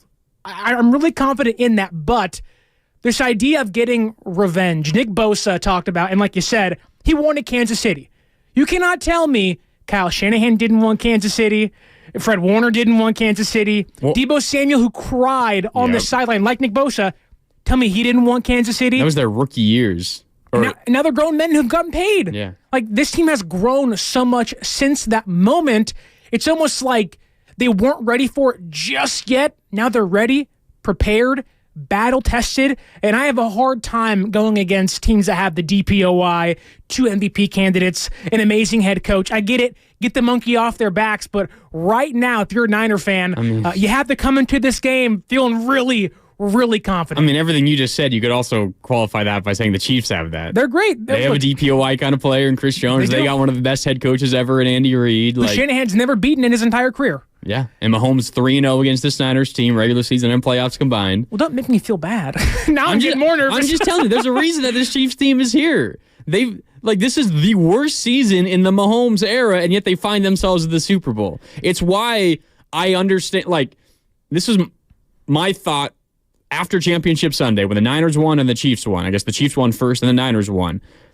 I think the Niners are a better team than they were 4 years ago, despite the fact that the defense is worse. Yes. Talent-wise, it might be better, but actual production-wise, it's worse. One of the greatest offenses ever. But, the offense is miles ahead of where they were 4 years ago. And the offense 4 years ago was still pretty good. Yeah. But this is a historically good offense. And then you look at the Chiefs. All right, you don't have Tyreek Hill anymore. The offense isn't the explosive, we're just going to throw the ball down the field over and over and over again. 24th in explosive passing plays this year. Frankly, they're just not a very good offense. Now, they do it in a different way. They run the ball. A lot of people like to throw dink and dunk moniker around for Brock Purdy. That's really how Mahomes has done it this year. Screen passes. Not because he's not good enough to do the other thing. It's because of what they have offensively. Their most trusted receiver is a rookie who is decent, but he's fine. Not blowing the doors off anyone. You got Kelsey, but he's obviously getting up there in age. He didn't have as productive of a season this year as he had in years past. I think the Chiefs are, at least offensively, markedly worse than they were 4 years ago. Yet you just have the Mahomes factor, right? And it feels sacrilegious to go into a game and feel against him and feel confident because he just finds a way to win. He beat Miami, one of the best offenses in the league. Now, that was kind of crazy game because of the terrible cold weather in Kansas City. His helmet shattered on the field. He still won that game. Then he goes into Baltimore and wins. A little bit of luck. Yeah, Tyler Bass of the Bills misses a field goal that could have sent the game to overtime. I get it. They still won that game. And then you go into Baltimore, the 1 seed, the best team in the NFL really all season long, and you win that game. Yeah, a little bit of luck. Fumble at the goal line by Zay Flowers. Lamar throws into triple coverage. You let MVS get down the field and ices the game. The Ravens stop running the football, which makes no sense. Hey, Kyle, are you listening from Vegas? If you are, run the damn ball today. Literally all the time. Feed Christian McCaffrey. You acquired him for a reason. Let him be your Terrell Davis. Let him lead you to victory. 30 touches for McCaffrey today. That's all you need. Please. And you win. But I say all that to say, like, it feels like the Niners are better than they were 4 years ago. It feels like the Chiefs are worse than they are 4 years ago. But I don't necessarily feel more confident the Niners can win this game because on the other side, you have this quarterback who was already talked about in like this greatest of all time category because that's where he's on pace for. He's not there because he's only played this is his sixth year. Like, he's getting there. You have that kind of character on the other side. It just feels like it's going to be so much more difficult than it should be, considering the talent gap on these teams. Patrick Mahomes is everything Aaron Rodgers was supposed to be, right? He was the cerebral assassin that has the amazing arm talent, that can use his legs, can score from anywhere. But he also was clutch like Tom Brady, right? Yeah. And Brady, to me, is the greatest quarterback of all time. When you win 7 championships like Jordan, you got 6 final championships, you're just the GOAT. You just are what you are, right? But for Mahomes, it can be 3rd and 15. We saw it in 2019. 3rd and 15. It doesn't matter. Now, refs call some holding penalties, and that can offset some big plays here for Kansas City, but Mahomes is almost the perfect amalgamation of never giving up. There's always a chance. And for San Francisco in this game, while last week was a massive game for Bosa and Chase Young and Hargrave, if we have any ounce of the effort they had in that first half, wrap it up and call it a day. Like, Chase Young can't be jogging towards Jahmyr Gibbs. You have to be every single snap, every single play tuned in of what's my job? Where do I need to be? Do I have to set the edge? Javon Hargrave, Armstead, and Kinlaw, this is their biggest game of the season. If you can get interior pressure on Mahomes and you can contain the edge, it's much easier said than done. You can keep him in that pocket. He threw 14 picks this year. Career high. He will make a mistake. Hasn't turned it over in the playoffs, though. This game is different, though. If you get pressure on Mahomes, yes, he can do so many amazing things. He can dive, jump out of bounds, and still make a pass. And you're like, how the heck did that happen? Well, the conversion in the first quarter in the AFC Championship game to Kelsey, where he was running for his life for like 10 seconds, and it was kind of like the Purdy to Jawan Jennings, but it was like 10 times more impressive because Mahomes was running around for longer and he threw it further down the field, and Kelsey had a diving catch. Like, that's what he does. Yeah. And you don't have like the 80-yard bomb to Tyreek Hill anymore because he's not on the roster anymore. But what Mahomes has done this year and where he's evolved, in the past, he would, and you're right, he threw some interceptions this year more than he has in the past, but he would take sacks. You'd get him down. He would make negative plays.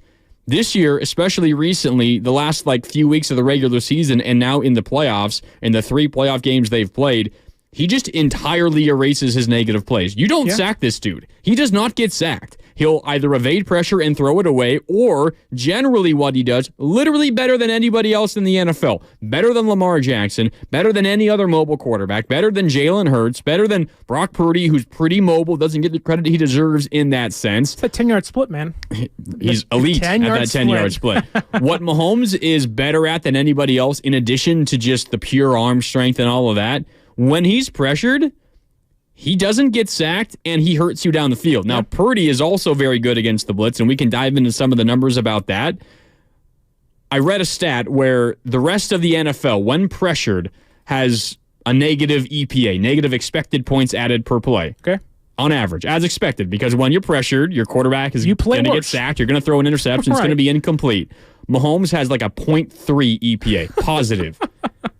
Every time he gets pressured, expected points added 0.3 of a point every single time he gets pressured. He is otherworldly at avoiding the rush and finding Travis Kelce, finding Rashee Rice down the field. It is insane. So I agree with you. Like the defensive line up front, you're going to have to pressure him and you're going to have to get him down a couple of times. And that is not an easy task. He is legitimately the best in the league at avoiding those negative plays. Well, and the reason why he's so great, yes, because his physical tools are just better than everybody else's, usually. But Travis Kelce, him and Kelce have they got the connection. The best chemistry I've ever seen. I get you had Brady and you had Troy Brown and Deion Branch and Gronk for a long time. You had Montana and Rice, and you've had many other elite quarterback and skill position combos, but Kelce will just stop in the middle of a route and sit there.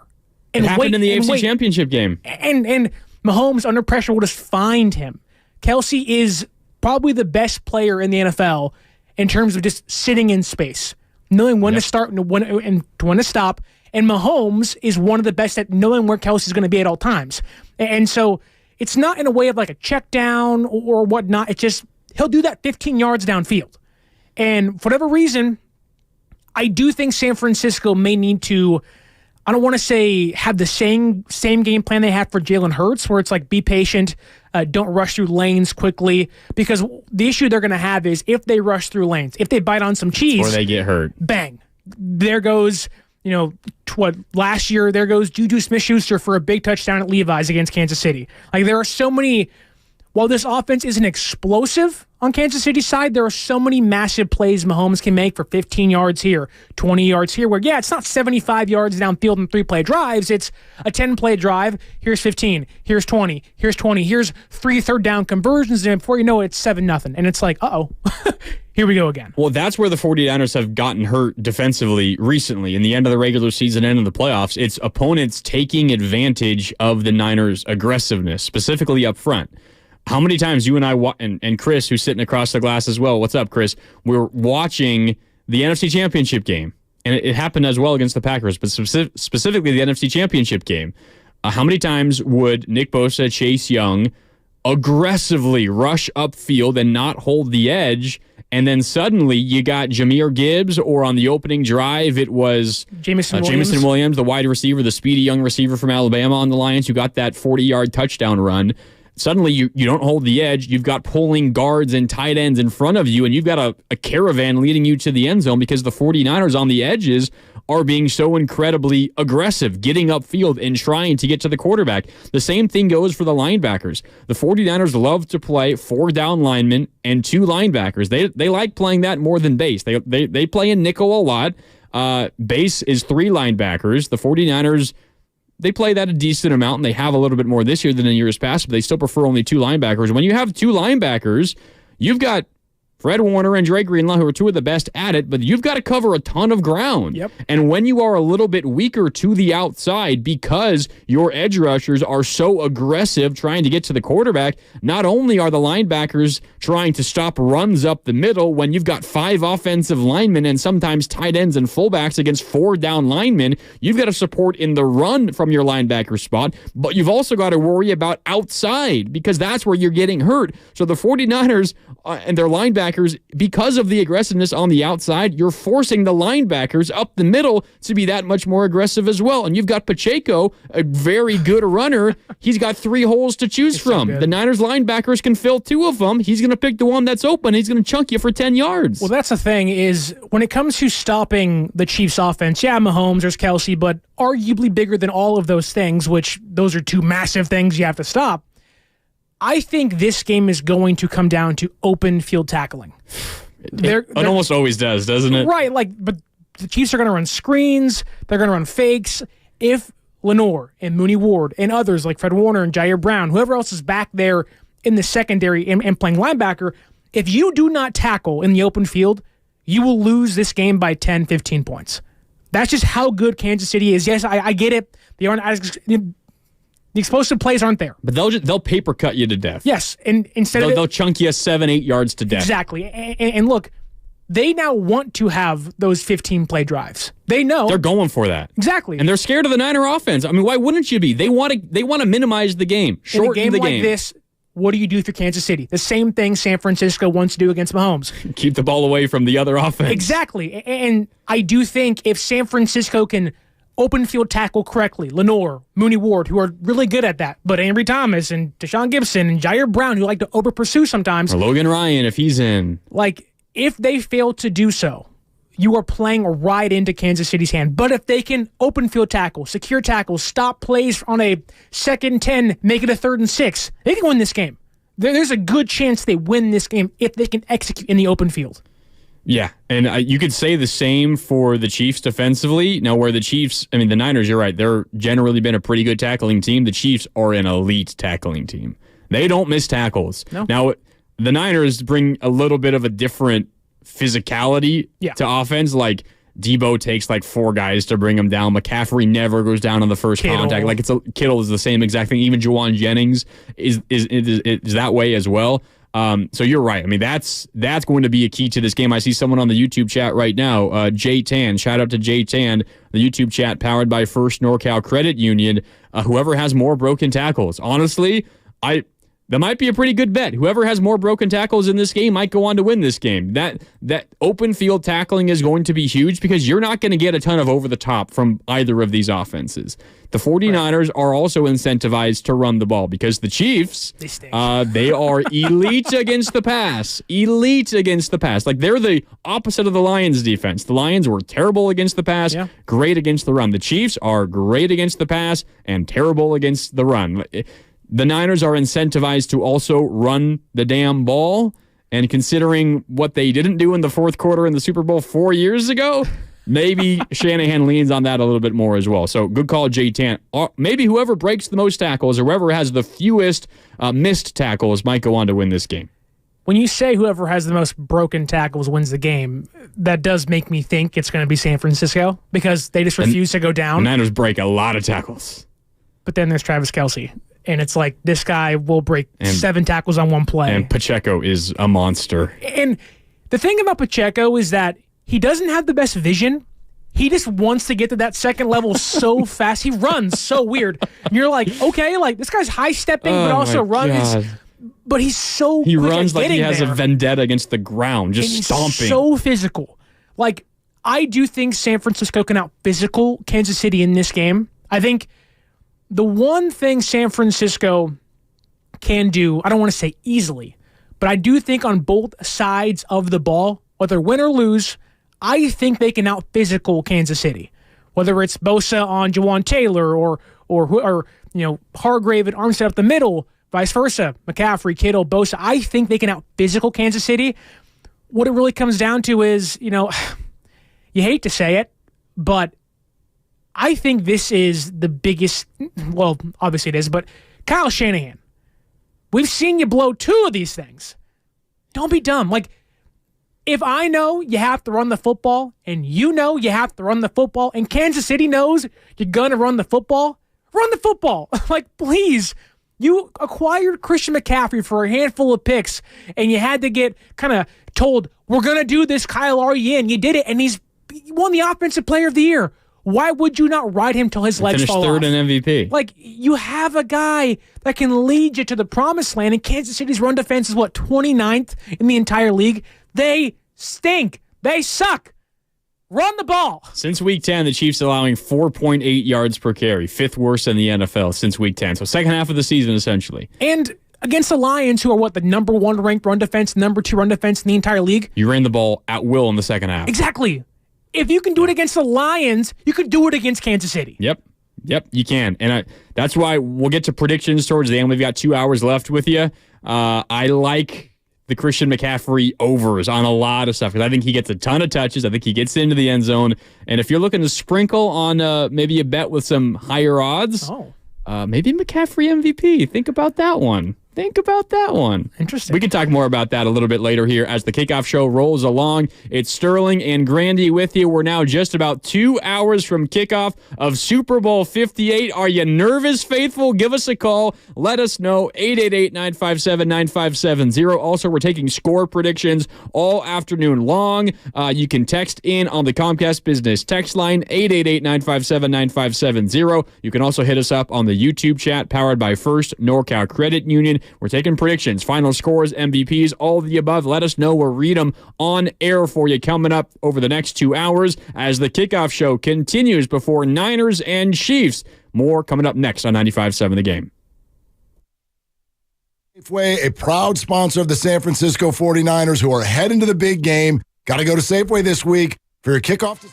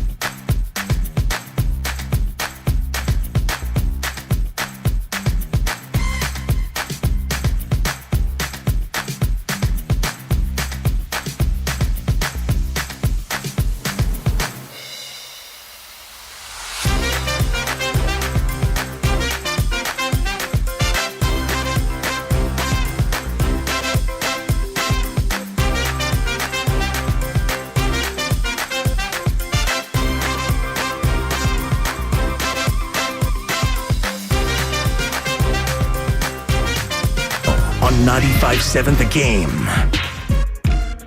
Welcome back as the Kickoff Show continues for one final time this season, the 2023 season, now into the 2024 postseason. We're less than 2 hours away from kickoff. The San Francisco Sheriff's Office countdown to kickoff clock says 1 hour, 56 minutes, 38, 37, 36, 35 right seconds this time. You didn't from say kickoff. 1 day or well, 3 now days. there's no days left.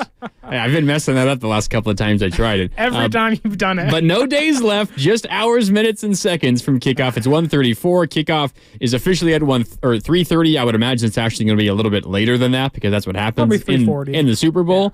But about 2 hours from right now, the game will be kicking off inside of Allegiant Stadium. Kind of funny that the Raiders are hosting this Super Bowl, and you've got maybe the two teams that Raider fans hate the most playing in the Super Bowl. And Mahomes wore silver and black today. Did he? Yeah. I did not see that. But apparently they buried a Chiefs jersey under Allegiant Stadium when it was in construction. And they were like, well, hope it gives KC bad luck. And someone went down there and pulled it out because they were like, they're playing too good against the Raiders at Allegiant. So the Raiders buried a Chiefs jersey underneath their stadium during construction? That's my understanding is they buried it there to give some kind of bad juju to Mahomes in Kansas City. It feels more like a shrine to them than anything else. It did not work at all. But I will say this. The Raiders did beat Kansas City on this year, Christmas. Right? Yeah.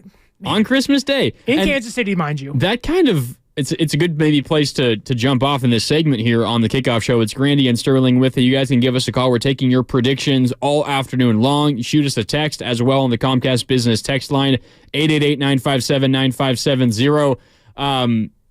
That loss for the Chiefs to the Raiders on Christmas Day, I think for a lot of people kind of signaled like, all right, we don't have to worry about the Chiefs this year. Like, and then they're struggling. They can't move the ball at all. Yeah. Their defense is pretty good, but if their offense isn't going to score, they're not going to do anything. And now suddenly they're still here. They've turned this thing around, and you kind of have opposites meeting in the Super Bowl because you have Kansas City who struggled so much in the regular season, at least for their standards. Yeah, they've only scored 30-plus 3 times this year. Yeah. And not since week 12. Yeah. Like, they're not putting up points. And it's not like their offense is playing lights out right now, but they're playing their best football. Mistake-free. Mistake-free. You're right. That's a good way to put it. The 49ers, on the other hand, were like the most dominant regular season team for the vast majority of this season. And while they are still in the Super Bowl, they haven't played their best football just yet, which is kind of like a double-edged sword because you're a little nervous that they haven't played their best football. Yeah. And you and I were talking before we got on the air here about an hour ago, just outside the studios.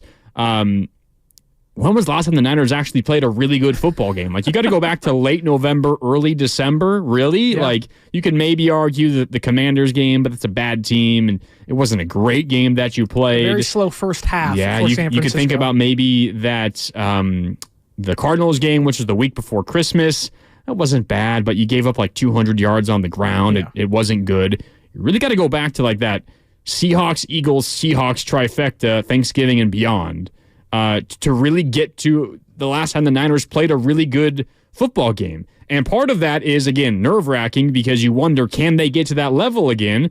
But the other side of it is, well, despite not playing their best, they've won 2 playoff games, and now they're in the Super Bowl, and you would imagine they're going to play better, which would give you a little bit of confidence. But again, at the same time, they haven't played at that level in a decent amount of time now. Do you think between these two teams, let's say San Francisco brings their B-plus game. Do they still win this one? Do they have to be A++ to win? I don't think so, but they have to be better than they were against the Packers and the Lions. Well, of course. But to me, it comes down to which team plays mistake-free football. And I'm not talking make blocks. I'm talking about if you don't turn the ball over, you're going to win. Mahomes, it's hard to get takeaways against him, but I do think if Brock Purdy, and I gave it through a pick against the Lions, and it wasn't pretty, but that was the only turnover they had in that entire game. That's what saved them in the second half. No more turnovers, almost darn near perfect execution in the second half. But I think if they play mistake-free football and don't turn the ball over, they're going to win. Like, it feels like it's going to be the first team that gives the ball away is going to lose. Which is... I mean, you're playing against the best to not give the ball away. So the Niners have committed 1 turnover in the playoffs. The Chiefs haven't committed any. Is that right?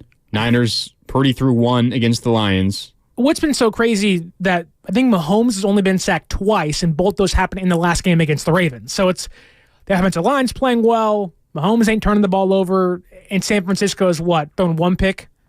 Being Purdy? Yeah. He almost threw 2 against the Packers. Like, I get there was some rain, and you want to be confident in the quarterback. The good thing is Purdy's undefeated at Allegiant Stadium. He's been amazing there. He really has. Now, Jake Moody, on the other hand, has not been, but Purdy has been pretty good out of the elements, indoors. Purdy only has 1 game at Allegiant, right? Semantics. He was really good in that game, though. New Year's last season. Yes, the Jared Stidham game. The comeback in the fourth quarter. Yeah. A rare Niners comeback in the fourth quarter. But he was now really they have a good couple in that game. He was really good in that game. That was a barn burner. That was a shootout. And that was actually Robbie Gould missing a field goal at the end of that one. You know what's so funny? Forced it to go in overtime. They could have won in regulation, but Robbie Gould actually missed a field goal. So take that, fans who want Robbie Gould back. Which led us to Jake Moody. Which is so funny because people talking about Jake Moody, I don't think this game comes down to him. Oh, man, you better hope not. Well, I mean, I'll say this. That draft pick gets justified if you win you this game. True. Like, who cares what you did against the Rams as long as you make But the minute leading up to him trotting onto the field and then the 5 or the 3 seconds the ball is in the air will feel like an eternity to every single Niner fan. I don't know if my heart could take that. Please don't let it come down to a Jake Moody field goal unless it's like a chip shot from like the 5-yard line. I still wouldn't trust it at that point. Dan Campbell, go for it, please. But it is funny that people keep pointing out Jake Moody. Well, he was great at Allegiant in college. He also missed 2 field goals against the Raiders in preseason. Like, all that to say, don't make it come down to Jake Moody. Like, don't even put yourself in a position to say, come on, Moody, go out there and win us the game. I think you have to win this game, or at least you want to be in a place to win this game by at least 4 points. Yeah. All right, let's figure out how we think this Niners team should try to defend this Chiefs offense, because I feel like so much of this matchup, and it's probably what the Niners have spent the last 2 weeks trying to figure out, and it's what Steve Wilks his challenge is figuring out how to defend Mahomes. And I feel like a lot of us, we think about Mahomes, you think about Travis Kelce, you think about this Chiefs dynasty that they've turned into, you think of the dynamic passing game. But that's really not who they are. They are a run the ball, a short passing game, yards after the catch, similar to the 49ers in that sense. So if you're Steve Wilks and the 49ers, I feel like you almost have to dare the Chiefs to beat you through the air, which is incredibly scary because you have who might go down as the greatest quarterback ever. He's on pace to do that. He's not there yet, of course, doesn't have the longevity of Tom Brady or Joe Montana or anyone, but he's on that pace. Yeah. I think the 49ers, considering who this Chiefs team is, as scary as it sounds, you also consider your issues at one corner spot, wink, wink, nudge, nudge, Ambry Thomas. I think the 49ers are going to play a lot more base defense than normal, which is 3 linebackers on the field. You pull off Ambry Thomas. You play Diamador Lenore outside when you have your base defense in, and you pack the line of scrimmage, and you try to stop the run game. And you dare Marquez Valdez-Scantling, you dare Rashee Rice to beat you down the field. You dare Kansas City to throw the ball. You stop their run game, they're not going to score many points in this game. Again, as scary as it sounds, like saying, Mahomes, I dare you to beat me through the air, that sounds like a death sentence. Feels like you're asking to get blown out. But I think that is the reality of this Chiefs team, and I think that's the hard decision that Steve Wilks and the Niners might be making today, is daring the Chiefs to beat them through the air. I think what you're trying to say is that Kansas City is unlikely to win a shootout this year compared to other years. True. Yes. Doesn't mean they're not good or they're not, or they can't win a game like that. It just seems it's not likely. But again, it does sound pretty insane. Right? It's scary. You might have to be committed by saying Mahomes, you want to make Mahomes beat you. And I think I agree. I think if you stop the run against Kansas City, you make their offense one-dimensional. Now, that might be the best one-dimensional offense in the entire league, but what it does is it almost allows you to key in on him and him alone. Now, he'll be magical. He'll do his thing. And again, saying, let's put the ball in Mahomes' hand and hope he doesn't beat us sounds crazy. But Pacheco's been so good in their offense, no pun intended, runs through the running game. Like, it really is a ground and pound attack nowadays, with Mahomes almost being this the greatest cherry on top ever. Like, he's just crazy. But I don't know if it's base defense. All I know is you can't play too much zone. You got to have Mooney Ward guard Rashid Rice, and you have to either bracket Kelsey with Gibson or whoever. All I know is if you run a ton of zone, which San Francisco loves to run zone, you're just giving Mahomes and Kelsey the entire field to work with. And if you do that, you're going to lose. One thing that the 49ers may have going for them in this one is that Kansas City is without Joe Thuney, left guard. He's not playing in this game, so you got a big hit to the offensive line for the Chiefs. I would imagine Nick Allegretti is going to slot in and start at that left guard spot. As backup offensive linemen go, pretty good. But, I mean, that offensive line, particularly on the inside, the middle three, Thuney, Humphrey, and then Creed Humphrey. Creed Humphrey is Boomer really Sooner, good. baby. But Thuney, Humphrey, and Smith, that's Trey Smith. Donovan Smith is their left tackle. Trey Smith at right guard. That's pretty good on the interior. You're not gonna have to worry about Joe Thuney. But that's where the Chiefs make their money. Like the 49ers, they can run up the middle, but they like to run to the outside. And where the Niners are weak defensively against the run is those outside runs. Oh, yeah. It's what Green Bay did against them. It's what the Lions did against them. The famous play, I think, that so many of us have been introduced to in terms of like the breaking it down play by play, the X's and O's. The scheme of it is the pin pull, right? Where you got a couple of pulling linemen and a tight end. You've got a tight end on one edge or the wide receiver coming over and pinning Nick Bosa or Chase Young on one edge, and then you've got blockers ahead, whether it was Aaron Jones for the Packers or David Montgomery or anybody else for the Lions. That's where the Niners were beaten time and time again recently. The Chiefs can do that, but their bread and butter is running straight up the middle. And where the Niners are a little bit better defensively is against runs between the tackles. And now the Chiefs are down one of their interior offensive linemen. So there are, I think, some signs pointing towards the 49ers, specifically in the Chiefs' rushing attack. Where they like to run the ball, the Niners generally are a little bit better defensively. And if you do play more base defense, you bring Oren Burks in and play 3 linebackers instead of 5 defensive backs, I think that works out a little bit better for the 49ers. But again, this is also an offense in Andy Reid who's going to get very creative and he's going to find your weaknesses. That's just what he does. He's like a Kyle Shanahan. Yeah. Who, when you give him 2 weeks to prepare, he's going to find your weaknesses and he's going to get some pop plays in that sense. You're going to give up points in this game. You're going to give up yards. I think both these offenses are going to be largely successful, Sterling. It's just they're going to be long, drawn-out drives that take time off the clock, and neither of the offenses are going to be in that huge of a rush. So it might ultimately, at least in my opinion, be a little bit more low-scoring, but you're going to come out of this game feeling like both offenses did almost what they wanted a lot of the time. Eric Armstead and Javon Kinlaw, I think, are the 2 players on San Francisco's defense that can alter this game the most. We talked about Fred Warner and Greenlaw in the secondary having to tackle in open space, but if Hargrave and even Javon Kinlaw can get in the backfield, can stuff some runs early, can alter Kansas City's game plan to make them have to make second-half adjustments, whether it's stopping or just limiting Pacheco, and I guess now McKinnon as well, if you can play on the line and just contain. You don't have to stop. Just contain. Make it a 3rd and 8. Make it a 2nd and 10. Make it a second, whatever it is. Don't allow Pacheco to average 5 yards a carry. No, you cannot. If you can hold him to 3 and you have 3, 3rd and 6, 3rd and 8, you're going to make a Chiefs offense that is good, but has struggled to be consistent this year. You're going to make them have to beat you. And I think for Hargrave, you paid Hargrave all that money. You're paying Armstead all that money. Get home. Make a play. This is the biggest game of your life. You've both been there twice, and you both have lost once apiece. Get home. And both to the Chiefs. Exactly. Even though they're on different teams. Here's the thing. As Niner fans, we know that bitterness of, Kansas City, you can't stand them, Mahomes and Kelsey, Taylor Swift, ew. But if you're a player like this Niners team has, Warner, Armstead, Bosa, everybody else who lost to that Kansas City team in 2019, now Hargrave, who was on the Eagles team last year. Lost to this Kansas City team. You cannot tell me when you line up against them, all you can see is red of, I got to get home. I have to execute my job to perfection. All you need to know, all you need to do is your job. That was the Patriots mantra for forever. Do your job.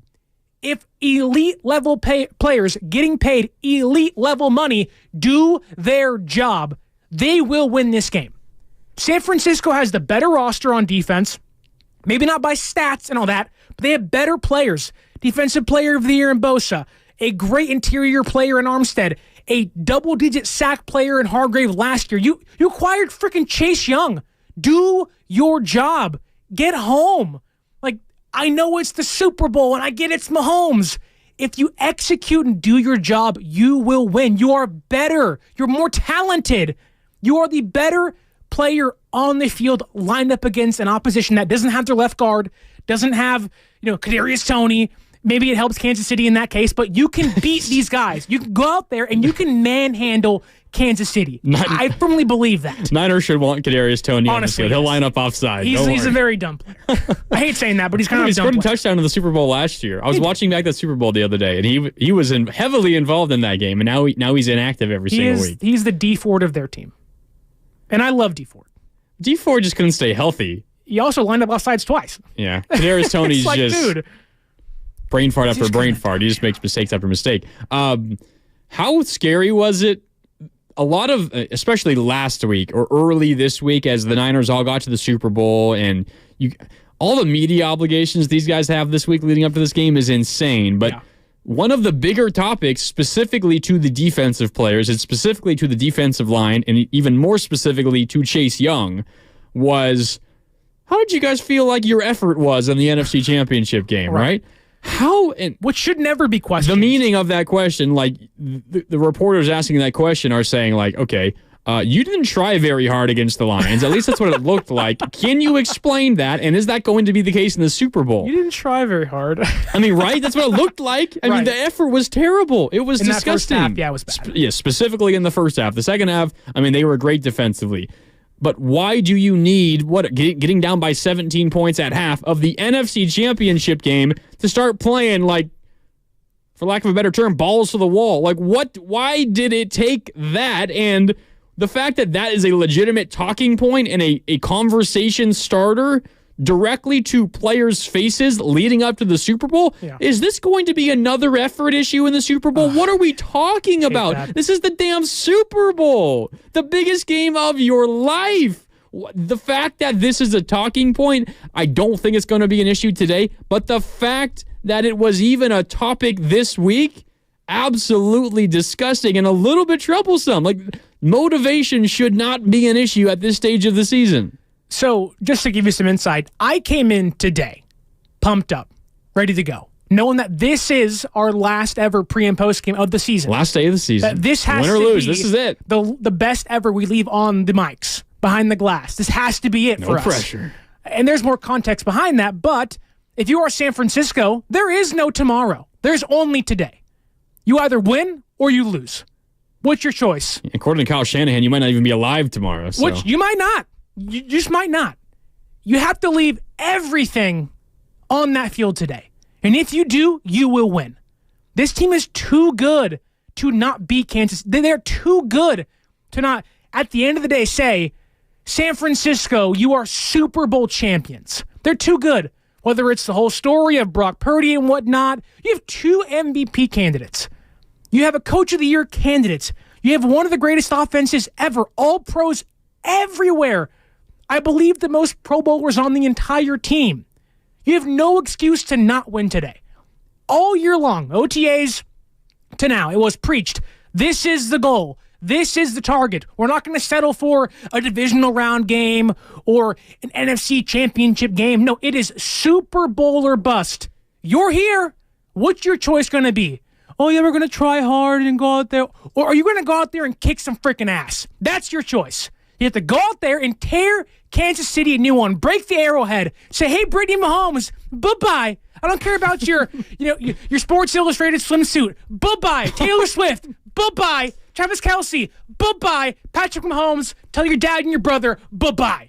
Like, you have to win today. This team is not going to exist the same tomorrow. Ayuk could be gone. Chase Young gone. Gregory, they could all be gone. You may never, ever get back here. It's been nearly 30 years. You have to take advantage of the opportunities when you have them. Today, Leave everything you have out there. If you do, you will win. As I said to begin the show, 10,605 days ago, Sterling, the last time the Niners franchise hoisted a Lombardi. You don't know when your next chance is going to be. No. As a player, this might be your only. If you've never been, if you're Chase Young, this might be your only chance. If you're Armstead, if you're Bosa, if you're Hargrave, you've been there before, who knows? You might not ever get back here again. This could be Trent Williams' last chance. You're right. That's the best one of all. And here's the thing.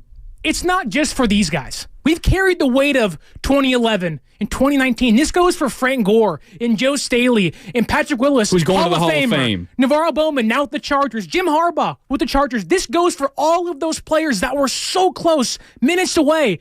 We've carried that weight, and so have they. Let's vindicate that feeling of frustration. Let's go out there and win a freaking Super Bowl for the legends that have come through the halls of Levi Stadium in Candlestick. This game means everything to us. It means everything to them, and it should mean everything to the players playing today. Yeah, and let's not have another era of Niner football where the greats of this organization are ringless. Because for a decade now, it sucks that we couldn't get Patrick Willis one. Navarro Bowman didn't get one. You're right. Frank Gore didn't get one. Joe Staley didn't get one. That field in Miami, but not being a champion, and then retire. Hurt my heart. Yeah. Don't make that be Trent Williams. Don't make that be Fred Warner. Don't make that be Dre Greenlaw. Don't make that be George Kittle, who, when he lost in the Super Bowl 4 years ago, said, I will be back here, and I will be back here with a vengeance. Guess what, George? You are back here. You are back here, but guess what? You don't know if you're getting another chance, George. You know how hard it was to get back here? Kyle Shanahan, George Kittle, and everybody else that hold over, Fred Warner, Dre Greenlaw, Deebo Samuel, all these guys who were on that team last year, losing in consecutive NFC championship games, dealing with all the injuries the year after the Super Bowl. Torn ACLs, torn UCLs. You might not get back to this opportunity. You might not get back to this game again. And for you and I, Sterling, and for Chris, and to all of the Niner fans, like around age 35 or younger, who maybe were alive but don't remember winning a Super Bowl, I want to know what it feels like. Yeah. I've never felt it. It's time. It's 10,605 days ago, Sterling. This franchise, this organization, this region has waited long enough. Walking to BART today, down 24th Street, in the Mission, my neighborhood in the city, Niner jerseys everywhere, red and gold everywhere, sides of bars painted red and gold, Niners in big block letters. This city is ready. Finally, it's been nearly 30 freaking years, 10,605 days. It is freaking time, Sterling. I've seen my Giants win 3 World Series. I've seen the Warriors win what feels like all of the NBA Finals in the past decade.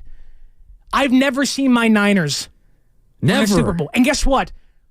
The Warriors means a ton. They have 4 championship rings now. Kevin Durant, Curry, one of the greatest of all time.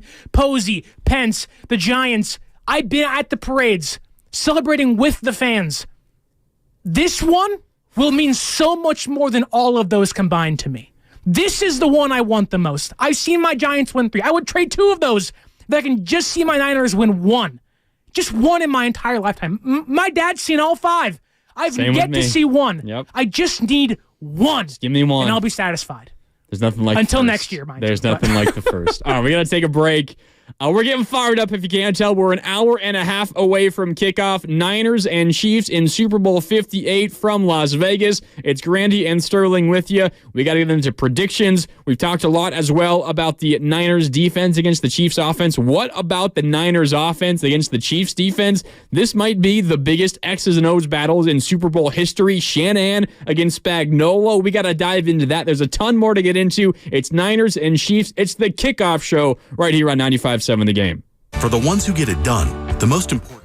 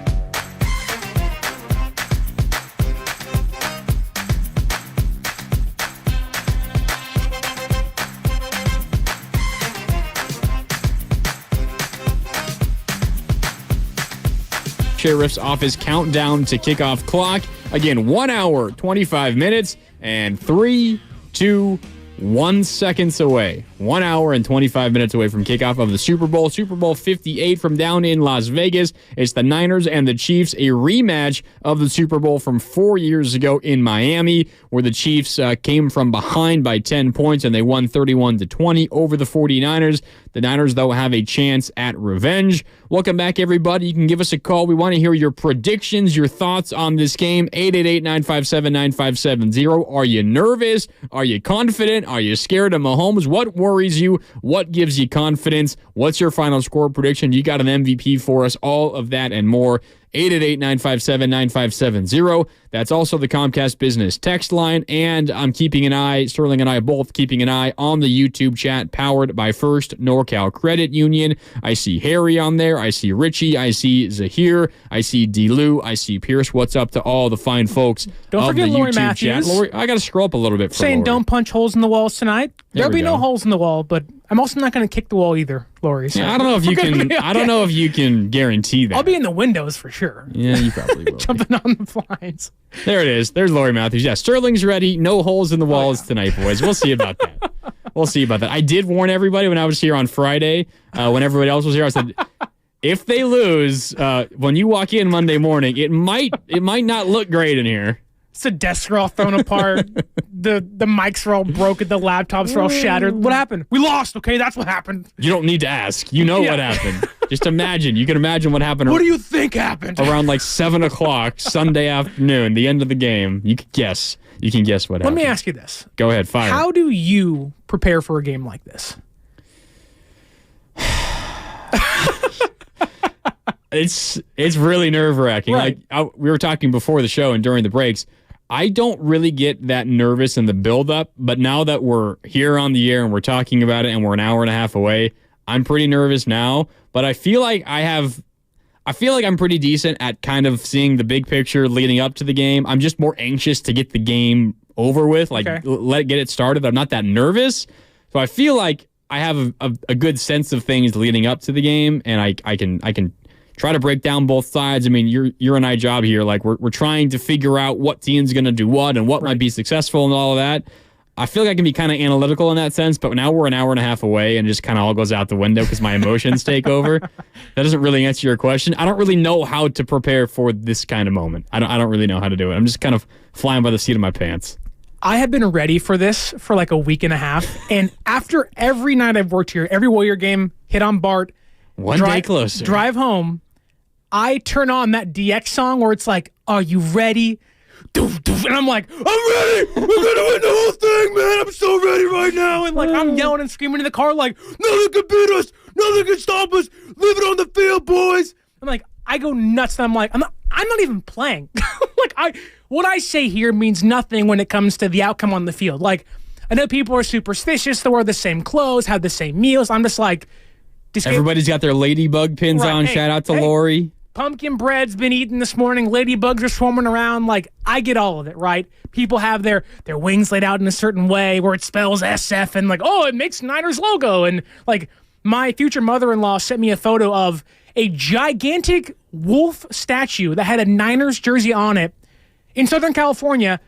That was holding like a skeleton at Patrick Mahomes' jersey. Like, wow. Niner fans in Southern California are ready for this game.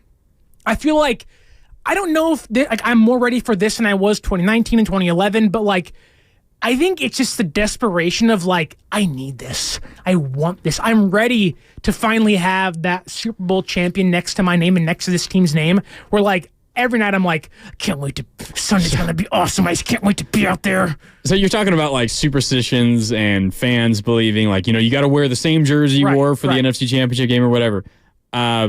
So I texted both of you guys this morning because I was picking up a burrito to bring here for the Super Bowl, and I ended up getting Chris one. Sterling didn't want one. I don't really know why. I have my chicken and rice. Don't worry about it. So I ended up getting Chris and I a burrito. And Chris, yours is in the fridge, by the way. Feel free to break into it whenever. But anyways. I hope it's still there. You better hope so. Maybe the KCVS people stole it from you, Chris. So I go in. I live in the Mission District, so there's burrito places all over the place. And I walk a couple blocks away to my favorite one, and it's one where they like rip off the bottom of like the receipt and they give you the little number, right? And then they call your number. My number today, the last two digits of my receipt, 49. It's a sign, Sterling, right? I'm going to see if I can. I took a picture. I'm going to see if I can hold it up for the YouTube chat to see. I will say this, though. Let's see. When I got gas this morning. 49. It's backwards for those of you, but. When I got gas this morning, I made sure the total came out to $49.49 for my own reasons. I was like, I have to make sure that it's all 49ers today. I was in church this morning, and they were like, we get it's a big day. And I was like, what do you mean a big day? It's the biggest day of my entire life. Everything I am ends or lives today. This means everything to me. And I was like, it's not a big day. Everything from the moment you wake up to the moment your head hits that pillow has to be Niners, Niners, Niners. Everything has to be. So when you're filling up on gas, do you go into the cashier and say, I would like $49.49? He'd be like, what? We can't do that, sir. You want $50? No, I swiped the card. I pumped it. I was like, I gotta make sure. And you got it down to the cent? I got 12 and a half gallons in, probably overflowed the tank, but I was like, it has to hit 49. It's overflowing. I pulled the pump out, gasolines everywhere, and I'm like, no one look at me, I swear. It has to say 49. But yes. And you got the job done. So we're doing our part is what we're saying. I'm doing my part. I'm doing my part. Can't finish it. If you know the I Think You Should Leave show with Tim Robinson, that's the famous that's great. Famous GIF or meme that's going around. But it's just too good. I digress. I gotta make money out of this. Tim Robinson, I suggest checking out the show. Big Lions fan, by the way. So we had to upset him a couple of weeks ago. Maybe he's pulling for the Niners now. They might be one of those teams that says, hey, you beat us, go ahead and win the whole thing. If I was a Lions fan, I would have a difficult time watching this game. I guess the way that game ended, yes. Yes. But, I've heard a lot of people, other fan bases, Eagles fans more importantly, saying, wow, this game is awful. I'm not pumped at all. This is the least, or the most, or the least amount I've been pumped for a Super Bowl game ever. Well, everyone wanted Ravens-Lions, and now you got Chiefs-Niners. Why? That game would be so boring. The game would be 10-10. How awful would that be? That Rams and Patriots Super Bowl where it was 13-7, 6, whatever it was awful. That's what that Ravens-Lions game would have been. Just running everywhere. We are less than an hour and a half away from kickoff. That does mean we officially have the inactives for the game today. Not really any surprises for the Chiefs. Kadarius Toney is inactive. Good. That's probably the biggest name there. For the 49ers, Ronnie Bell is inactive. Samuel Womack is inactive. Wow. Jalen Graham is inactive. Matt Pryor is inactive. Alex Barrett, T.Y. McGill, a couple of veteran defensive linemen. Brandon Allen is the emergency third QB, but he's technically inactive. Does that mean Willie Snead's not inactive? He's not inactive, so I guess he is active. Interesting. But yeah, Ronnie Bell, Samuel Womack, Jalen Graham, Matt Pryor, Alex Barrett, T.Y. McGill, and Brandon Allen inactive for the 49ers today as they get ready for Super Bowl 58. If San Francisco starts off with the ball, do you think Shanahan puts Debo back there for the return? I mean, he did leading up to this. I think he might. I mean, this is going to be a Debo game, too. Is it, though? Well, I think it's a Debo game in the sense of he's going to get a couple of carries and he's going to get a lot of short catches and he's going to turn them into chunks. Maybe the one thing that worries me about our offense in this game, and it goes back to that Ravens game, where there was a clear-cut design. We're going to get Debo involved early, and the Ravens said, fine, we're just going to put 9 guys at the line of scrimmage and make you beat us. And it worked, and they killed us. Purdy threw 4 picks. Now, there's some ones in there say weren't his fault or whatever, but my big concern is that they know we're going to feed Debo a lot, and that comes back to bite us. I think this game is going to be a Brandon Ayuk game. Really? The Chiefs have had a hard time guarding number 2 receivers all year long. Now, there's a case to be made that maybe Debo is the number 2 receiver in the offense, but if that is Ayuk, he going to do some cooking. They were giving up 125 yards, 130 yards to Joshua Palmer of the Chargers. Those corners are pretty good. They're really good, but Ayuk is maybe the best route runner in the entire league. Snead and McDuffie. They're great, but also McDuffie plays a lot of nickel, which isn't going to be on Ayuk most likely. I do think they're going to have Snead on Debo a lot because of the physicality of those 2 players. I think that means Ayuk, who I think with Debo on the field gives him so many options to work with. I would not be surprised if Brandon Ayuk has 5 catches, 70 yards, and 2 touchdowns in this game.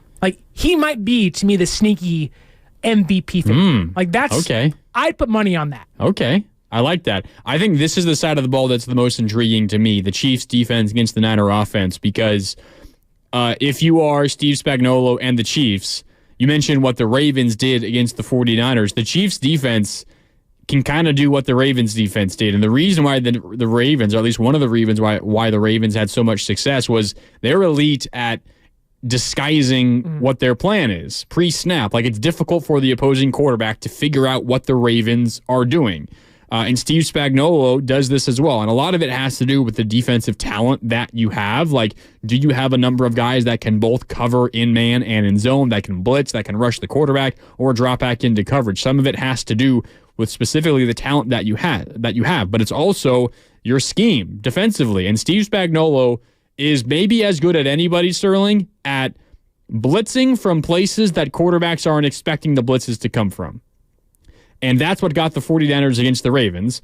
And interestingly enough, the Niners, in the way that they set up offensively, it almost makes it easier for defenses to hide their true intentions. Because the 49ers, they play as compact of a scheme offensively as anyone in the NFL. Yeah. And what I say by compact is, I mean, you don't really have a ton of guys split out wide. A lot of bunches. You got guys close to the line of scrimmage. You've got tight end, 2 tight ends. You got a fullback in there. You've got Debo in one slot, maybe Ayuk in the other. Everyone is relatively close to the line of scrimmage and to the tackles, the left tackle and the right tackle. What does that do for defenses? It allows the defense to all be close, matching up against all of the other offensive weapons. And as a result, you're able to move pieces around so much more. And say you've got McDuffie lined up in the slot against Debo.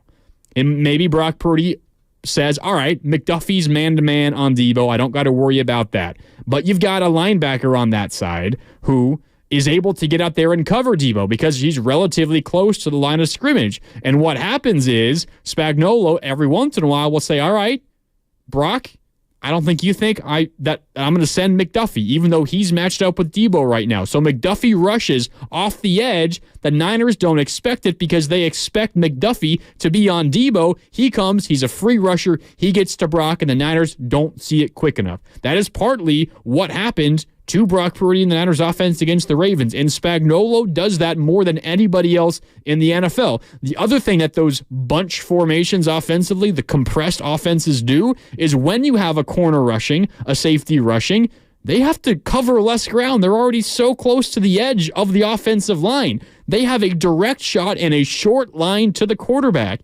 So maybe the 49ers go a little bit against what they like to do, and maybe they spread things out a little bit more, and maybe that opens things up for Brandon Ayuk a little bit more, as you're talking about. But it is interesting because the Niners and the way they like to run their sets offensively, it almost encourages and makes it easier for the Chiefs to do what makes them good, which is disguise man versus zone and not let the opponent know where the blitz is coming from, because you've got so many guys who could cover the Niners' weapons because they're so close to the line of scrimmage. In a way, it's almost like the Shanahan-Spagnuolo matchup is going to be the determining outcome. It's not going to be. I think it's the biggest matchup in this game. And Spagnuolo, people forget. You got maybe the best offensive mind and maybe the best defensive mind in the NFL. Well, Spagnuolo was the D coordinator for the Giants when they beat the Patriots twice. Like, he was the guy.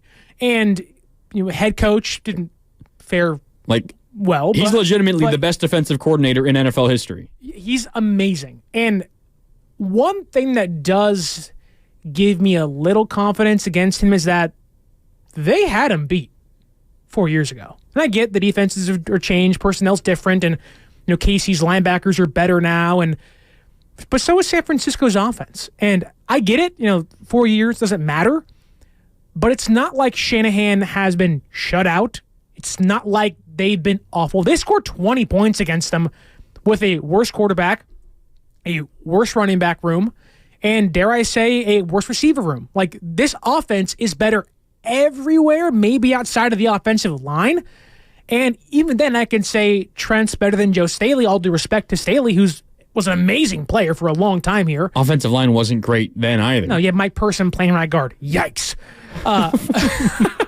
But it's not like Spagnuolo has owned Kyle Shanahan. Yes, I get it. 10 minutes go by, you blow a lead, you lose. And a lot of that is on Kyle. And that gets me back to my point from earlier, was that this game comes down to, can Kyle Shanahan not only run the football successfully, but can he stick to it? If they can stick to it and not zig when the world says zag and just play your game, they can beat this Chiefs team. Like, Chris McCaffrey is, or had, one of the greatest years ever for an offensive player. 23 total touchdowns, including playoffs this year. Run him till his legs fall off. Like, he is your horse. Let him be your Terrell Davis. Everyone talked about, Kyle has to find his John Elway. No, that's going to be Trey Lance. And whatever, that didn't work out. But I think the reality is he didn't need his Elway. Purdy's great and all. Purdy's MVP finalist, but he needed his Terrell Davis. It took his dad, Mike, until he got TD to win. He also needed Elway. Right. I'm not saying you don't need to have a good quarterback. I'm just saying that to get you over the hump. Yes, Purdy's better than Jimmy G. We know this, but you need to have an elite level runner in the Shanahan offense to win big games. He has that now. And I think, go back to the Lions game. When CMC falls on his head, that run puts that game away. Massive run. You have a player now that other defenses cannot account for, can't stop. You didn't have that in 2019. You had Emmanuel Sanders, rookie Debo, really good Kittle, but not this George Kittle yet, and not this quarterback. You have a weapon. I'm a big nerd, so you have your Weapon X, you have your Wolverine. You can't stop him. Use him over and over and over and over and over again.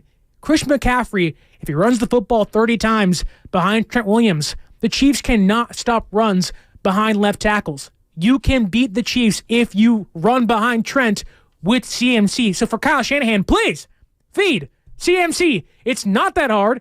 It really is the most simplistic game plan ever conceived. Use your best players in the biggest moments. Yeah, so you mentioned the Niners running behind Trent Williams at left tackle. The 49ers, number 2 in the NFL in adjusted line yards when running behind Trent Williams.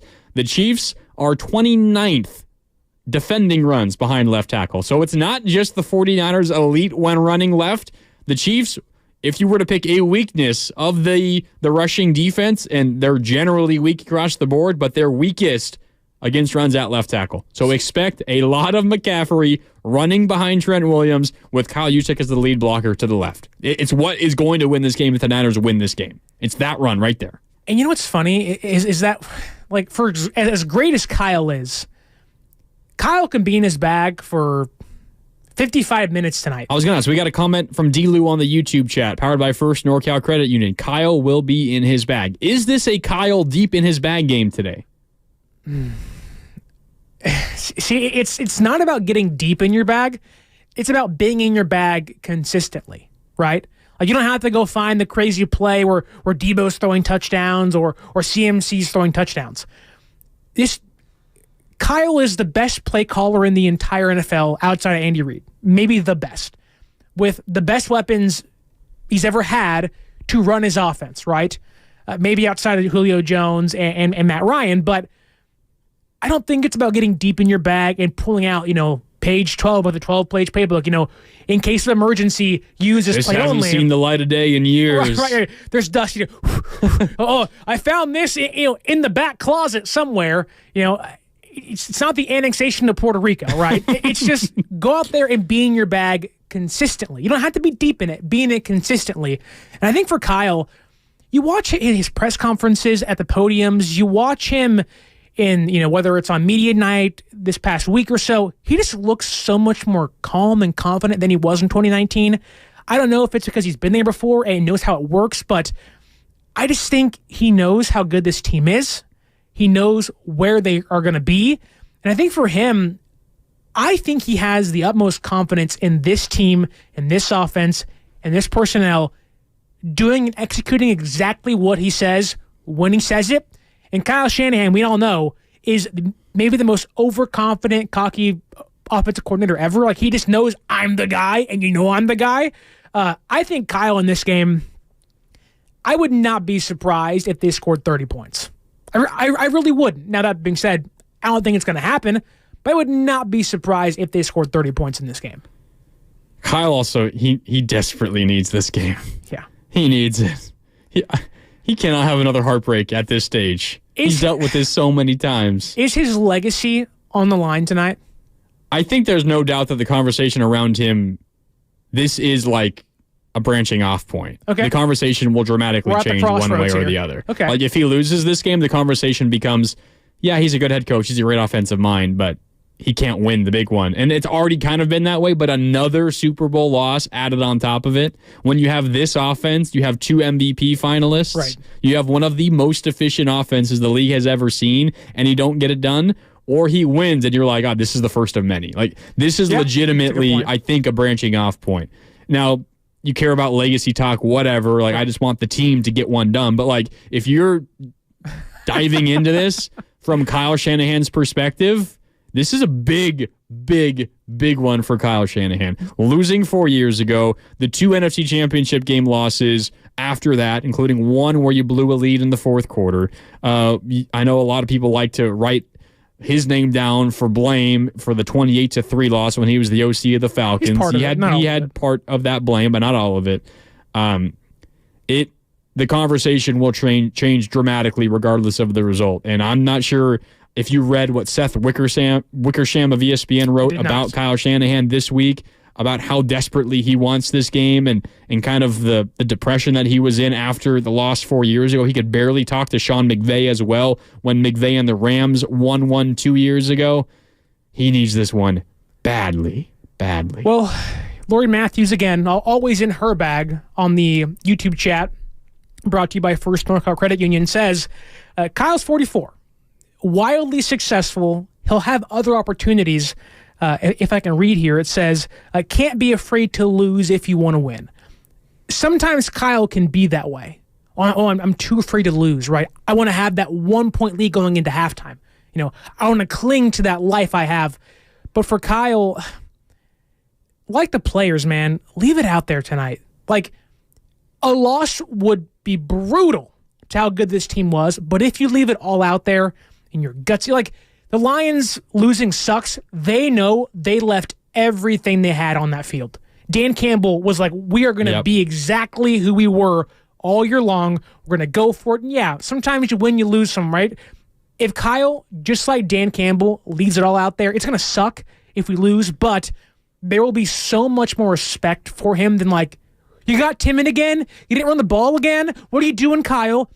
Like your players, do the same thing. Leave everything out there. And after what happened in the NFC Championship game, I don't think the Niners should have any problem doing just that. All right, we got to take a break. We've got an hour left with you here on the Kickoff Show, and the San Francisco Sheriff's office countdown to kickoff clock says we are 1 hour, 2 minutes, and 5 seconds away from kickoff of Super Bowl 58. Niners, Chiefs, an hour away. We've got more kickoff. It's Grandy and Sterling with you on the Kickoff Show next on 95.7 The Game. Hey, what's going on? It's Willard and Dibs.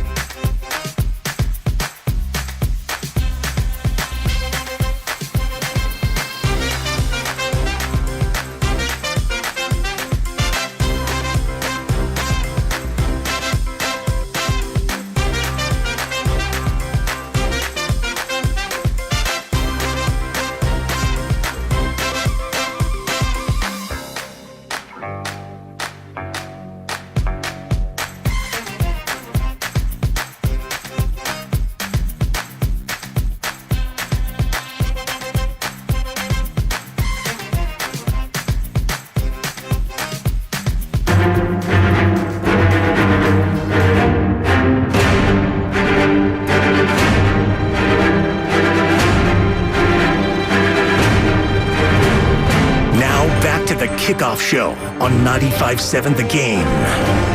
Avengers! Assemble!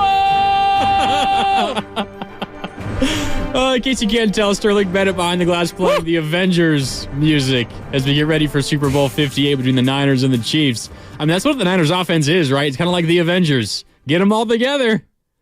Get them all together. Does that mean Kyle Shanahan's vision? Or is he Iron Man? Yeah, he's Iron Man. So what's Brock Purdy? Oh. Because CMC is Captain America, right? Trent Williams is the Hulk. Trent Williams is the Hulk. Well, Kittle is Thor, obviously, with the hair. Brock Purdy is Spider-Man? That's good. That's good. Fred's probably the young kid, right? Fred's probably like Black Panther, right? Yeah. Okay. Who are we missing? Who's Black Widow? Jake Moody? Who's Hawkeye? Well, Hawkeye's obviously Sam Darnold. No one cares about him. Jeez. Oh, man. All right, we're less than an hour away from kickoff. The San Francisco Sheriff's Office countdown to kickoff clock, 54 minutes and 32 seconds away. We're watching some of the pregame coverage right now. Christian McCaffrey and company warming up on the Allegiant Stadium grass. Niners wearing their road white jerseys. You and I were talking between segments during the break. You hate them. I really wish the red look is so much nicer. I wish they were the home team, the unofficial home team, and wearing the red jerseys. But historically, the teams wearing white have a ton more success in the NFL. They do. In the Super Bowl. They do. So, and look, I will take any amount of luck we can get. Well, the last time, as you mentioned earlier, the last time these teams met in the Super Bowl 4 years ago, same jersey matchup, and we know how it went. Same teams, same jerseys, same refs, different result. There we go. That's what we want. There we go. I want to talk a little bit more about the Niners offense and the attack against Steve Spagnuolo and the Chiefs, because I really don't think that we are giving the Chiefs defense enough credit. I was talking to you before we went on the air here when it was Evan and FP still here doing the pregame show, and they did a great job for 4 hours beginning at 9 in the morning. Spagnuolo was like a mad scientist defensively. Yeah. And like he's the perfect foil to what Kyle Shanahan is. Like you have the two preeminent minds on either side of the football going at each other in this game. And I was watching back some of the tape of the AFC Championship game. And make no mistake, the Chiefs won that game because of their defense. Their offense did nothing after like their first two drives. They scored on their first two drives, and we were here watching that game. We were on the air for the first half of that game. We were sitting here being like, all right, looks like it's going to be a shootout, surprisingly enough. But then the defenses figured things out. The Chiefs did nothing offensively in the second half. It was their defense that kept giving them the ball back over and over and over again that won them the game. And there's this one play that stands out to me more than anything else, and it's part of what we were talking about earlier with the Chiefs being able to disguise blitzes and coverages and the Niners needing to be able to have a way to figure out who's the hot man, where the blitz is coming from, and where you're going to with the ball. There's this one play the Chiefs ran, I think it was on third down against the Ravens, where you've got a receiver to either side for the Ravens against the Chiefs, and you've got two back safeties. I think they're playing cover 2, so you got two safeties playing zone over the top, and then you've got your corners lined up on either side guarding the two receivers that are out wide, one on either side of the formation. But one of the receivers on the left side of the formation was relatively close to the line of scrimmage, similar to what we were talking about with the Niners running that a ton. What that does is that corner on that wide receiver is able to come and blitz the quarterback and not have to travel that far because that receiver is relatively close to the quarterback already because they're lined up so close to the edge of the line of scrimmage. And what the Chiefs did was they brought that corner on that left side. They brought him unblocked. He gets home to Lamar Jackson. But what the Ravens weren't sure and did not know what was going to happen was the way the Chiefs make up for blitzing a corner who looks like he's matched up man-on-man with one of those wide receivers. So what the Chiefs did is they brought the corner from the left side and he sacks Lamar Jackson. The safety on the left side comes down and takes that corner spot. So he's guarding that receiver. Then the safety on the right side of the formation comes over and shifts to take the spot of the safety who dropped down. And then the corner on the right side drops back and takes that other safety spot. And then you have a defensive end go out in the flat and cover that area of the defense. So if you watch that play from the bird's eye view, you see all 4 Chiefs defenders in motion at the same exact time, like they're attached on a screen, by a string. And what that does is you get a free blitzer from a spot that Lamar Jackson wasn't sure that it was going to come from, and you don't give up anything elsewhere because you are dropping guys that the Niners, or in this case, the Ravens, were expecting to come, and you're bringing a guy that you were expecting to go back and drop back into coverage. It's what the Chiefs do so well, and it's why this matchup, Spagnuolo versus Shanahan, is so intriguing because you know both guys are going to have tricks up their sleeves, and you can... I guarantee you, Shanahan and the Niners offense watch that tape. They know the Chiefs are going to bring that out at some point, and who is better at finding answers to problems that defenses present? It's Kyle Shanahan. I think these two guys, Shanahan, Spagnuolo, they will be adjusting off of each other all game long, and it's going to be a chess match. I know we say that a lot whenever you have 2 weeks to prepare for games like the Super Bowl, like you do in the Super Bowl, but specifically these two guys who are innovating every single week. I am so excited to watch that specific matchup in this game. It's almost like Charles Xavier, Professor X against Magneto. Yes. Like they know each other so well. It's going to be hard to get the advantage either way. I will say this, for Kyle Shanahan against this Chiefs defense, it's going to be tough to hit those explosive plays that he likes, but you have to be intentional with them. If you sit back and you just take, well, it's first down, let's try something here. No.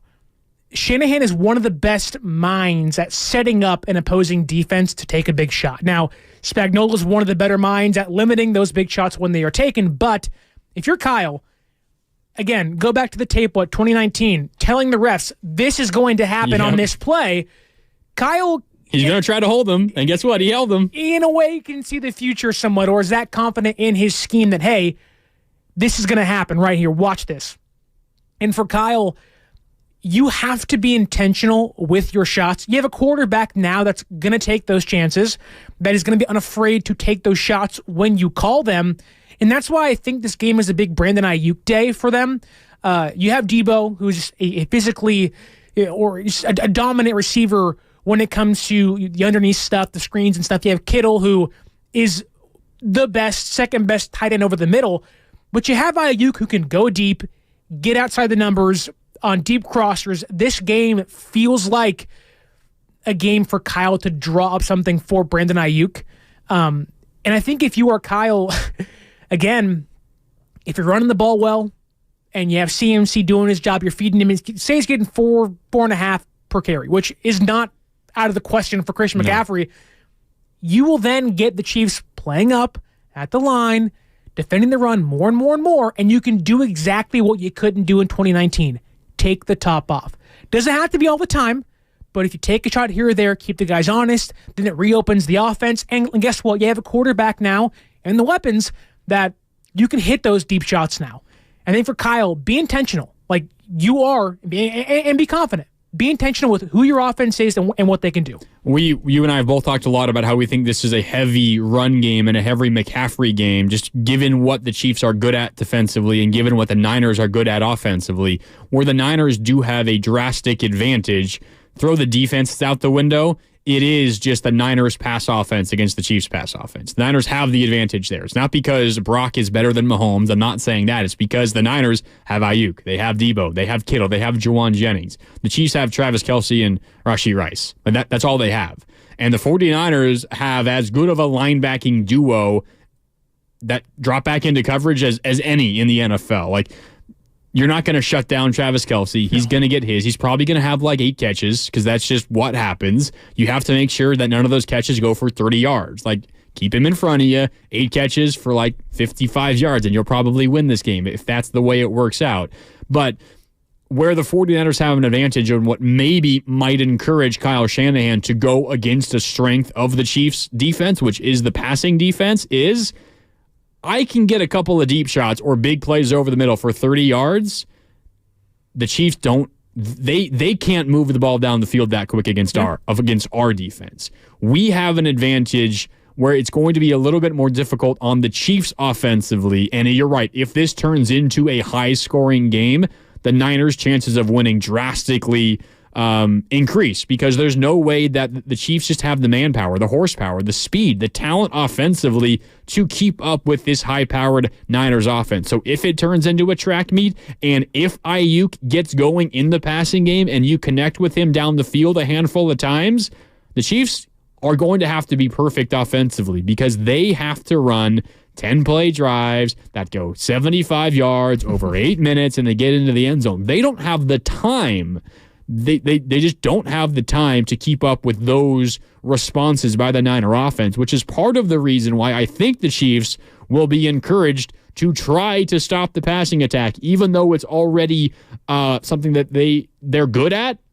And I think that's going to open up more things underneath, both for McCaffrey on the ground and then in the short passing game. I think we see a ton of reverses, end arounds, wide receiver screens, bubble screens. You see the little pocket pass, the shovel forward from Mahomes and from Purdy to Debo, to Rice, to whoever it is. I think we see a lot of those passes that are really more extensions of the run game as well. All of that, to me, sets up exactly what you want. And at some point, you take a shot. Christian McCaffrey, up the seam. Did it in OTAs, did it in practice, did it in training camp, did it against Dallas.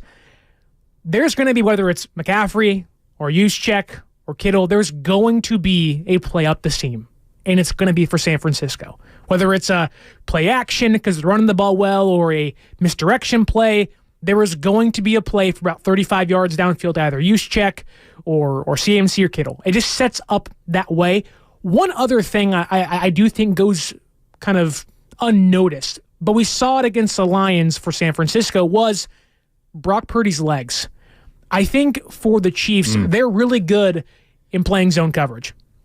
And I think for their defense, what they want to do is limit the big play. If you are Brock Purdy, do not be afraid to take your checkdowns. You have one of the best checkdown options, if not the best in the entire league. Heck, you may have the best 3 in Debo, Kittle, and Christian McCaffrey. If they're going to give you a free 5 yards on first, second down, take it. Give you a more third and manageable, a second and manageable, but also use your legs. You're not Lamar, sure. You're not Mahomes or Allen, sure. But if you can extend drives, if it's 3rd and 2 and they get you 3 yards, run the ball with your legs. Don't be afraid to keep the Chiefs honest. Use everything in your physical arsenal to exploit them. If they're going to play deep and guard the deep ball, if they're going to play over the middle, use your legs. If they're going to give you free yards, take it. They're going to do that. Mahomes will take all the free yards you give him. And I think for Purdy, in that Lions game, without his legs, I don't think they win. He extended drives, whether it was they get the lead or other drives late in the game to secure the win. You run the football for 5-7 yards a pop, and he was the team's second leading rusher, outrushed Jahmyr Gibbs in that game against the Lions. No one's saying you have to do that. It's just when you take your shots with your legs, don't be afraid. They're going to give you free yards. take it. That's what separates a close win to a big win. It also separates winning and losing. Yeah, and that, I think you brought up a really good point when it comes to Purdy's legs and then the Chiefs in man or in zone, because a lot of times you see quarterbacks take off and run when the defense is in man because you have your back turned and you're just following wide receivers and the quarterback is across the line of scrimmage and no one on the defense knows it because they're still guarding their men. But what Brock did in the NFC Championship game against the Lions was the Lions were so worried about those deep crossers, the cross over the middle to Ayuk, 20 yards down the field, to Debo, to Kittle, that they dropped the linebackers deep into coverage, in zone. And the Chiefs might be encouraged to run zone because the Niners offense is actually worse against zone than it is against man because the Niners are more of a rhythm offense, a timing offense, Purdy throwing it to a spot where he knows his receiver is going to be. And if you're the Chiefs, you just sit in that area. You sit in the hot areas where Purdy likes to deliver the ball to, and you can take those away. But what happened? The Lions tried to do that. They dropped their linebackers into those hot zones. But what that does, Sterling, when you're dropping your linebackers 15 yards down the field, there is so much open space just across the line of scrimmage. And to Purdy's credit, he took off and take advantage. So I think it's kind of... It almost goes against what you originally think because a lot of time those quarterback scrambles come from man defense. When the defensive backs have their back turned to the quarterback sprinting with the wide receiver they're defending. But against zone, there are those 8, 9, 10-yard chunks that are available because defenses are so scared of what the Niners can do 15 yards down the field. And this is where the Niners offense is at its most different this time around than where they were 4 years ago. The Chiefs could run zone, and they could drop their linebackers back into coverage, leave the middle of the field wide open. Garoppolo can't take advantage of that, but Brock Purdy can, and that's what bit the Lions 2 weeks ago in the NFC Championship game. They took away some of Purdy's go-to rhythm throws. He said, you know what? I'm not going to force it in there. I'm going to take off multiple 21-yard runs. And even if he doesn't have the agility to break a tackle or to make a guy miss, which he did in the NFC Championship game, there's still like 8 yards for free right there down the middle of the field as long as he has an avenue to escape through the middle of the pocket, and he did in that game. So I'm with you. Another area where I think you're going to see these teams, the defense of the Chiefs and the Niners offense, adjust time and time again is how they switch between zone and man and how Purdy responds to that because the Niners offense is so good that a defense is going to have to kind of pick your poison. They're going to have to try to stop something, limit something, but that's going to open up something else. We've used this analogy before. It's like whack-a-mole. You're going to cover something up, but something else is going to pop up elsewhere. Right. The Niners offense is too good. You cannot limit everything. And another area of the offense that we saw maybe at the most prominent, in its most prominent way, was Purdy's legs in the NFC Championship game against the Lions, and that is where this game can turn as well, because I think the Chiefs are more scared of Ayuk, of Debo, of Kittle than they are of Purdy's legs, even though Purdy has proven that's a valuable piece to this offense. I like Purdy's over rushing yards today, by the way. What is it? What's the line? It's like 12. Over rushing attempts as well. I think 2.5, 3.5. I'd take the over. I'll say he runs 4 for 18. That makes sense to me. Right? Yeah. Extends a few drives, gets a first down here or there. Man, it's hard when you dissect this game to not just go back to 2019, 2020, right? Because, same team again, similar quarterbacks, albeit Purdy, not Jimmy Garoppolo, but just like the faithful are going to be packing at Allegiant Stadium. It's like going to be like 65 to 45 or 35, whatever it is, in favor of the faithful. Do you think this being a home game, like they're not in Miami, they're in Allegiant Stadium, closer to San Francisco, do you think this game is going to be a home game for San Francisco? Well, I saw 58% Niner fans was the estimate based on ticket sales. I mean, I would be shocked if they're more Chiefs fans. I think the Niner fans, you could see it based on the opening night festivities, Monday night, whatever that was as well. And every time Mahomes was introduced, Kelsey was introduced, boos all over the place. Now, maybe it's even out a little bit over the rest of the week leading up to today, but there were certainly way more Niner fans in attendance on Monday. I think it's going to feel a little bit more like a Niner home game, but it's not going to be like an actual home game or like when the Niners are at SoFi. It's going to be a little more even than that. How big of a factor do you think that changes the game at all? I don't think the crowd's going to be that big of a factor in this one. Okay. I honestly don't. So I think about the Lions game, right? You're down 17. The offense has to get going. They feed Debo a little bit, and all of a sudden you hear the faithful coming in. Yeah. You hear the crowd getting rowdy and crazy. You can tell it energizes the Niners. It also demoralizes the opponent. Right. Where maybe Mahomes is a little less affected by that. Wouldn't assume he'd be someone to get affected by that. He's not Jared Goff. But I do wonder, like, this game feels more as if San Francisco is going to have to pump themselves up. That you're not going to have a large fan base behind you that's at the stadium playing your music, your crowd. Same goes for Kansas City, but I think they've been here before. They've won 2 of them. And I think they're a little more, I guess you could say, protected from that. But for San Francisco, I do wonder that, can you get up? And not in a way of like, are you ready? Because I think Debo's ready. I think Kittle's ready. I think Purdy's ready. I think they're ready. Well, didn't they show up in all black? Is that right? CMC and Debo Samuel did. Hey, Brock Purdy's wearing a suit today. Oh, that's how you know it's a big deal. Some people said it was like, oh, it's a bad thing. Like, I want Cole's Purdy back. But I was like, wait a minute. JCPenney sells suits too, my friends. Like, I've been at JCPenney's plenty of time. They sell suits there. Sweaters in the winter, suits in summer. Like, I can guarantee you. But, or that Toyota check finally cashed in. Yeah, he's no longer just the NorCal Toyota rep. He's the national Toyota rep.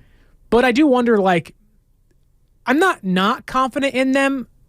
I just hope that there isn't of, like, they come out flat, and now we're worried, and now it's 10-0, and, like, they need to pick me up, and there's no fans to kind of be there to bring them up. Like, you shouldn't need that in the biggest game of the year, but we've seen this team have ebb and flows where if they get the fans behind them, man, like, they are almost unbeatable. This is also a team that for like the entire regular season started hotter in terms of opening drives than any other team in the NFL. Where has that been in the playoffs? I don't know. For like Andy Reid likes to take the balls, takes the ball at kickoff. That came out really weird. He likes to take the ball at kickoff. If he wins the toss, he's likely... quit laughing. You're going to make it difficult for me to spit this out. Andy Reid, if he wins the coin toss, is going to defer. And the 49ers might get stuck with the ball, which is not what Shanahan likes. Yeah. But how nice would it be if the Niners do get the ball to begin this game and they just go down and score a touchdown? Just to play from ahead for a change in the playoffs. Yeah, but there also is like, maybe you actually want the ball. I get you want it. Oh, Shanahan's not. He's won't. deferring. But I mean, like, I could see why. I mean, if you could guarantee if you could guarantee me a touchdown, I'm taking the ball to begin. 100. Well, yeah. But the last thing you want is a 3-and-out, which they've also done against really good teams, right? The Ravens game was like, uh-oh. Lions game, uh-oh. Like, against good defenses against the run, and on games where Purdy has struggled, their offense has not played well in the first half, on the first few drives. And it's almost like, I get you want the comfortability of putting the defense on the field first. They've done that since Shanahan's been here, and you get the ball to start second half. I get all that stuff. But do you really want your defense on the field first against Mahomes? Like, do you want to have control of the ball early? Like, imagine going down the field, 14-play drive, 8 minutes off the clock. You've almost taken away the entire first quarter, and you're up 7-0. You shortened that game by a ton already. Or imagine the Chiefs do that. Yikes. Well, let's not say that, but but I mean, like... That's what they did in Baltimore. Right. But there is this... Maybe you actually want your offense on the field first. Shanahan's not going to pick it, but I don't think... Reid might force the Niners offense to go I don't think it's the worst thing ever. I think it might actually favor San Francisco. If they score, I agree. If you don't score, yeah. But I think if you can go out there, your offense can almost calm your defense down. We've talked for months that this offense can lead the defense this year. They have for most of the season. Maybe it's the offense's turn to actually be on that field for the first drive. Yeah, we'll see. We'll see. It's going to be a lot of fun. We're about 30 minutes away now from kickoff. The San Francisco Sheriff's Office countdown to kickoff clock says 32 minutes and 40 seconds from kickoff. We got one final segment of the Kickoff Show. It's Grandy and Sterling with you. Coming up on the other side, predictions, final scores, MVP picks, and a whole lot more. There's more coming up on the other side as we inch closer to kickoff right here on 95.7 The Game. Hey, it's Willard and Dibbs for Safeway and Safeway.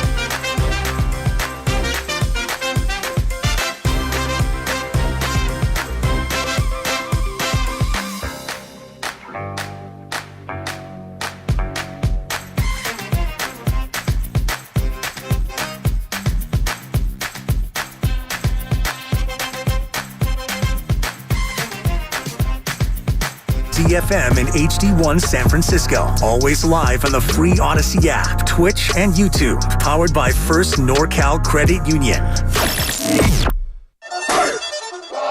Here comes the, y'all don't really want it like that. Here comes the, Now back to the Kickoff Show on 95.7 The Game. Welcome back. We're less than 30 minutes from kickoff in Las Vegas as the 49ers and the Chiefs do battle for the second time in 5 seasons. They met in the 2020 Super Bowl 4 years ago, and now they meet again here in Super Bowl 58, Niners and Chiefs. The 49ers looking for a little bit of revenge, and we've got some predictions rolling in on the YouTube chat powered by the First NorCal Credit Union. Nest Dog says 34-24 Niners. D-Lou also has the same score, 34-24. Andrew says 41-34 Chiefs. So we got a Chiefs pick in the YouTube chat. We got Ahmad, Niners 34, Kansas City 27. K. Klee says Niners by 10. So the majority, as you'd expect, picking the Niners here. I know you and I will give out our predictions momentarily, Sterling. A lot of high scores in this game. You think this is going to be a shootout, Sterling? I don't. Me neither. I think this is going to be a run-heavy game. There'll be a handful of explosive plays here or there, but I'm not expecting too many fireworks. Now, we'll get to my prediction, but I think there will be close to 50 points scored. Actually, I think it'll be exactly 50 points scored. Whoa. But is that a lot?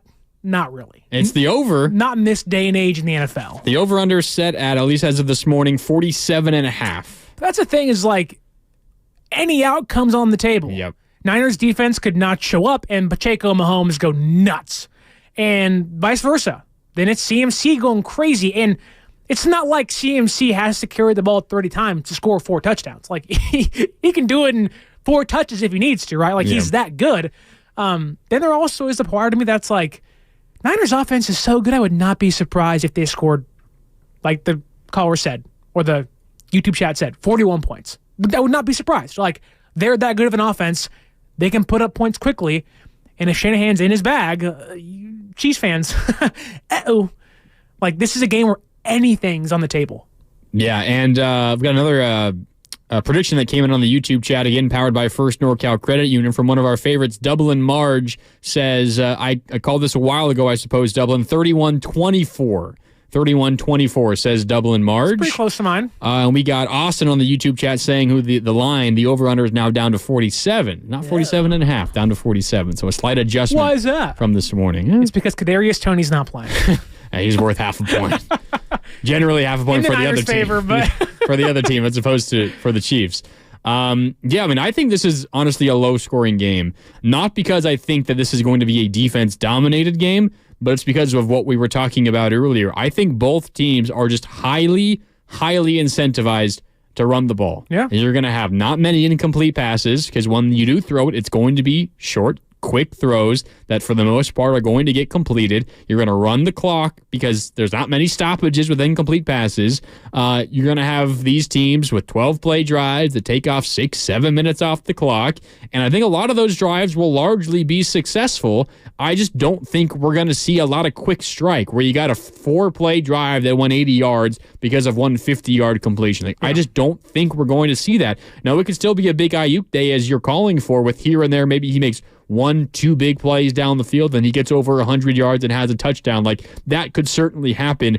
I just think both of these teams, given what the opposing offenses are, Kansas City led by Mahomes, the Niners led by all pros all over the place, both opposing offenses are going to want to try to play a time of possession game, and they're both equipped to do that because you're both teams that have good run games and are going up against teams that, at least recently, have struggled to stop the run. I think this game's going under. Look, I can care less what the score is. 3-0. A win's a win. 3-2. Somehow 1-0. I can care less. Win the game. Sure, we can go over the over-unders, we can go over predictions stuff, and we will, but I just want to win, man. Like, everything in my entire life. I love my fiance. I'll marry her in May. I want this so bad that whatever it takes. Whatever it takes, man.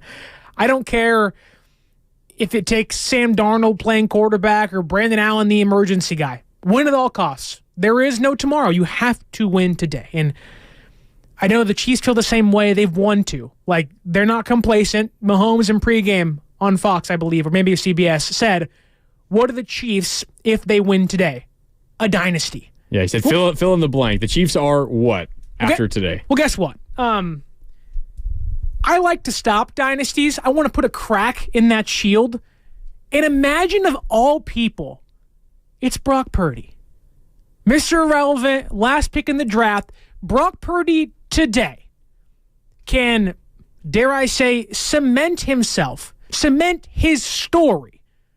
Last pick in the draft, MVP finalist this year, Pro Bowl selection this season, and if he gets a Super Bowl champion put next to his name, the greatest story of all time. Less than 2 years after being Mr. Irrelevant. And tearing his UCL last season. Greatest story of all time. I get Brady's great, Warner's bagging groceries, and the greatest show on turf. This is the greatest story I've ever seen. And obviously, Purdy's been a gigantic story going into this game, but not necessarily for like that storybook reason. It's been just because of the discourse, which honestly is really frustrating and honestly kind of upsetting at times. Like, is this guy a game manager? Is he a game changer? Does he elevate his teammates? Is he just there because his weapons are good? I don't care. This guy was Mr. Irrelevant. Almost didn't get drafted less than 2 years ago, and now he has a chance to win a Super Bowl in his first full season as a starting quarterback. You're right. This has the potential to be the greatest story in recent sports memory. And it's almost being swept under the rug because people want to talk about how this guy is elevated by McCaffrey and Debo and the play calling. And I get it. Like, obviously, this offense is great because they have a ton of great players.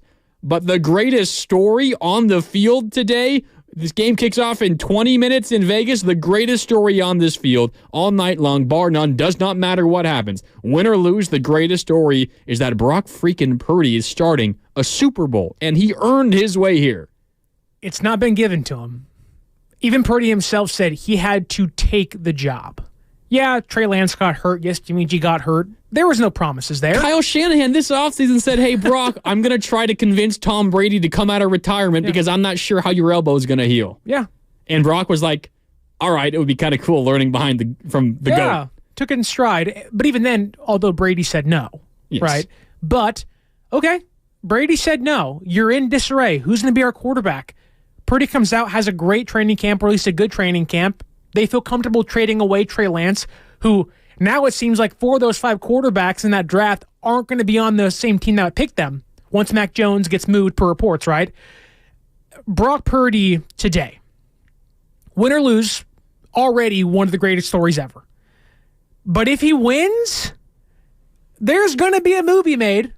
There's going to be books and records and whatever you want to put. Like, he's going to live in Canton forever, as he rightfully deserves, so that they win today. And maybe it's time for our predictions, but yeah, let's do it. I think they're going to win today. All right, what's the score, Sterling? 27-23, San Francisco gets the win and raises, in Kyle Shanahan's 44-year-old hands, the 6th Lombardi Trophy in San Francisco 49ers history, righting the wrong of 2020, righting the wrong of 2011, and proving the world wrong that Brock Purdy couldn't do it. San Francisco wins this game 27-23. 27-23. Uncle Looney on the YouTube chat, powered by First NorCal Credit Union, chiming in with his prediction. He says 24-23 49ers. That's pretty close. I don't know if my heart can take that. I'll give you mine really quick, and then I'll ask you for your MVP pick. I'm going 24-20 49ers. Okay. 24-20 49ers. I think this game is kind of just goes back and forth all game long. Ultimately, the Chiefs settle for one too many field goals. The Niners punch it in one more time, and they win 24-20. I think that's the difference in this game. The Harrison Butker game. Niners a little more efficient in the red zone. The Chiefs don't turn the ball over in the red zone. They don't kick themselves in the foot in the red zone. For all the talk about their offensive line and penalties, and they commit a lot of penalties on the offensive line. That's also something we can talk about here in the final 10 minutes. Did Bosa do enough to urge the refs to call holding this time around? Who knows? But they are great in the red zone at least getting points. The Niners, though, are great at scoring touchdowns. They will be more efficient in the red zone, and they will win the game. I'm going 24-20, and I'm thinking, as what we've talked about for the last 2+ hours, I think you get a lot of McCaffrey. He's getting 30 touches, maybe 20 on the ground, maybe 10 through the air. He's up over 150 yards from scrimmage, and he gets into the end zone. He's also my MVP pick. 24-20 49ers, CMC MVP. You know, I was thinking about, I was talking to Chris about this, like the perfect thing ever would be it's 24-23 late. Chiefs get the field goal, or they score a touchdown, go for 2 to get the lead, don't get it, right? And the Niners are up by 1? Niners up by 1 late in the game, march all the way down the field, and they're like, oh, the offense stalled. Here comes Jake Moody out there. Gives them a 4-point lead, making it 27-23. Mahomes, 2-minute drill to win the game. And who gets in that backfield? None other than Nick Bosa, shrugging his way and getting revenge on that 3rd and 15 in 2020. Wouldn't that be perfect? Moody gets a field goal, and Nick Bosa gets a sack to win the game. Are you calling a Bosa MVP? Is that what you're doing? I won't do that because they've been so darn inconsistent. But I think I will go with Brandon Ayuk. I think it just makes the most sense. Wow. People love Debo in this game. People like CMC in this game. Sometimes it's the player you least expect. Now, Ayuk's having a great season. I also wouldn't be surprised if Mahomes throws one pick and it ends up in the hands of Jair Brown. I just really would not be surprised. That being said, I think Ayuk goes for like 6 for 70 and gets a touchdown. I don't know if it's a game-winning touchdown, but I think he has a great game for San Francisco and gets a Super Bowl MVP. Could you imagine Ayuk, Super Bowl MVP? Then they got to pay him. That price is going up. That might not help for the Niners' ability to keep this team together. Another prediction coming in on the YouTube chat, powered by First NorCal Credit Union. This one from Enrique. Niners 27, Chiefs 24. Okay. 27-24. Is it a Jake Moody game-winning field goal? Maybe, yeah. Enrique, let us know. Do you think that the difference is a game winner from Jake Moody? Hit a 65-yarder in warm-ups today. But Butker hit from what? 70. So Butker hit a 70-yard field goal in warm-ups? Yeah. Oh my God! Imagine losing a Super Bowl. I don't even want to. 70-yard field goal. I don't even want to think about that. Don't even want to think about that. Something that's interesting about this game, we're talking about final score predictions and ultimately the over/under, and the Niners are 2-point favorites. So the Niners opened as 2-point favorites 2 weeks ago. Yep. And it's kind of fluctuated 1.5, back up to 2, 1.5, 2, and it's sitting at 2 right now as well, despite the fact that the vast majority of public money, so Joe Schmo bettors, you and me and everybody else watching on the YouTube stream. Big Joe Schmo guy. Exactly. Actually, a show on Spike TV for a while. Did you know that? I did not. It wasn't good. Don't watch it. Oh, okay. I will not. But the majority of public bettors, us, normal people, everyday people, betting on this game like the Chiefs because, you know, it's Mahomes, it's the brand name. They won last year. They've won a couple recently. It's the Chiefs and it's Patrick Mahomes, and you're giving them 2 points. Take the Chiefs +2, right? Generally, when that happens, and by the way, the 49ers are coming out of the locker room right now with the boombox. Trent Williams and Deebo Samuel leading the way. Oh, man. As always. The vibes, Mark. Oh, man. Oh, the sphere. Now they're showing the Vegas sphere. But as I was saying, the 49ers are 2-point favorites, and the vast majority of the money has been coming in on the Chiefs. Normally when that happens, the line adjusts, and you might see the Niners go down to a 1-point favorite. Maybe it gets close to a pick'em. There's a theory, and Ethan Sherwood-Strauss, who used to cover the Warriors for ESPN, did a great job.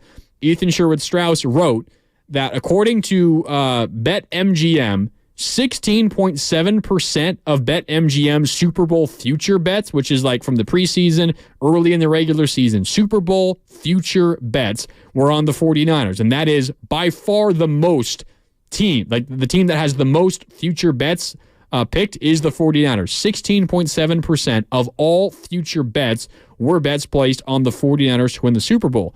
So Ethan Sherwood-Strauss argued that Vegas is maybe interested in getting more money to come in on the Chiefs so that if the Chiefs were to win, to balance out the money a little bit is a better way to put it. To balance out the money so that they don't have to pay out a ton of money for those Niners futures bets. Kind of interesting because generally you see the line shift a little bit when you have that much money on one side. Dude, Vegas schmagus, man. Let's get this game going. They're taking the field. Man, the vibes. The Niners are on the Super Bowl field. Trent Williams, Deebo Samuel leading the boys out there. Let's get this thing, Mark. Let's win the Super Bowl, man. We talked about it earlier. Didn't really feel the nerves. I'm getting nervous. Oh, there's Kyle. Now. There's Kyle. Last one out of the locker room. The Kyle genius. Shanahan. In his black hat pulled down right above his eyes. The laminated playbook is ready to go. Here come the Chiefs. Boo! Boo! Don't cut to Taylor Swift. No one cares. She's going to be crying after the game because the San Francisco 49ers are going to win the freaking Super Bowl. Come on.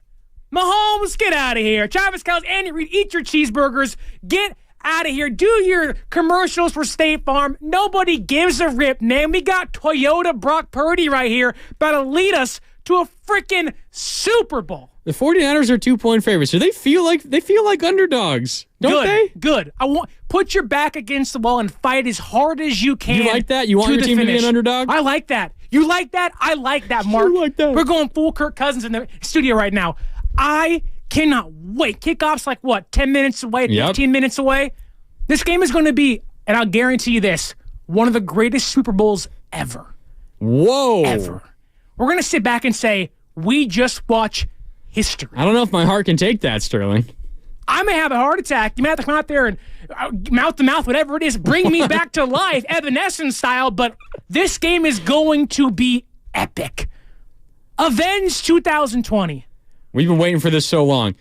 Our Niner fans' existence, Sterling, the first half of our lives, the team was terrible, sucked. Not good. You were lucky if they won 7 games. And then the second half of our lives, we've been teased by greatness. You get to the NFC Championship game in Jim Harbaugh's first year.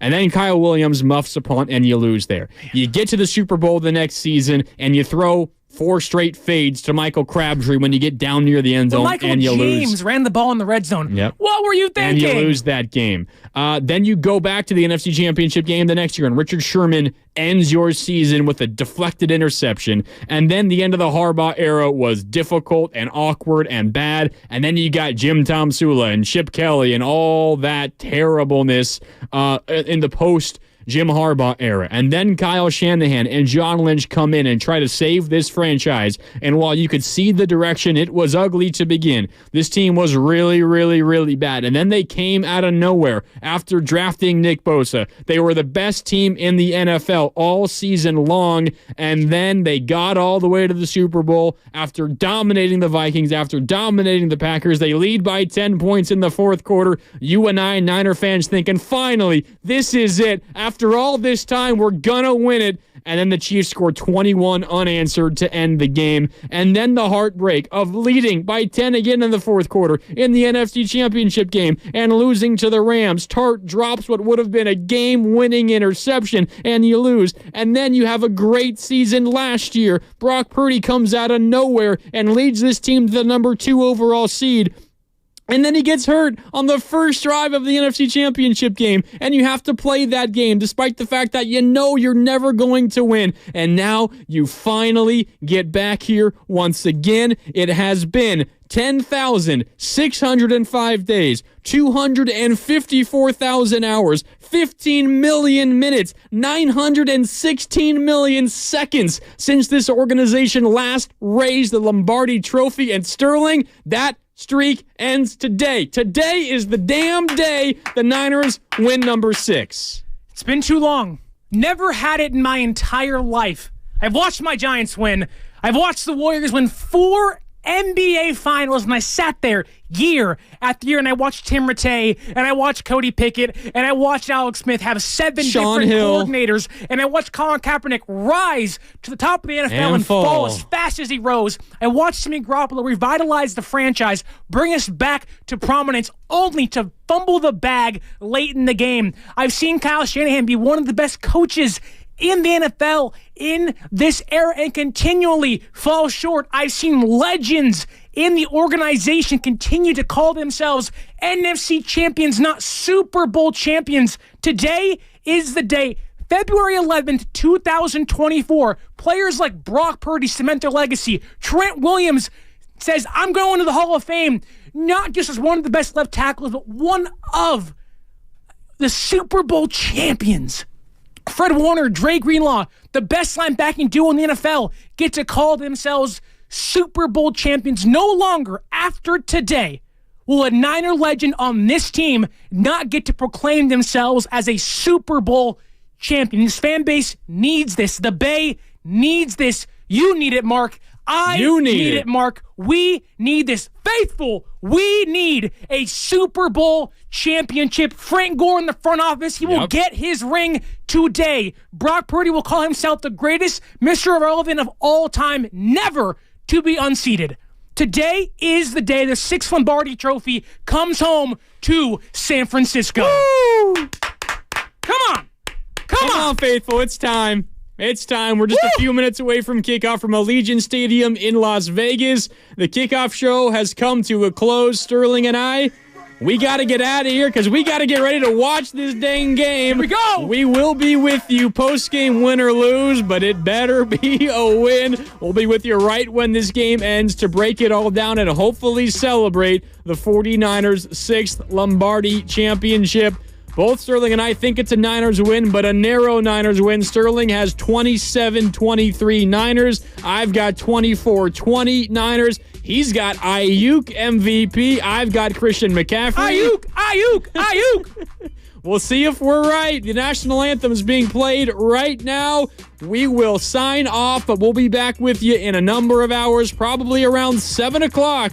Right around 7 when this game ends, whenever it ends. Sterling and I will be back with you for overtime as we react to Super Bowl 58. Thanks so much for tuning in, everybody. Best of luck to all you Niner fans out there. We'll catch up with you in just a little bit as Super Bowl 58 is set to begin in just moments. Make sure you stay tuned for overtime in a few hours right here on 95.7 The Game. Are you curious about who offers the best deals on top-rated Samsung, LG, and Sony TVs? The answer is surprising. It's not online, and it's not the warehouse